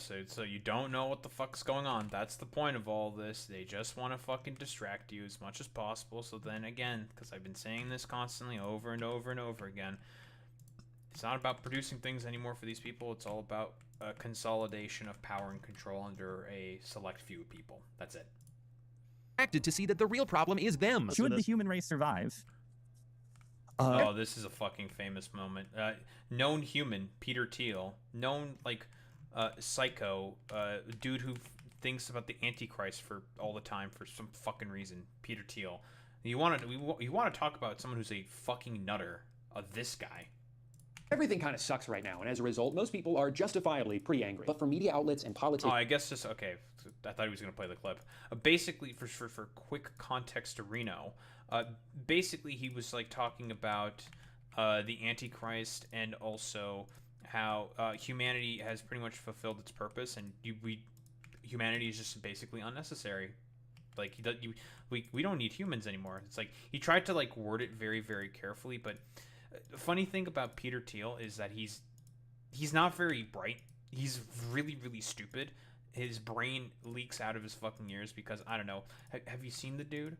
He believes that all, like, 80% of humanity needs to be fucking replaced by fucking, like, AI machines that's overseen by, like, unironic fucking Skynet. And that's, like, his shtick, is building fucking Skynet. So... yeah, like, obviously the dude's not going to be able to, like, really articulate the reasoning for as to why, because it turns out nobody wants that shit, and it's actually kind of bad. That anger is their single most powerful tool because they can tell you where to direct it. And they don't even really care who it is, so long as it's not them. That's why it changes all the time. Sometimes it's trans people, sometimes it's immigrants. Most recently, it's been poor people. There's been this whole war going on over food stamps because when the government shut down, 42 million Americans lost access to SNAP benefits. Now, that's an objective piece of information, an inarguable statistic, but depending on how it's presented to you, it may lead you to draw a drastically different conclusion than somebody else. For some, it might put into perspective how dire... It's really funny because, again, it's the same welfare queen bullshit that was of the fucking goddamn 80s. Reagan did the exact same shit, by the way. It's almost as if, you know, for all of the... God, what's the fucking saying? I'm really bad at fucking sayings. For all the things that change, there seems to be a lot that still stays the same. the situation has got. Like, surely there's underlying issues with a system that's allowed 12% of its population to be unable to afford food. Alternatively, you might hear that and think, wait a minute, my tax dollars are paying for these greedy freeloaders? I'm busting my ass over here to barely make ends meet, and these leeches are using my money to buy cookies? That's not fair. And all it takes is highlighting a story or two of someone taking advantage of the system to make you think there's this rampant issue, that you're expected to feed all of these people with money you barely have enough of to feed yourself. This narrative has been used since the 70s because it's very effective. You work hard, they're lazy, this program is bad. It's easier than ever now to push this narrative because you can just AI generate a video of a fat lady screaming in Walmart and get everyone pissed off. But in order to properly analyze this, let's take a look at the data. First of all, SNAP only makes up about 1.5% of the overall federal budget, less than 1/8 of what we spend on defense, and 1/8 of what we spend just on interest on the debt that we owe. By my math, Oh yeah, and by the way, like for that tiny amount of investment, in terms of the sheer raw percentages, the return on investment that you get on SNAP is insane. But unfortunately, poor people are benefiting from some social safety net programs, so therefore, for the broligarchs rather, it's bad inherently. cutting this program would only save the average taxpayer a couple $100s a year, and of course that's assuming that if they were to cut it, they would send you a refund in the mail. No, I'm pretty sure they would still take the same amount, but instead of reinvesting it into the economy, which is what SNAP ultimately does, they would just buy some more missiles or send a pile of cash to Argentina. Second of all, by definition, the majority of SNAP recipients fall under the umbrella of elderly, disabled, veterans, full-time caretakers, or just temporarily unemployed. Remember, not everybody who isn't working does so because they don't want to. It is very hard to find and keep a job right now. The fact that SNAP spending ebbs and flows so closely with the overall state of the economy should be proof that this program is primarily used for temporary relief. Even still, many of the people on SNAP do work, and about 70% of the ones that do work full-time. That doesn't seem like a laziness problem, that seems like a wage problem. They need supplemental income. It also seems like it might be a problem with the general sort of job market as well. Not that what Drew here is saying is wrong. He is correct when he is saying that it is a wage problem. It is a fucking wage problem. Big problem with the wages. But it is also just the fact that it is a problem, fundamentally speaking, with the fundamental basis of the economy of the United States of America. Yeah, it's you know, I keep forgetting who it is. It's James Carville who said, James Carville of all people, who said it's the fucking economy, stupid. To survive because of how little they're being paid. Of those full-time employees, their two most common employers were McDonald's and Walmart, who combined to earn $23 billion in profits last year. $23 billion, and you're telling me they can't afford to pay their employees enough so that they don't need government assistance? See, what that means is you wouldn't have to help pay for these people's food if their employer, a nearly $1 trillion corporation, just paid. Yeah, just gave them more money. Just pay them more. Just pay them more. Just unironically, it's like sometimes Occam's razor forehead solution is sometimes the correct one. Like it's like, dude, just pay them more money. Them a livable wage. You're more upset at the people using the program than the companies who have put them in a position where they even need it in the first place. Also, Walmart double dips here. The majority of food stamps are redeemed at Walmart. So not only do they save money by underpaying their staff, but their revenue then gets subsidized by this program because that's where people tend to use it. Final statistic, about a third of SNAP recipients, over 12 million of them, are children. What's the argument there? Are they not working hard enough? What, you don't want to get a job just because you're 7? Like, can we stop for 1 second to think about what you're saying here? You have let somebody convince you that in this situation, the only way to make your life better is if 12 million children starve. So I want to ask, who is more to blame here? A bunch of kids who got born into poverty, or CEOs with more money than anybody could spend in 1,000 lifetimes who expect you to solve the problem that they helped create? For some people, it doesn't matter what you... By the way, that's also the same thing with fucking climate change as well, just as like a quick fucking aside. That's literally the same sort of like logic with climate change, where basically a successful ad campaign was done by fucking BP to say that, oh, actually, climate change, that's a you problem. Like, you guys are the ones who are supposed to solve that shit, when it's obviously it's nonsensical. We've known since the 70s that the main sort of contributors to climate change, to global emissions, are corporations. And that being about 70% of emissions. You say about capitalism, they will still go to war for it, even if it's not working for them. Statistically speaking, it's probably not. You'll try to criticize a multi-billionaire who's not paying enough taxes, and people will defend them like, hey, it's not their fault. They're just taking advantage of loopholes like any smart business person would. And you're like, okay, so then we agree there's a problem with the rules, right? If they're just exploiting the system, then maybe the system shouldn't be so easy to exploit. We've reached a point where a lot of the core principles of a free market no longer apply. Like the idea that you can vote with your dollar. I get to pick which businesses I support, therefore the best ones will succeed and the worst ones will fail. Yeah, except when one company is allowed to corner the market and price out all their competition, suddenly there isn't any. we would have small businesses tell us if they walked into Hi, a Lena. Walmart or a Costco, the retail price at those stores, the price on the shelves at those stores is lower than the wholesale price a small business is getting. And so there are huge disparities here. And that's now feeding into itself, right? The more dire the economy is for everyone, the less freedom they have when they're deciding what to pay for. Amazon is certainly not the only place to buy things, but historically speaking, it's almost always the cheapest and most convenient. So how do you convince somebody who's also been forced to pinch pennies due to their own circumstances that they need to spend more time and money buying that same thing from a local mom and pop shop when they could just click 3 buttons and have it magically appear at their door in 3 hours? It's not even really fair to impose that because that person is also struggling. But then the cycle continues. The small business closes, Amazon and Walmart extend their reach even further, and once all competition is defeated, then they can just raise the prices to be whatever they want. Yep, this is a thing that constantly happens, right? Basically, like, the thing that constantly kills all these, like, smaller towns and communities is if a fucking Walmart moves in there, right? Because all these small businesses, they can't fucking compete with the fact that Walmart can just fucking undercut them and just have more and more of these sort of lion's share of the fucking customers and better prices because they just make way more money, and it makes it such that they choke out all their fucking competition. Same thing with fucking Amazon as well. There's no difference there. Because I know that, like, a lot of people like to bitch and complain about AOC stopping Amazon from being able to set up a fucking shop there. That's, like, probably, like, honestly, that is probably one of the best things that she has ever fucking done, because of the fact that Amazon exists for one purpose and one purpose only. That is to just choke out fucking competition and make it such that they are the only thing that can be served. And Joe Biden, to his credit, was starting to take care of a lot of that problem, thanks to Elizabeth Warren telling him, you should put Lena Khan in as FTC chair. And these motherfuckers were terrified about Lena Khan specifically, right? And they knew, because they would actually be seeing some kind of oversight. Now, it was a little bit too little too late. It was a project that should have been started, like, forever ago, like, more than forever ago. But unfortunately, the sort of consequences of Ronald Reagan, again, that stupid motherfucker, rearing his dumbass, ugly, dementia-addled ass yet again, basically making it such that was not the conventional wisdom, and it's bad to go after the corporations. And as a result of Ronald Reagan saying, actually, it's kind of bad to go after corporations, guys. You should not be doing that. It made it such that, oh, well, you know, more and more consolidation and wealth and power and control was being concentrated in the hands of fewer and fewer people. And as a result, the current dichotomy with the economy that we have right now is the main thing that's currently in place. They can train an algorithm to charge you the maximum price they think you'll pay at any given moment. Now, one of the most common counterarguments you'll hear if you bring up the idea of raising taxes on the ultra-wealthy is that, well, if you do that, they're just going to leave. First of all, no, they're not. That's a bluff they've been using for years, perpetuated by media networks owned by, you guessed it, rich people who don't want their taxes to go up. Sure, a few of them might leave, but the kinds of people who are willing to go to the trouble of moving their entire business... Again, like, I'm going to tell you right now, ask yourself this fucking question real quick. Do you really believe in your heart of hearts that financial, like, businesses and whatnot are going to leave New York City? Ask yourself that fucking question. Really. The financial capital of the world. You think that these motherfuckers are going to leave that for, like, I don't know, a shithole like fucking Florida?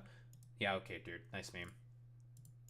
From New York City to, like, Kissimmee, Florida, are probably already doing everything they can to avoid paying any taxes at all. It doesn't seem like a very productive mindset to cater to this parasitic minority at the expense of everybody else. Second of all, oh my god, can we grow some fucking balls here? You don't understand. They're not gonna like it if we raise their taxes. Do you hear yourself? Do you hear how pathetic you sound? Okay, so what, we can't do anything then? That's it? It's over, they won? Your plan is that we should just give up and let the billionaires have whatever they want. Buddy, we've already tried that, and that's not working either. Third of all, this criticism is predicated on an idea that taxation essentially has a bell curve to it, where after a certain rate, your overall revenue actually decreases because people will lose the incentive to work as hard, or, like you're saying, move away. With this in mind, there have been studies done by economists who believe that every country has its own ideal rate for maximum efficiency. However, the implication that raising taxes would cause the overall revenue to go down would only be true if we were on the tail end of this bell curve, and we are nowhere close to that. So if your main concern is to maximize total revenue, it's pretty clear which direction we should be moving in. Otherwise, the very metric your point is referencing contradicts the argument you're trying to make. Now, even having said all of that, I'm not going to sit here and act like just raising taxes is an immediate fix to all of our our problems because we'd still have to rely on elected officials to actually use that money in a sensible way. I'd be happy to contribute more if I knew it was going to better healthcare or nicer parks or public transportation, but if my money's just going to be used to blow up a hospital on the other side of the world, then yeah, maybe I'd rather just give it to a food bank. I don't know all the answers because at the end of the day, no matter how hard I try to expand my legacy beyond it, I'm still just the road work ahead guy. But I do know that this amount of wealth inequality that's showing zero signs of slowing down anytime soon.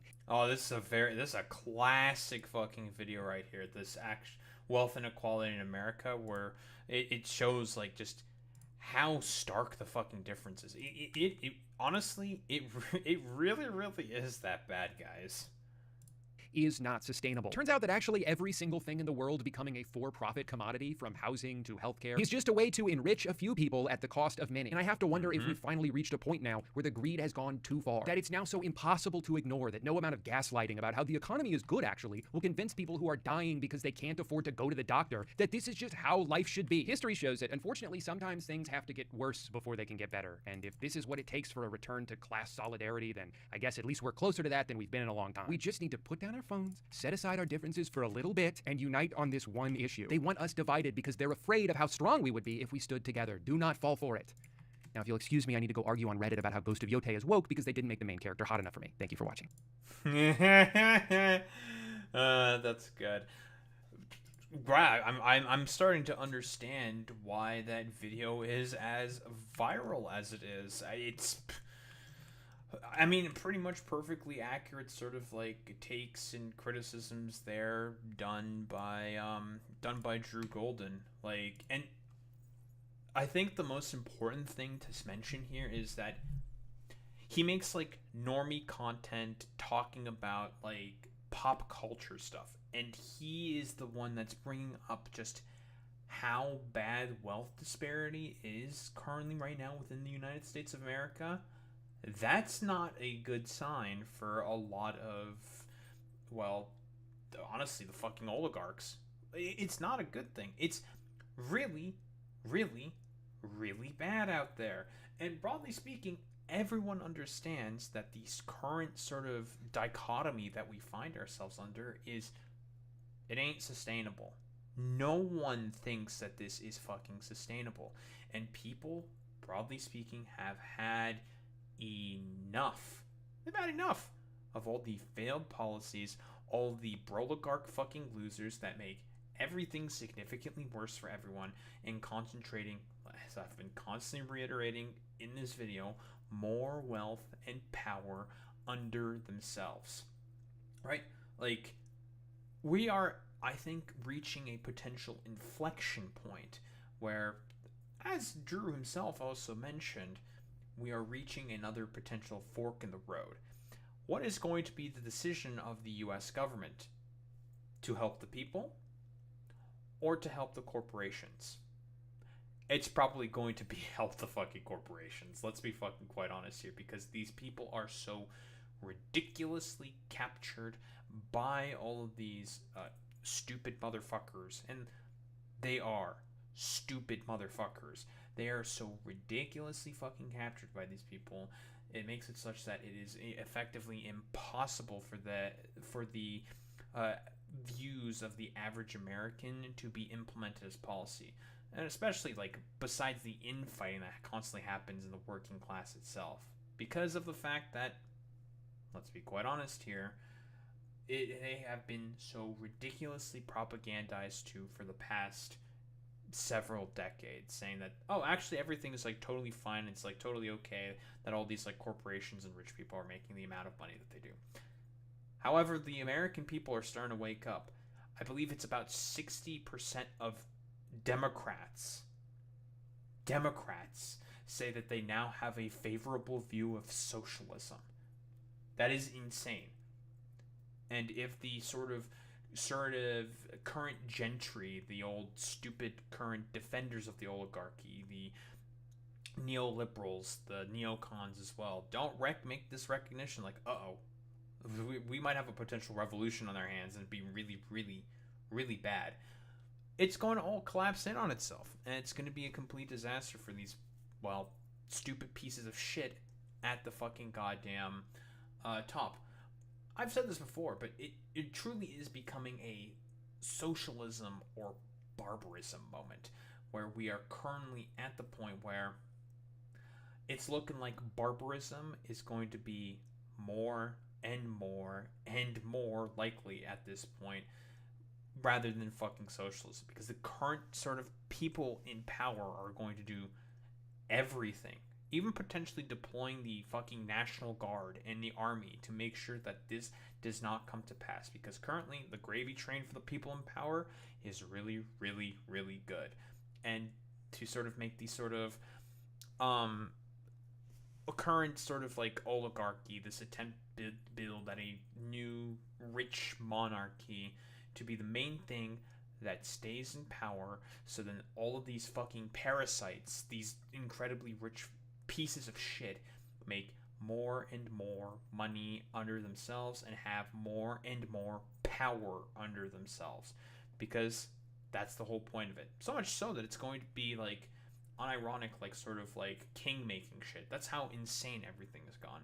But yeah, great video there by Drew Golden, and the fact that normies like Drew is starting to say that stuff, or say this stuff specifically that the left has been saying for the past several decades at this point, should really say something about how obvious and stark it truly is in terms of the material conditions on the ground.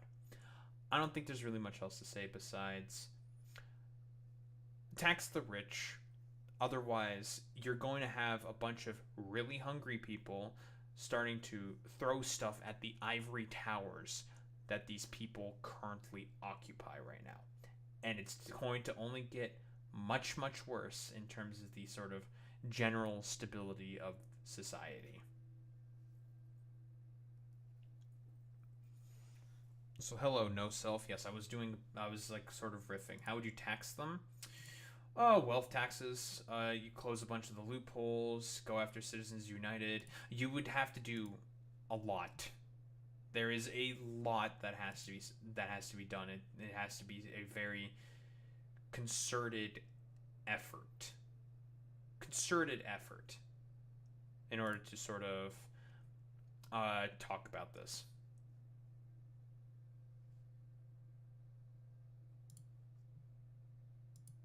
But yeah, wealth taxes, going after stocks, banning stock buybacks. There's a ton of different things.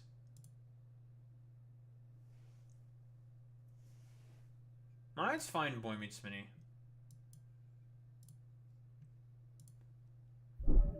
Okay.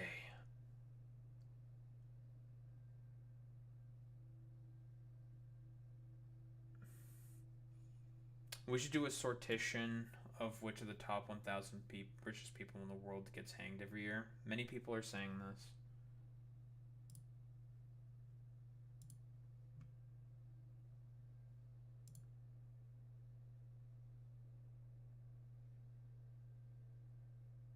The Laffer curve?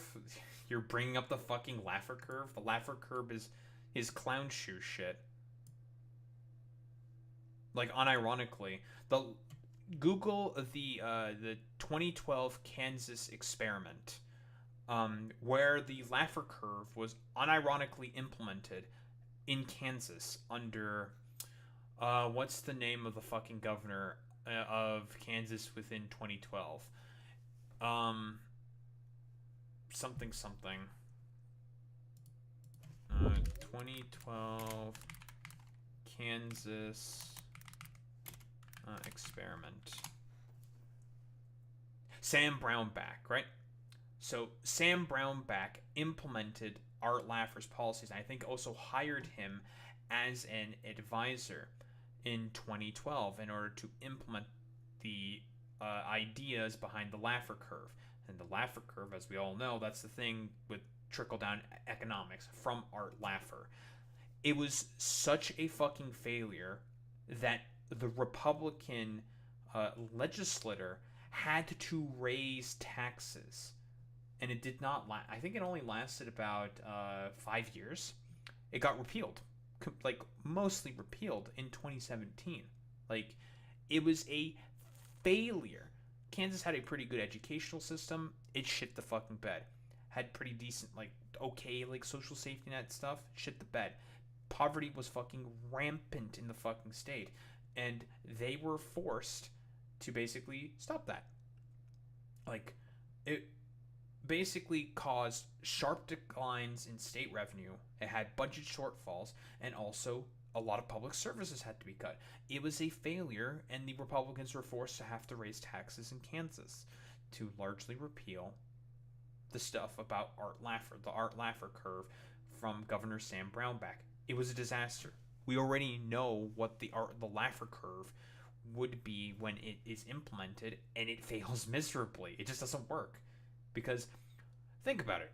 If you give all of that money to the corporations and the rich, what incentive do they have to want to do redistribution and give that to, like, reinvestments within their companies and paying more wages? Because that's the idea behind the Laffer curve. It's nonsensical. Why would they do that? They can just, like, hide that money in a bunch of offshore accounts or in fucking stocks. It's obviously not gonna fucking work. It was a disaster. Complete disaster. Anyway. I will be right back, though, gamers. I'm gonna grab water. I'm gonna head to the bathroom. I got a hole in my sock, so I have to replace my sock. But I will be right back.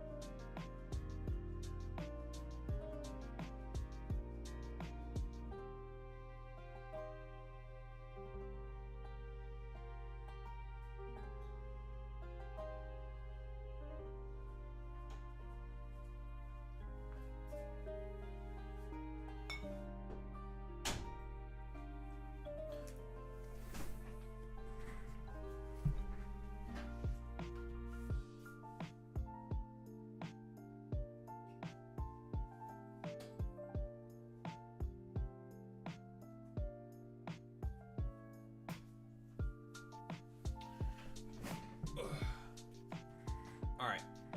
I am back. What's been said here? The wealth tax specifically is one that incentivizes migration. Migration in what sense? Of what? Assets, riches to what do you mean? You're right, though, about the type of taxes and the amount the curve supposes. There's a theoretical threshold where companies and individuals would leave, resulting in less tax revenue past that threshold. I don't know why we're still defending the fucking Laffer curve, because unironically, like, Scott Bessant brought that up in Congress one time to sort of, like, affirmatively prove why the One Big Beautiful Bill is effective, and everyone in the room fucking laughed at him. Like, the Laffer curve has been widely discredited by everybody. It's a laughing stock of an idea. It's nonsensical. So I don't know why you're still bringing up the fucking Laffer curve. It was tried in Kansas, and it was a spectacular failure.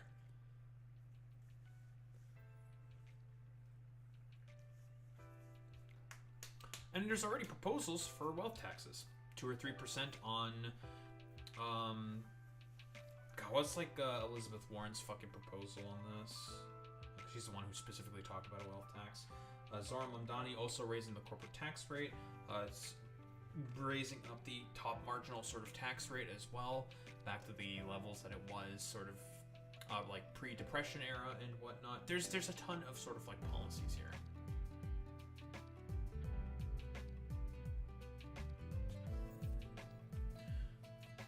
Okay, I mean, if you're concerned about tax evasion, then you should fund the IRS. Unironically, each dollar that goes to the IRS returns about $5 to $7. then you should fund the IRS to go after tax dodges and cheats. It turns out that proposal that Joe Biden had of hiring a bunch more IRS agents turned out to be very, very effective. And what was one of the first things the Trump administration went after? Oh, the IRS.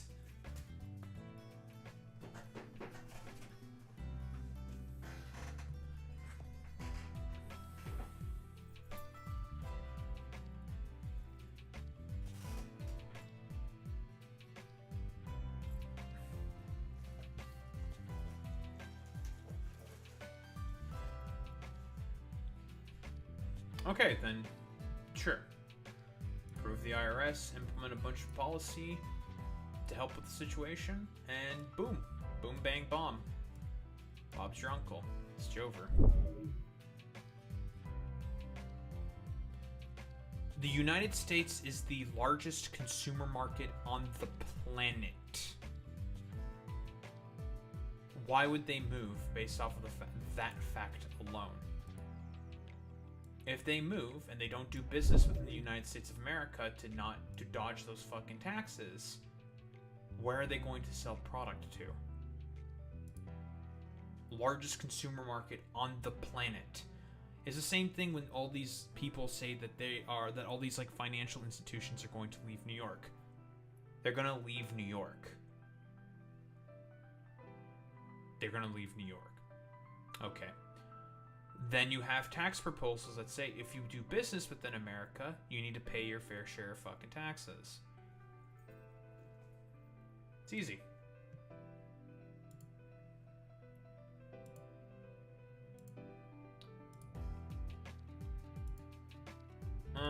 What's the other things that I wanted to sort of talk about? I'm gonna do the Trump immigration thing tomorrow. I'm gonna do... I want to shit on Hillary Clinton. 'Cause I hate her.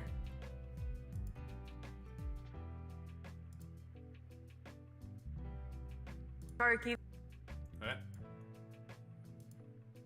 Yes, that kicks the can. The high taxes are too high still. The market of U.S. Okay, no self. You are aware that taxes within Europe, Australia, Canada are higher than that of the U.S. Much higher than that of the US. Yet our corporations have not left. There hasn't been a mass exodus of European corporations either. Because they can just be like, okay, well, we have to pay the certain amount of fucking taxes, but we still make a healthy amount of profit and still have the ability to participate within these markets. They haven't left. Yeah, and within the video that we just watched, it stipulates that it depends on the fucking country, and that gets studied actively by economists. You're basically coming up with like literally every excuse possible to not have these policies to be fucking implemented. When it is objectively popular and good for the overall health of the world to implement these policies. So, I mean, we're just like gonna go around in a circle. Like, it's like, oh, well, why don't they just like forehead leave? Okay, like, then they can't participate in this market. Sucks to suck. You decided to fucking leave. You're still gonna fucking pay your taxes. There's so many different ways. There's risk to everything in life. Existence is risk. I risk dying of a heart attack at any time, at any moment in time. I can just be like, and just die on stream. That can happen. Existence is risk. It should be pursued. The problem is, currently how it is, there's no political will to pursue it. And people hunger for it. They want this to be pursued. It is a popular policy. It is just a, like, period, end of story, just good.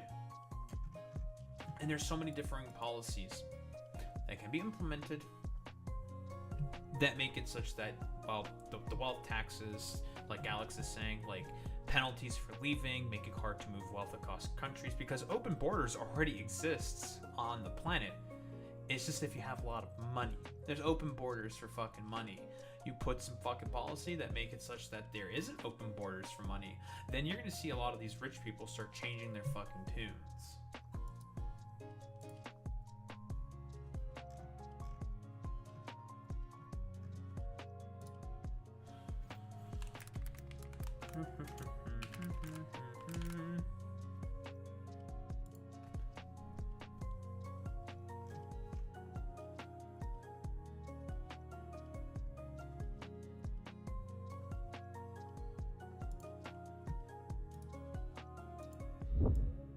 Like what, in terms of what, like the Nordic countries? Yeah, the Nordic countries. Yeah, but their quality of life has significantly improved, and they are some of the happiest people on the fucking planet in terms of, well, the social safety nets and whatnot that they have. Like, yeah, there has already been significant improvements as a result.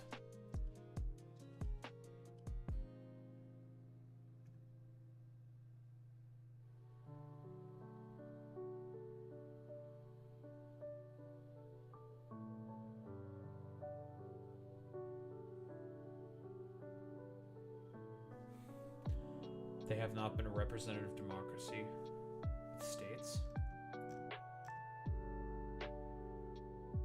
Okay, and?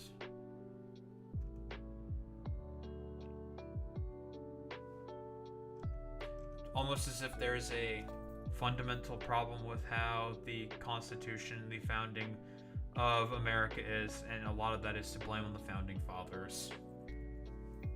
So you can improve that with legislation.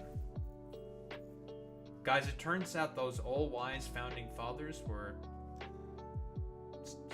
not, they weren't as wise as you may think.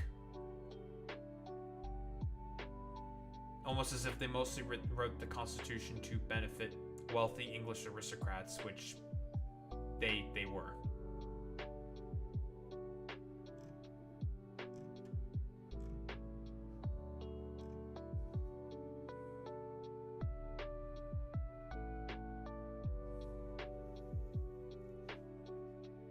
That would not be the same as Nordic experiments. Well, yeah, sure, obviously. It would depend on the state. And there's more than likely ways that would be implemented per state. But then it's just like, oh, well, wouldn't they just be able to forehead move to those states? You incentivize them to stay in those states and punish them if they try to leave. Like, that's just how it is. Like, again, there are solutions for all this stuff.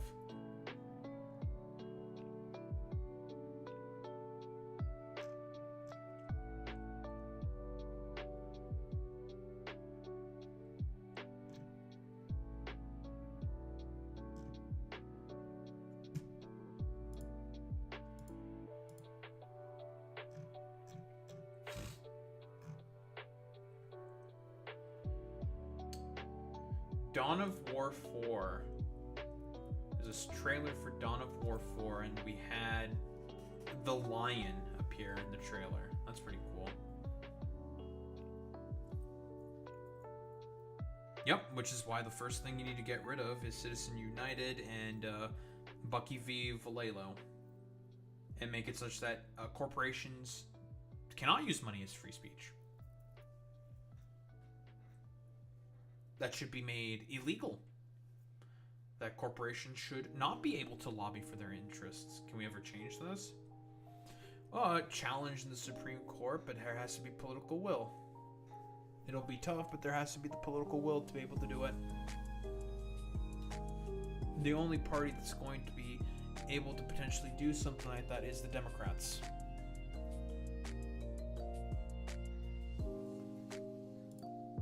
Why it is important to participate in elections, to get, and that is all elections, to get the Democrats into power, because they are the ones who are more likely to make those changes. Now, are they actually going to follow through and make those changes? That's a completely different fucking question.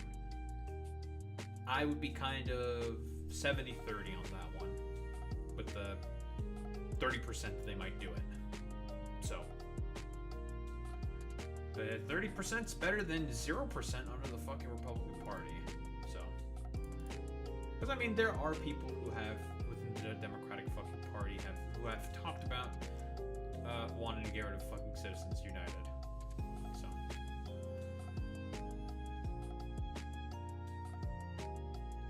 Well, yes.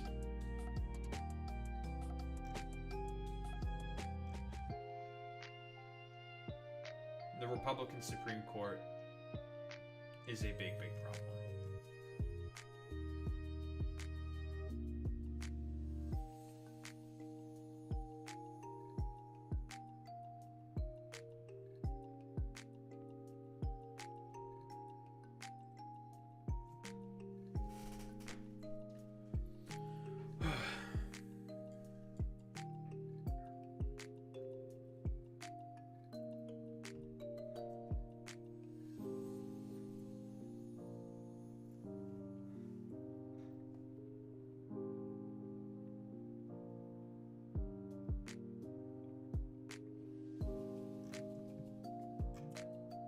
Many people are saying that Boy Meets Mini hates when people debate in circles.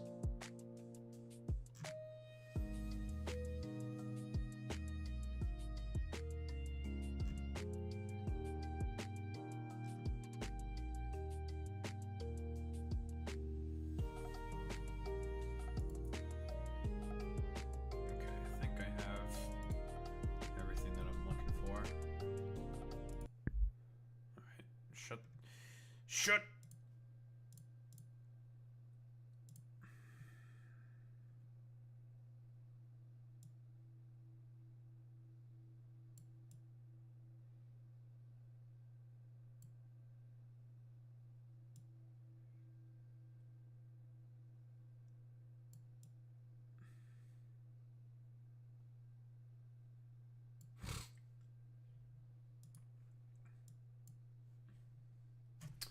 All right.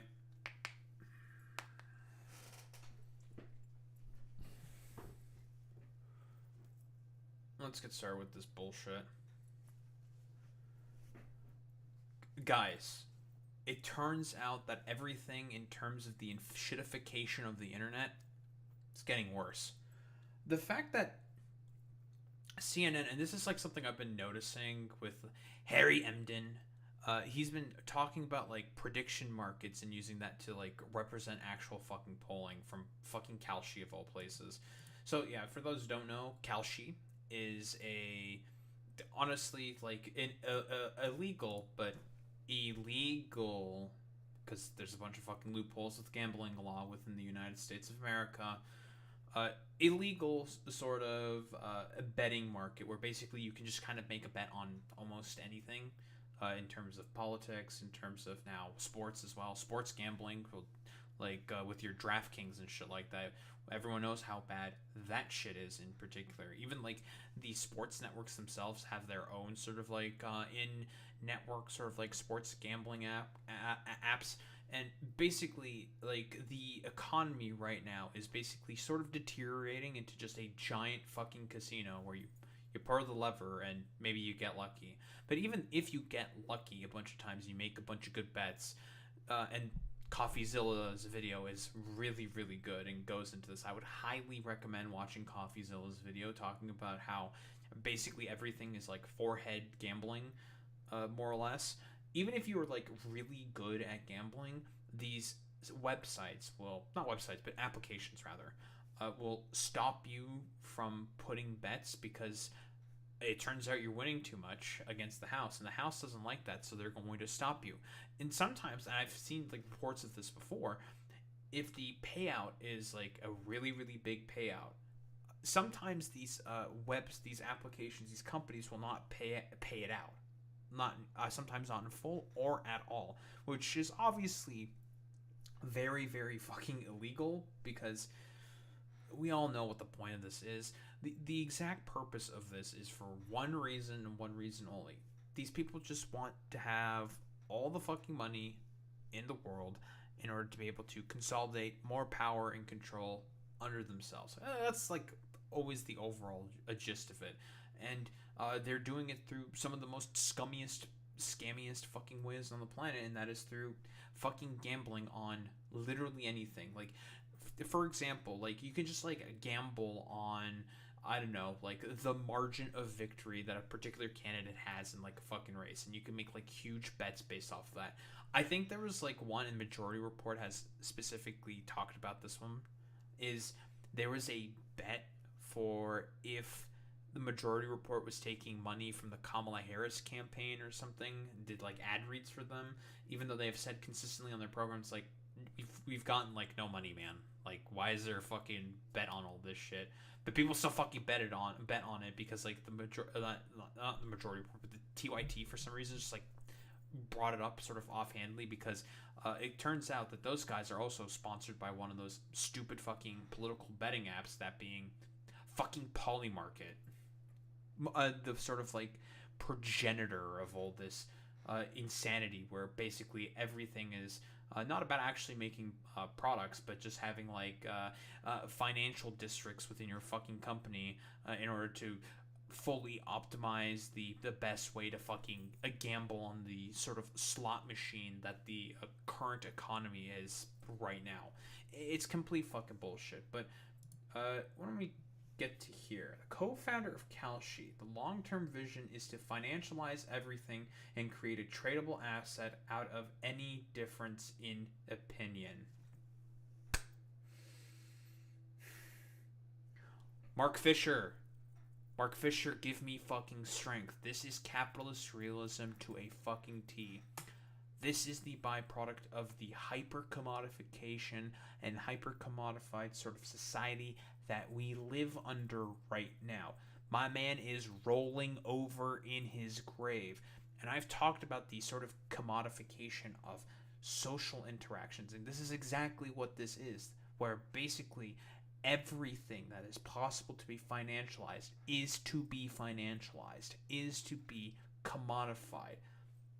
Mark Fisher describes this perfectly within capitalist realism, and I expand on that sort of theory, talking about how the current vestige for what corporations and the rich want to monetize now is your ability to be able to socially interact with one another, either through AI companions, as a byproduct of the suburbanization of America, car culture, the car-based infrastructure, forcing people to be more socially isolated from one another, more and more and more so, for the express purpose of, basically trying to sell as many fucking products as possible in order to have people not be able to discuss with one another, to have more outsized control over individual people.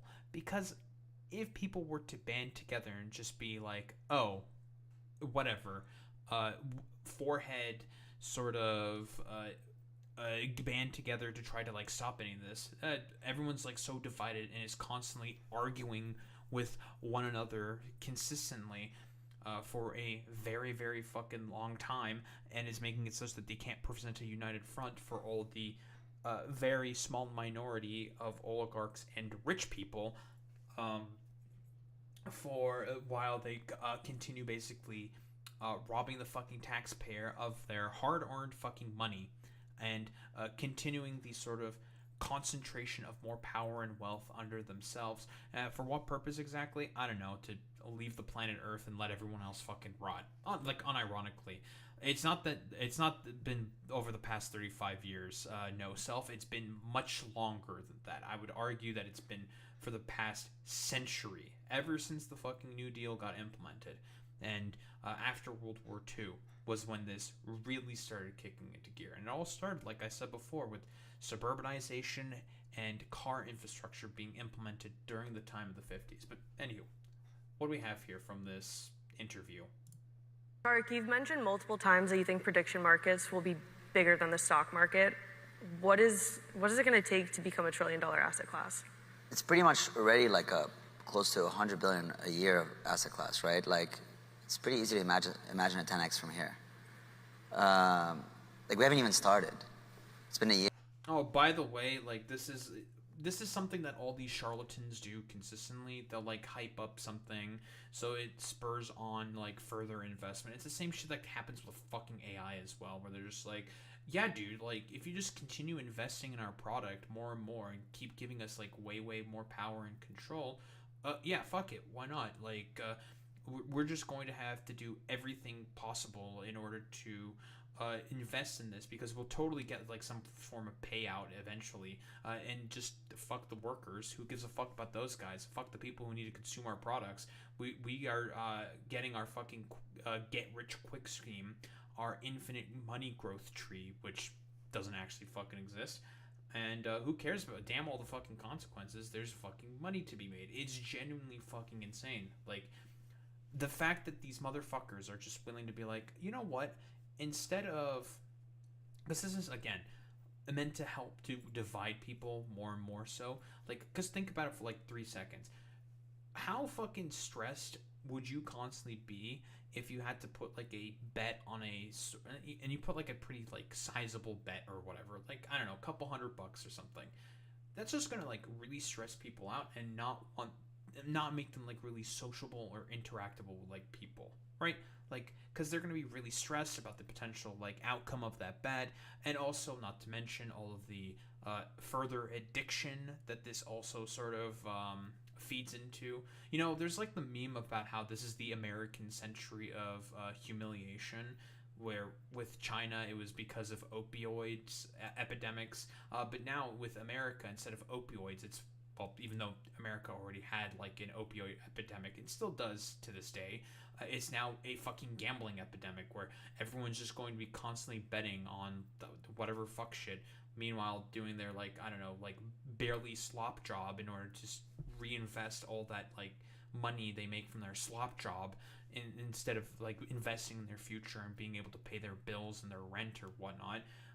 Investing into another fucking betting market to see how that exactly works out. It's genuinely speaking, like, the people that created, like, came up with the idea for fucking Polymarket and Kalshi are demonic. Like, not for More Perfect Union, but CoffeeZilla's documentary talking about this highly fucking unregulated Wild West sort of environment that this sort of prediction market bullshit sort of occupies is really, really good, and goes highly in depth for as to how much of a problem this really is.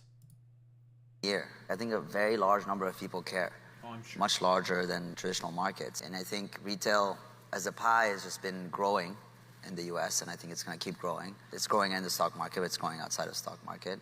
The long-term vision is to financialize everything and create a tradable asset out of any difference in opinion. And genuinely fucking insane. Listen, like I said before, Mark Fisher is turning in his fucking grave. This has always been the byproduct of these people.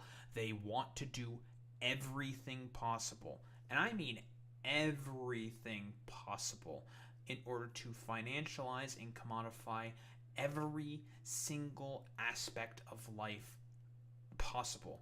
And like I said before, social interactions was always the next frontier of this. Like, he literally said it himself, this co-founder of Kalshi, where he was just like, oh, yeah, dude, like, we just want to financialize differences of opinion. Genuinely fucking insane, dude. I think if you do build a general purpose exchange that can resolve differences of opinions on anything, like, the TAM is quite massive, quite a bit bigger than the current TAM of the stock market. I think putting aside sort of the retail trading and the institutional trading product, like, there's sort of this separate product, which is like, we are living in a world where, like, we have an abundance of information, but there's a lot of noise, and like, we don't really understand what's real from what.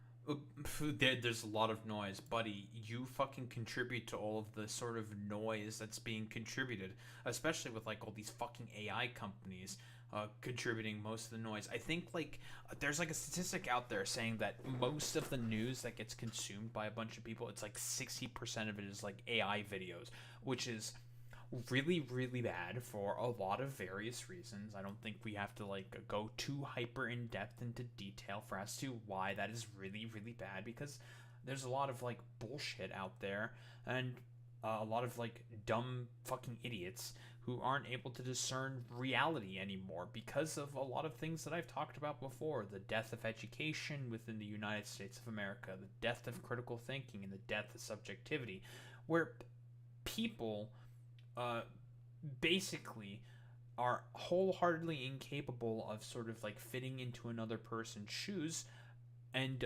understanding their point of view on a lot of these sort of issues.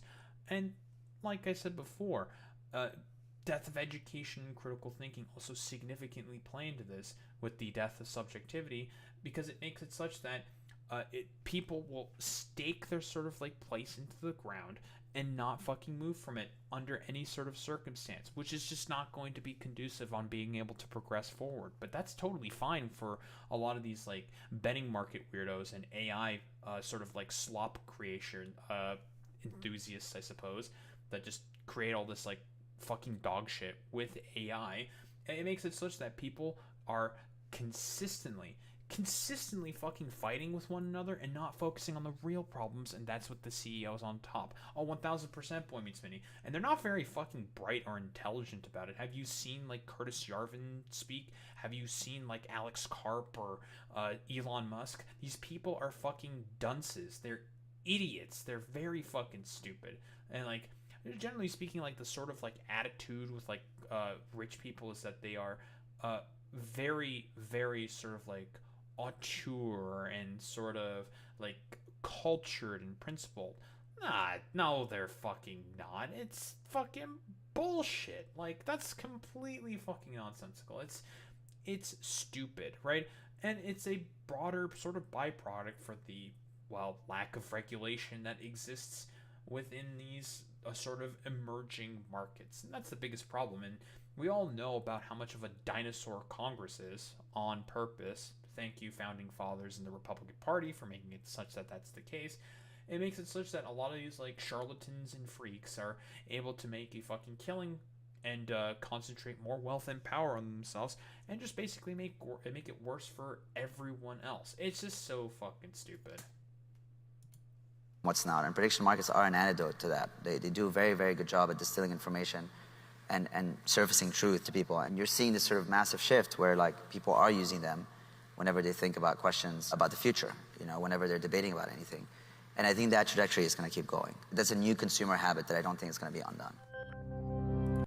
Genuinely fucking evil, because again, it's all just like you're saying, Boy Meets Mini. It's all fucking speculation. It's all just random fucking guesses. It's because again, a lot of these people are not going to say that it's just gambling. They'll just say like, oh yeah, it's you being able to, I don't know, make tradable assets out of any difference of opinion. It's fucking gambling. Because if they say that this is gambling, that invites some interesting fucking questions. There may be a lot of fucking subpoenaing specifically by members of Congress saying like, well, you just said that this is basically people making bets and gambling. Are you sure that this isn't fucking gambling? Because there's already strong protections that exist within the United States about gambling. This is exactly the sort of same position with a lot of sports betting. They pretend that they aren't like doing gambling, even though that's exactly what they're doing, because they don't have like an actual location out of like the US, right? There's like basically a bunch of legal loopholes that gets explained very well in the CoffeeZilla video.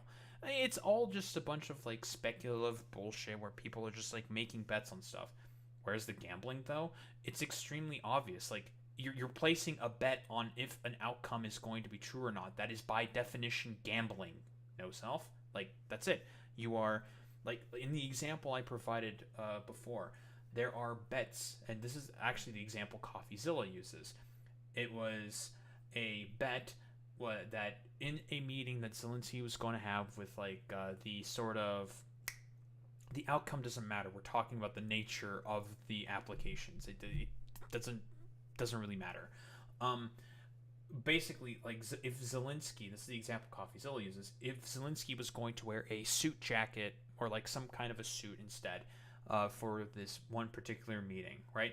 And it turns out that I think it was like $25 million was put in the betting pool for that specific bet, right? It was a bunch of people saying like, yeah, he's going to wear one, or no, he's not going to wear one. And a ton of money was put into that bet. And it turns out when he did come out, it wasn't really clear. No one could really tell if he was wearing a suit or not. So it was kind of like indeterminate, and I think people got a bunch of their money back. And that's the big problem here. Yes, Boy Meets Mini, thank you. Again, like Coffeezilla does his video on this is really, really good, where he talks about all this stuff, talking about the sort of Wild West sort of nature and how ridiculously unregulated all this stuff is.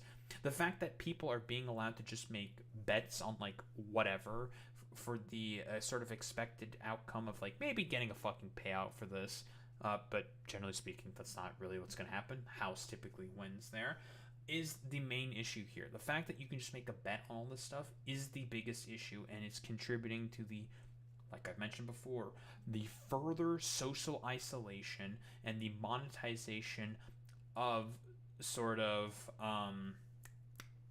monetization of every aspect of life that Mark Fisher describes within capitalist realism. That's just what it is, right?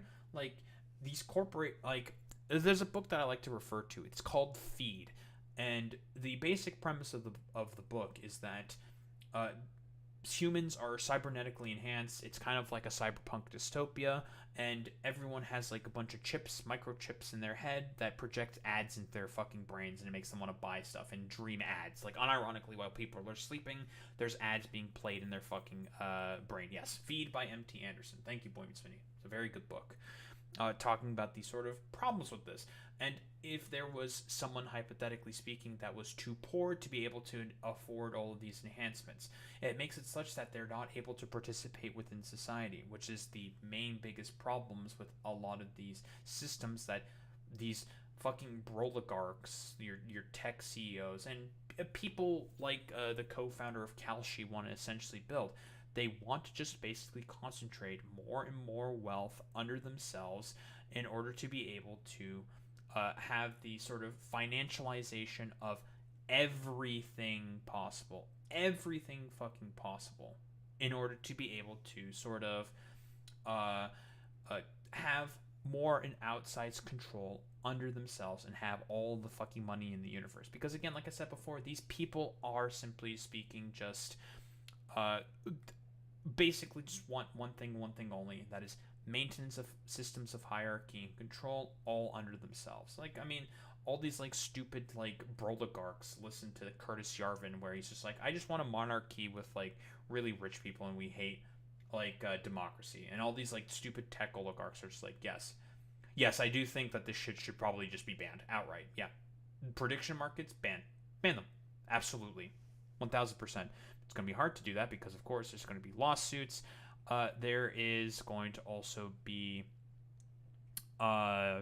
lobbying to basically make it such that they are allowed to sort of keep their sort of like position within the market, because this shit's highly fucking lucrative. Like, I mean, they're talking about $1 trillion fucking assets for some shit. Like, they're gonna fight tooth and nail to basically protect this shit. And it's the same thing that Sam Altman did when he was fighting for AI deregulation and all the like stupid crypto scammers as well. And I mean, currently right now, prediction markets are the sort of next thing into that sort of frontier. You know, crypto, NFTs. Now it's also like the prediction market sort of stuff like that. Like, that's what it is. Like, there's also a current class action lawsuit. Kalshi faces class action lawsuit over alleged unlicensed sports betting. Right, because they said that they want to also start doing fucking sports betting as well, right? That's also a thing. You completely just ban it outright, right? Like, that's what you have to do. There wasn't like I mean, there's going to be for gambling, for example. The only place you can do gambling within the United States of America, no self, is in Nevada. So if you want to go do your fucking gambling, you go in Nevada, and it's heavily regulated within Nevada. If you want to do something similar to that, then you can do something similar to that, and that's been I would argue, a relatively effective fucking policy, right? Like, at least in the sort of like short term. I do think like shit like this should probably just be outright fucking banned. So it is what it is, right? Many states have casinos, actually. Right. But like, a lot of that stuff, a lot of the activity there is like heavily fucking regulated, right? Boy Meets Vinny and a lot of those like states, or for the most part, it's like outright banned as well. But you know, it's so ridiculously bad that it's even getting to the point where children are being able to fucking gamble on like social media websites and shit like that. It's genuinely fucking insane just how, well, as a byproduct of just how ridiculously unregulated this shit is, and it's causing like people to go to basically run into destitution, and it's making everything significantly worse for general sort of like broader society. But you know, as I've said before, if there is a solution to this problem, it's either heavy regulation or just outright fucking banning this shit. Let's just get rid of it. Like, honestly, what utility does this serve? Sort of, what is this supposed to necessarily accomplish? How does this ostensibly sort of benefit people? Like, because I'm failing to really see what benefit there is to basically a commodification of every social interaction for the express purpose of just a bunch of weirdo sort of like oligarchs having more and more outsized power and control under themselves because everyone's just like complaining about their fucking bets and gambling, and it's not very conducive to very good health outcomes for general society as well. So honestly, it would be better if it was just like done away with or heavily regulated such that it is basically, like, honestly, like, regulated out of fucking existence is, I think, what would be the preferable option for a lot of stuff like political prediction fucking markets. The fact that this is, again, as Mark Fisher said, every aspect of society, every aspect of your being, of your soul, is to be commodified for the express purpose of concentrating more and more wealth and power under the not the guys, but under the a class of fewer and fewer people for the express purpose of one thing and one thing only: maintaining a system of hierarchy and control under the incredibly fucking rich. Don't think there's really much else to say besides I really fucking despise Kalshi, and the fact that Kalshi is now being used to replace polling is fucking generally insane to me. Listen, all I have to say is relationship with Harry Enton is now over. Okay, we're canceling Harry Enton. It's so over for them, for Harry, and it's only gonna get fucking worse. It's gonna get worse.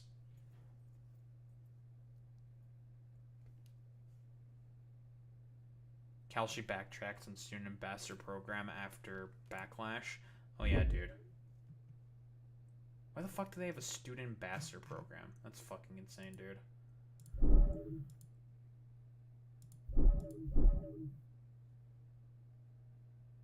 Dude, I don't want to ask Grok shit. Fuck you. Fuck you, Grok. Yeah, and in, for example, a CoffeeZilla's video, he basically was talking about, like, here's our TikTok betting analog thing where it's like social media, short form videos, and fucking gambling as well. That's being pushed specifically to 18-year-olds. They even advertise it such that it can have not only 18-year-olds but also 21-year-olds, right?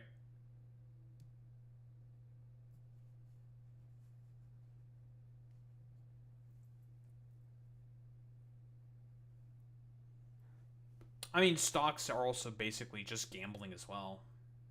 They have more, kind of, well, not really more regulation in comparison to gambling. Like, stocks is basically just another form of fucking gambling. Like, it's no different.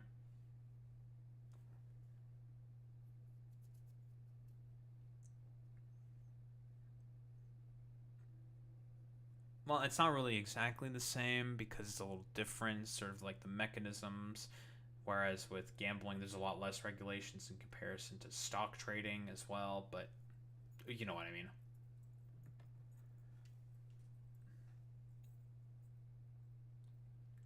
Well, like I said before, the basis of the economy within the United States of America, it's all just fucking gambling right now. It's stocks, prediction markets, doesn't matter. If you can gamble, you can just fucking gamble.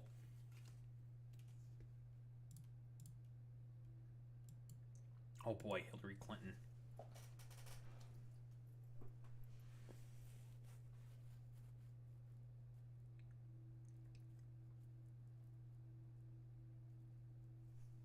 Yep, and then as a result of corporate consolidation within the fucking 70s, that being ratcheted up significantly by Ronald Reagan, all of a sudden, that's not the point anymore. Right? And the economy was fucking destroyed. Now, I mean, I've said this before, but I don't necessarily think there is a really, really big problem with the sort of having like the U.S. having a fucking import economy and importing in a bunch of goods. I don't think that's like necessarily like that big of an issue. There just has to be fucking regulations on that shit, and to still have some form of like a base, a manufacturing base back at home as well, right? Like, I mean, if you want to be able to import in a bunch of more like base rudimentary sort of products like nuts and bolts or something, that's like fine, like who cares, whatever. But if you want to be able to produce like more advanced like sort of products and whatnot within the United States, yeah, that makes sense. Instead of like shipping that in, you should bring that back home, which is why I thought the Chips and Sciences Act was a really, really good piece of legislation there by Joe Biden. It's like, yeah, it seems like it would be a good idea for the United States of America to be able to manufacture its own chips, right? Yeah, the manufacturing we need here is the kind that creates innovation. Green New Deal, for example. Exactly, right? Like, the United States could be the hub for green technology. Guess who's the hub for green technology now? China. Because of all the dipshits in power who don't want to fucking invest in it.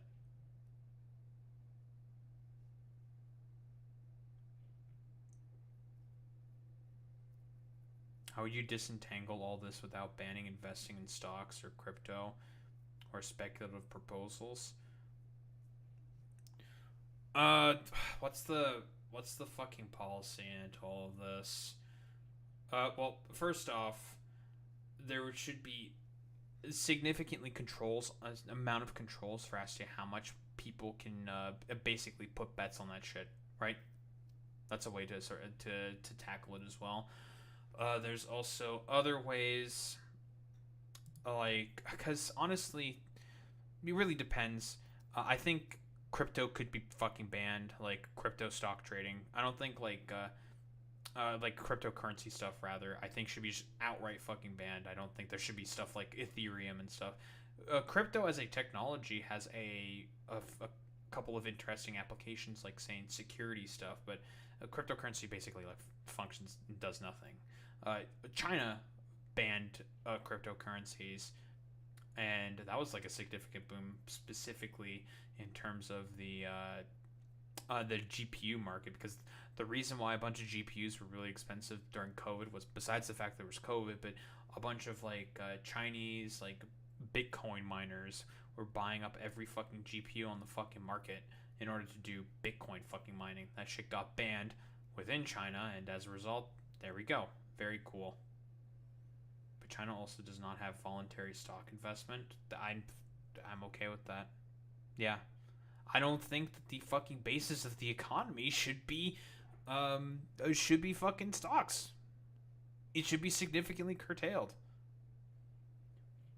Like, banning of stock buybacks, banning of a bunch of, or having like caps on how much stock a fucking company can have.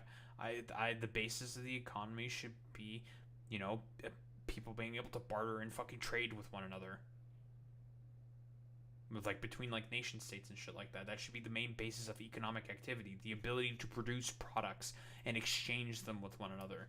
But that's not the current economy, because everything's been financialized to a ridiculous fucking degree.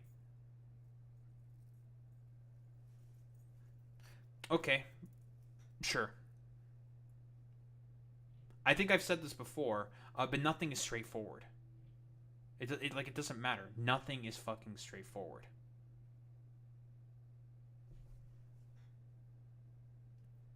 What if I want to invest 10K in your company, and what I mean by that is become some partial owner? Like, as like part of like a board of directors or some shit. I don't really care about like that. This has nothing to do with like crypto or like stock trading or whatever. I said that there can be limits to that. Like I don't think that's a problem. If you want to like have a diversified stock portfolio, I'm just saying like the amount of money people can have ownership of companies through stocks should be fucking limited significantly.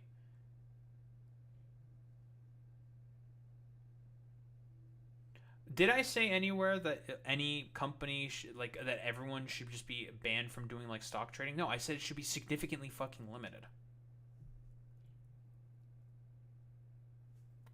Like limit that shit. Because right now, if a certain company just wants to buy out all the shares and become the owner of a fucking company or whatever, they can just do that, right? That's the same thing that happened with Twitter. I don't think that should be allowed. No, I said it should be significantly curtailed. Limited. It's like significantly. Very, very much so significantly. Insider trading, buybacks, yeah, 1000%. Those should all be banned.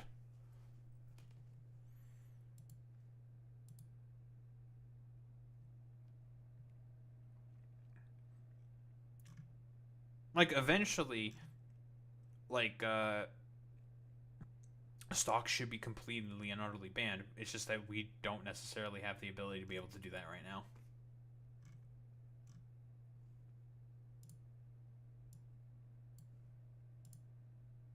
Damn, I wonder how Marjorie Taylor Greene managed to make a lot of money off of selling fucking Palantir stock and buying Palantir stock. Like it's not that it's been effectively banned. It's not really like effectively banned. It's still in place basically.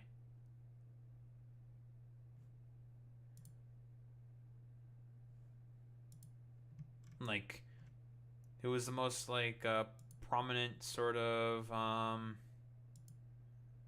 insider trader. It's Nancy Pelosi. So much so that there's like accounts that follow every trade that Nancy Pelosi fucking does because they know that she has insider information, and they've made a fuck ton of money as a result of that.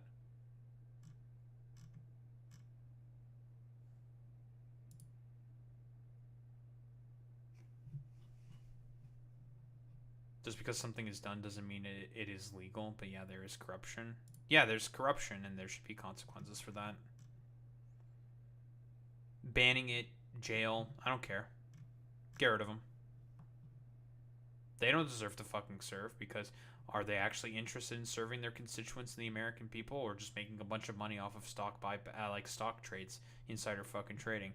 You know, like Marjorie Taylor Greene made that whole bluster and whatnot in terms of leaving the fucking Republican Party, but she was one of the most prolific fucking insider traders ever.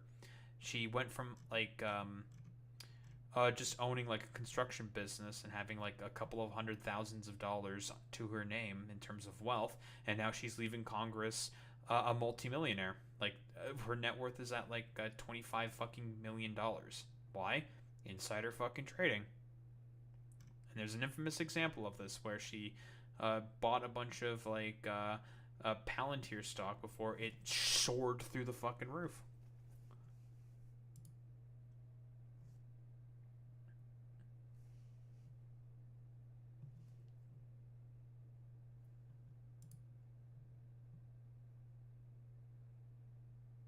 Then yeah, those trials should essentially be done. I don't really have a fucking problem with that. Sure, fuck it. Like, try all these people and make them suffer the consequences of it. Because it's an open secret. People know that people are fucking doing it. We already know. And there's evidence for this already.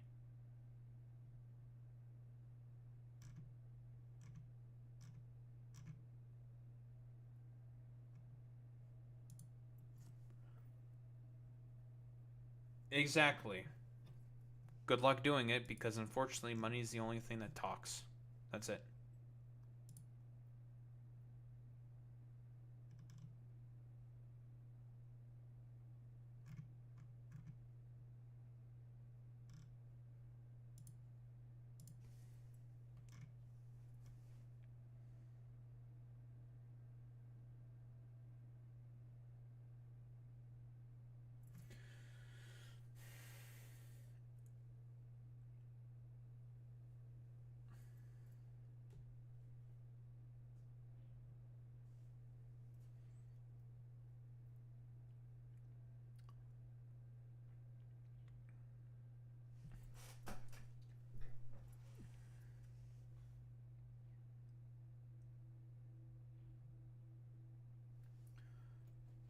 Alright, let's get started with this bullshit. Another instance of some dumbass neoliberal trying to do everything possible to blame social media instead of people learning about the fact that Israel is conducting an ethnic cleansing campaign against the Palestinians within Gaza and the West Bank. Very cool. And now it's the sort of like archdemon of Israel supporters who's now making this fucking argument is Hillary Rodham Clinton. Well, I mean, we've been dumping on fucking Sarah Horowitz and Barry Weiss, who's been doing this consistently, but now we have Shaitan herself appearing, and that being Hillary Rodham Clinton. What do we have here? That our students, smart, well-educated young people from our own country, from around the world, where were they getting their information? They were getting their information from social media, particularly TikTok. Bro, this is literally the exact fucking same argument that Sarah Horowitz was saying. Keep in mind, Sarah Horowitz was also the exact same fucking motherfucker who basically said, like, so Holocaust education was actually a little too good because it taught people that the little guy getting bullied by the small guy, or no, the little guy getting bullied by the big guy is actually bad. It's just like, I feel like that's generally a really good lesson to learn, Sarah, and it's very evident in telling what she's like saying there. It's just like, dog, you're just saying that because you're acknowledging that Israel is the one with the power here, and they're building a fucking much smaller sort of, like, not even like basically a rump state in fucking Palestine. It's just like, why would you say that? You're just admitting to the fact that what basically everyone is saying in terms of Israel's conduct within Palestine is inherently pretty fucking bad. And Hillary's making that exact same sort of fucking argument. Very, very cool. That is where they were learning about what happened on October 7th, what happened in the days, weeks, and months to follow.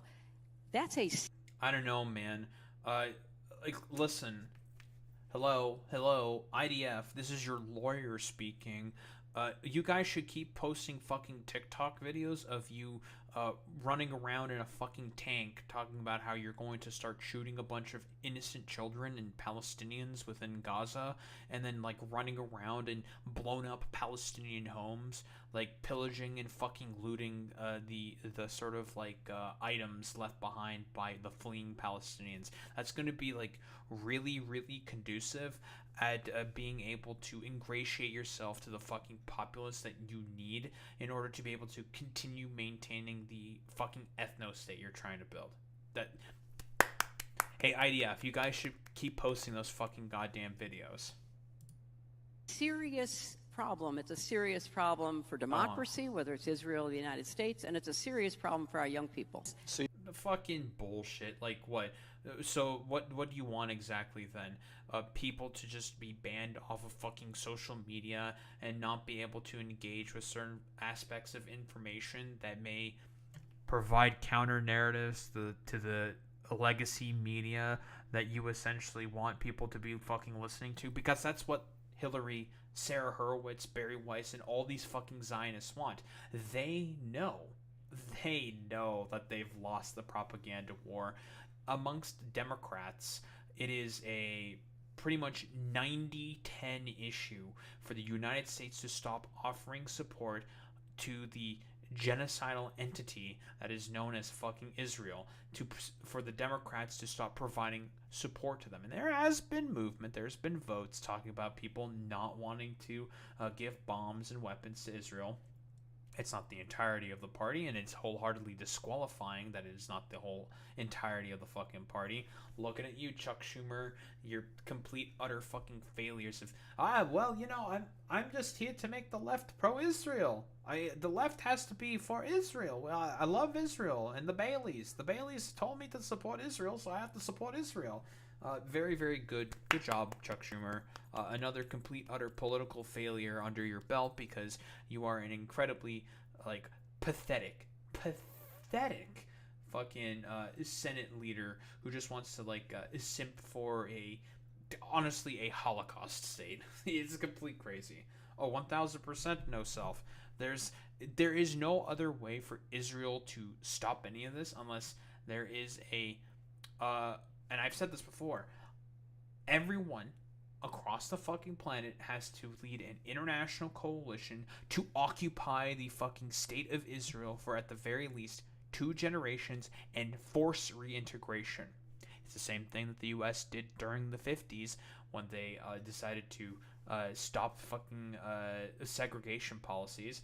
Same thing needs to happen with Israel.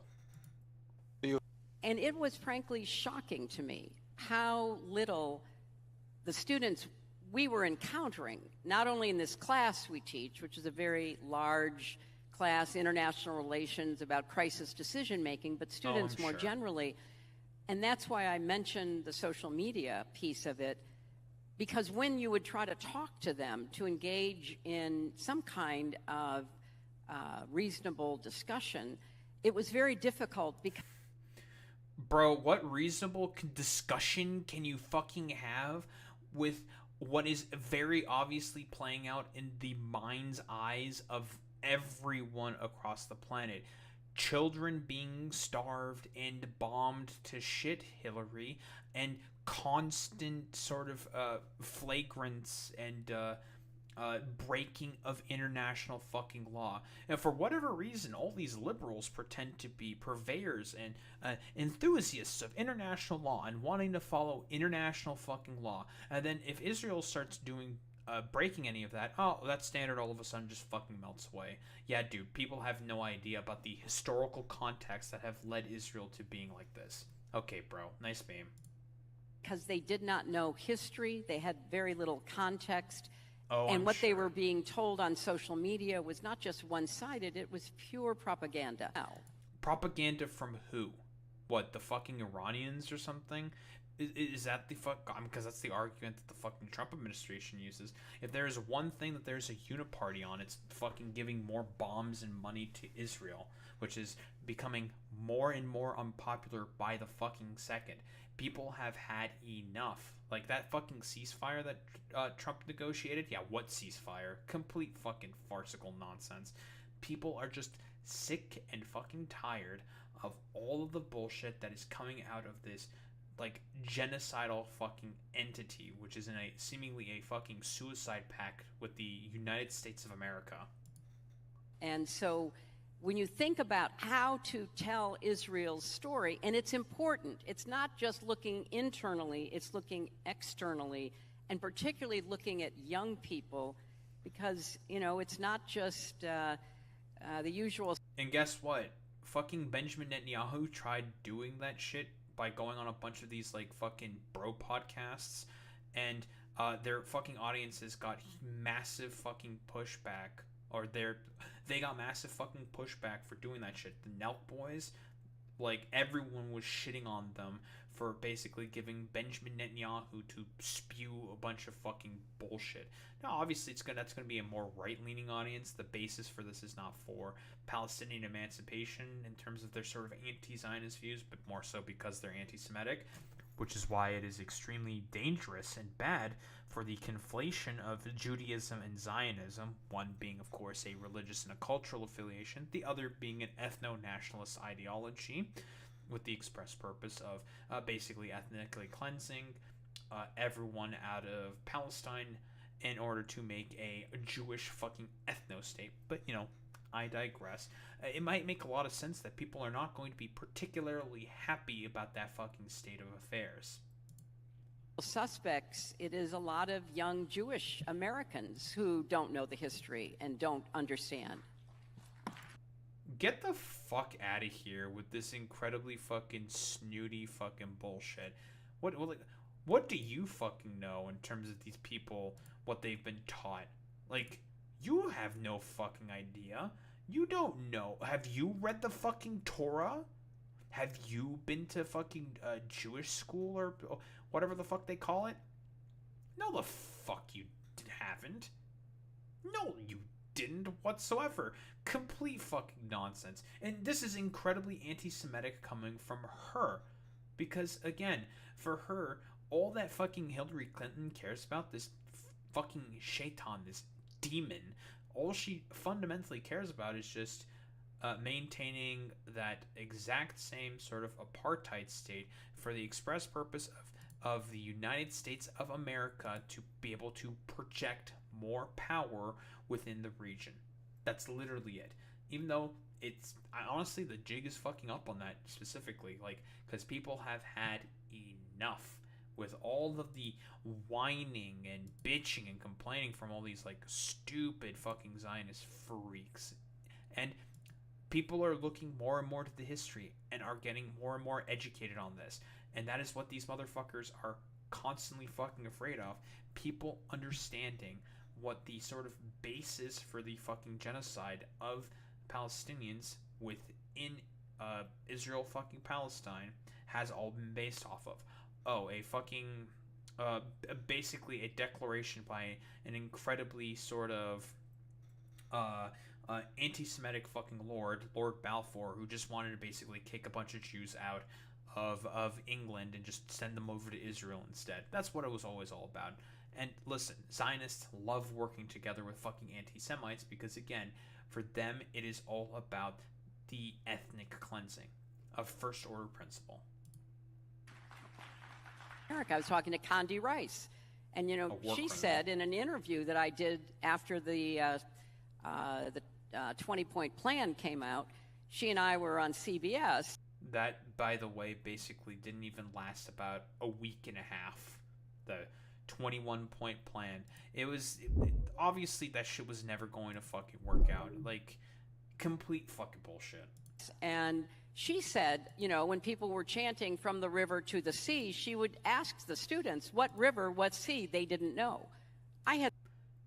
Who the fuck gives a flying fuck? From the Mediterranean to the Jordanian Sea. There, are you fucking happy, you fucking moron? Who the fuck knows? Like, who the fuck cares if the American doesn't know what their fucking geography is? What, are you just saying that because you, instead of just calling it a fucking terrorist slogan, you prefer to just be like, I bet you don't know the geographical sort of, like, orientation for what that is. I bet you don't know that it's which specific seas, which specific river. Yeah, the Jordanian to the fucking goddamn Mediterranean. There, are you fucking happy, you stupid pedant? Fuck out of here with this bullshit. Had the same experience. A lot of the challenge is with younger people. More than 50% of young people in America get their news from social media. So just pause on that for a second. I mean, that's bad for other reasons, for as to why they get their news from social media, because of all the fucking slop and dreck that exists in social media, not because of countervailing narratives that are being provided about fucking Israel in terms of its actions in fucking Palestine. But of course, she's going to hyper-specifically fixate on the fact that, because by the way, this was also the basis of the TikTok ban within the United States of America.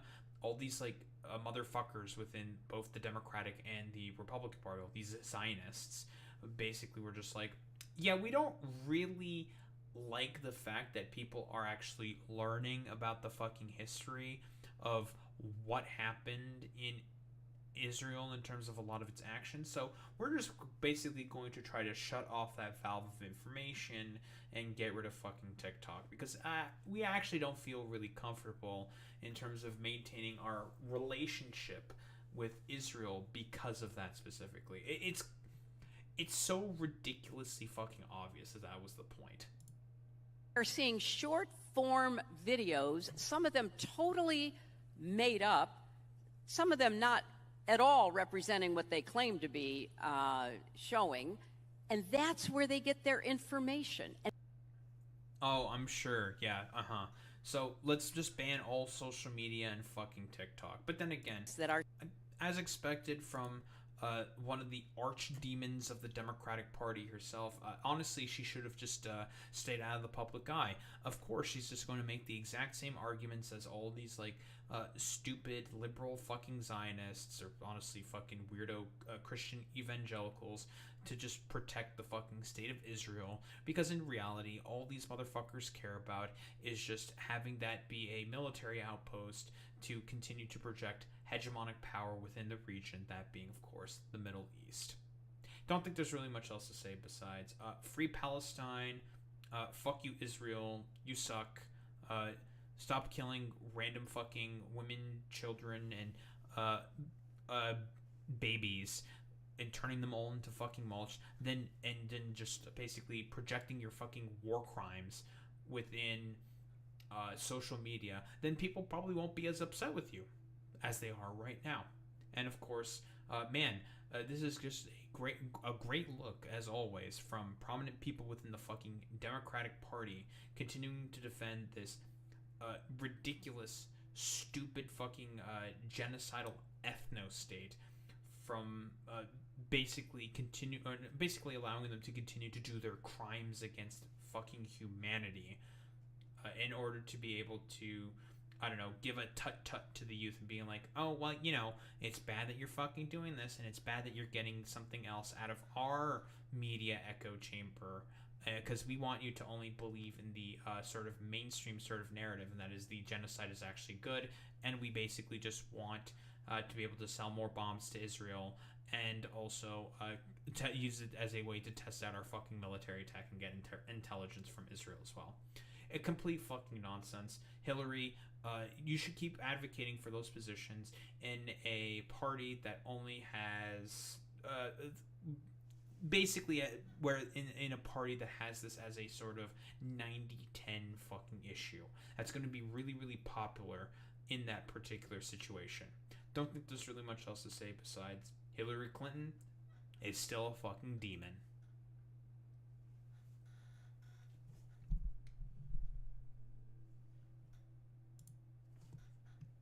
What the hell's going on here? Israel's inception there have been did work through coexistence, genocidal, short-term power. Didn't last long enough though. Eventually returned to genocide/occupation. The existence of that regime from the get-go is the root issue. I mean, Theodore Herzl himself, the ideological father and founder of Zionism, has said it himself that it is about, well, colonialism, fundamentally speaking, that it is inherently sort of nationalistic, right? So that's always been the intent with what Israel is doing in the region. They want to ethnically cleanse the Palestinians so then they can, well, put in a fucking ethno-state for themselves. That's always been the thing.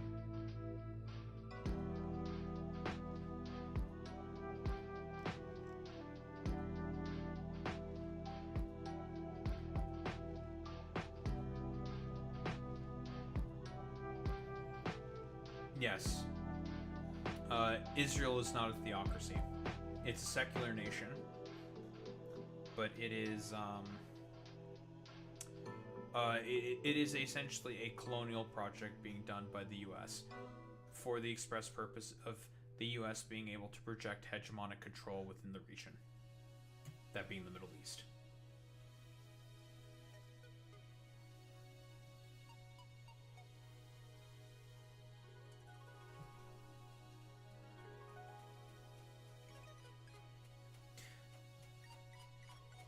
Yeah, but the problem now, no self, is that we are now currently in the era after the fucking Holocaust, where Jews themselves also say, never again. And that's essentially being completely disregarded right now by the state of fucking Israel. So it's time for some accountability for Israel.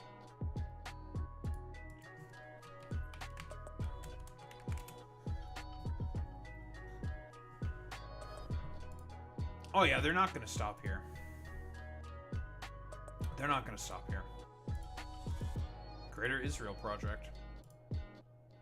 They want parts of Syria, Iraq, Saudi Arabia.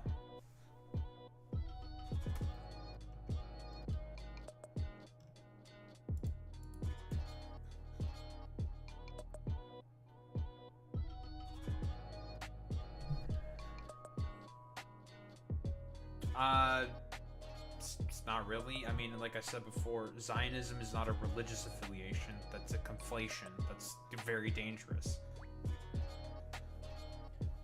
It is an ideology. It's a political ideology. And it is dangerous to say that it is a religion.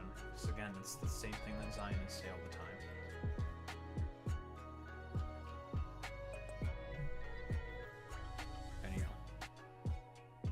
Why don't we raid out to...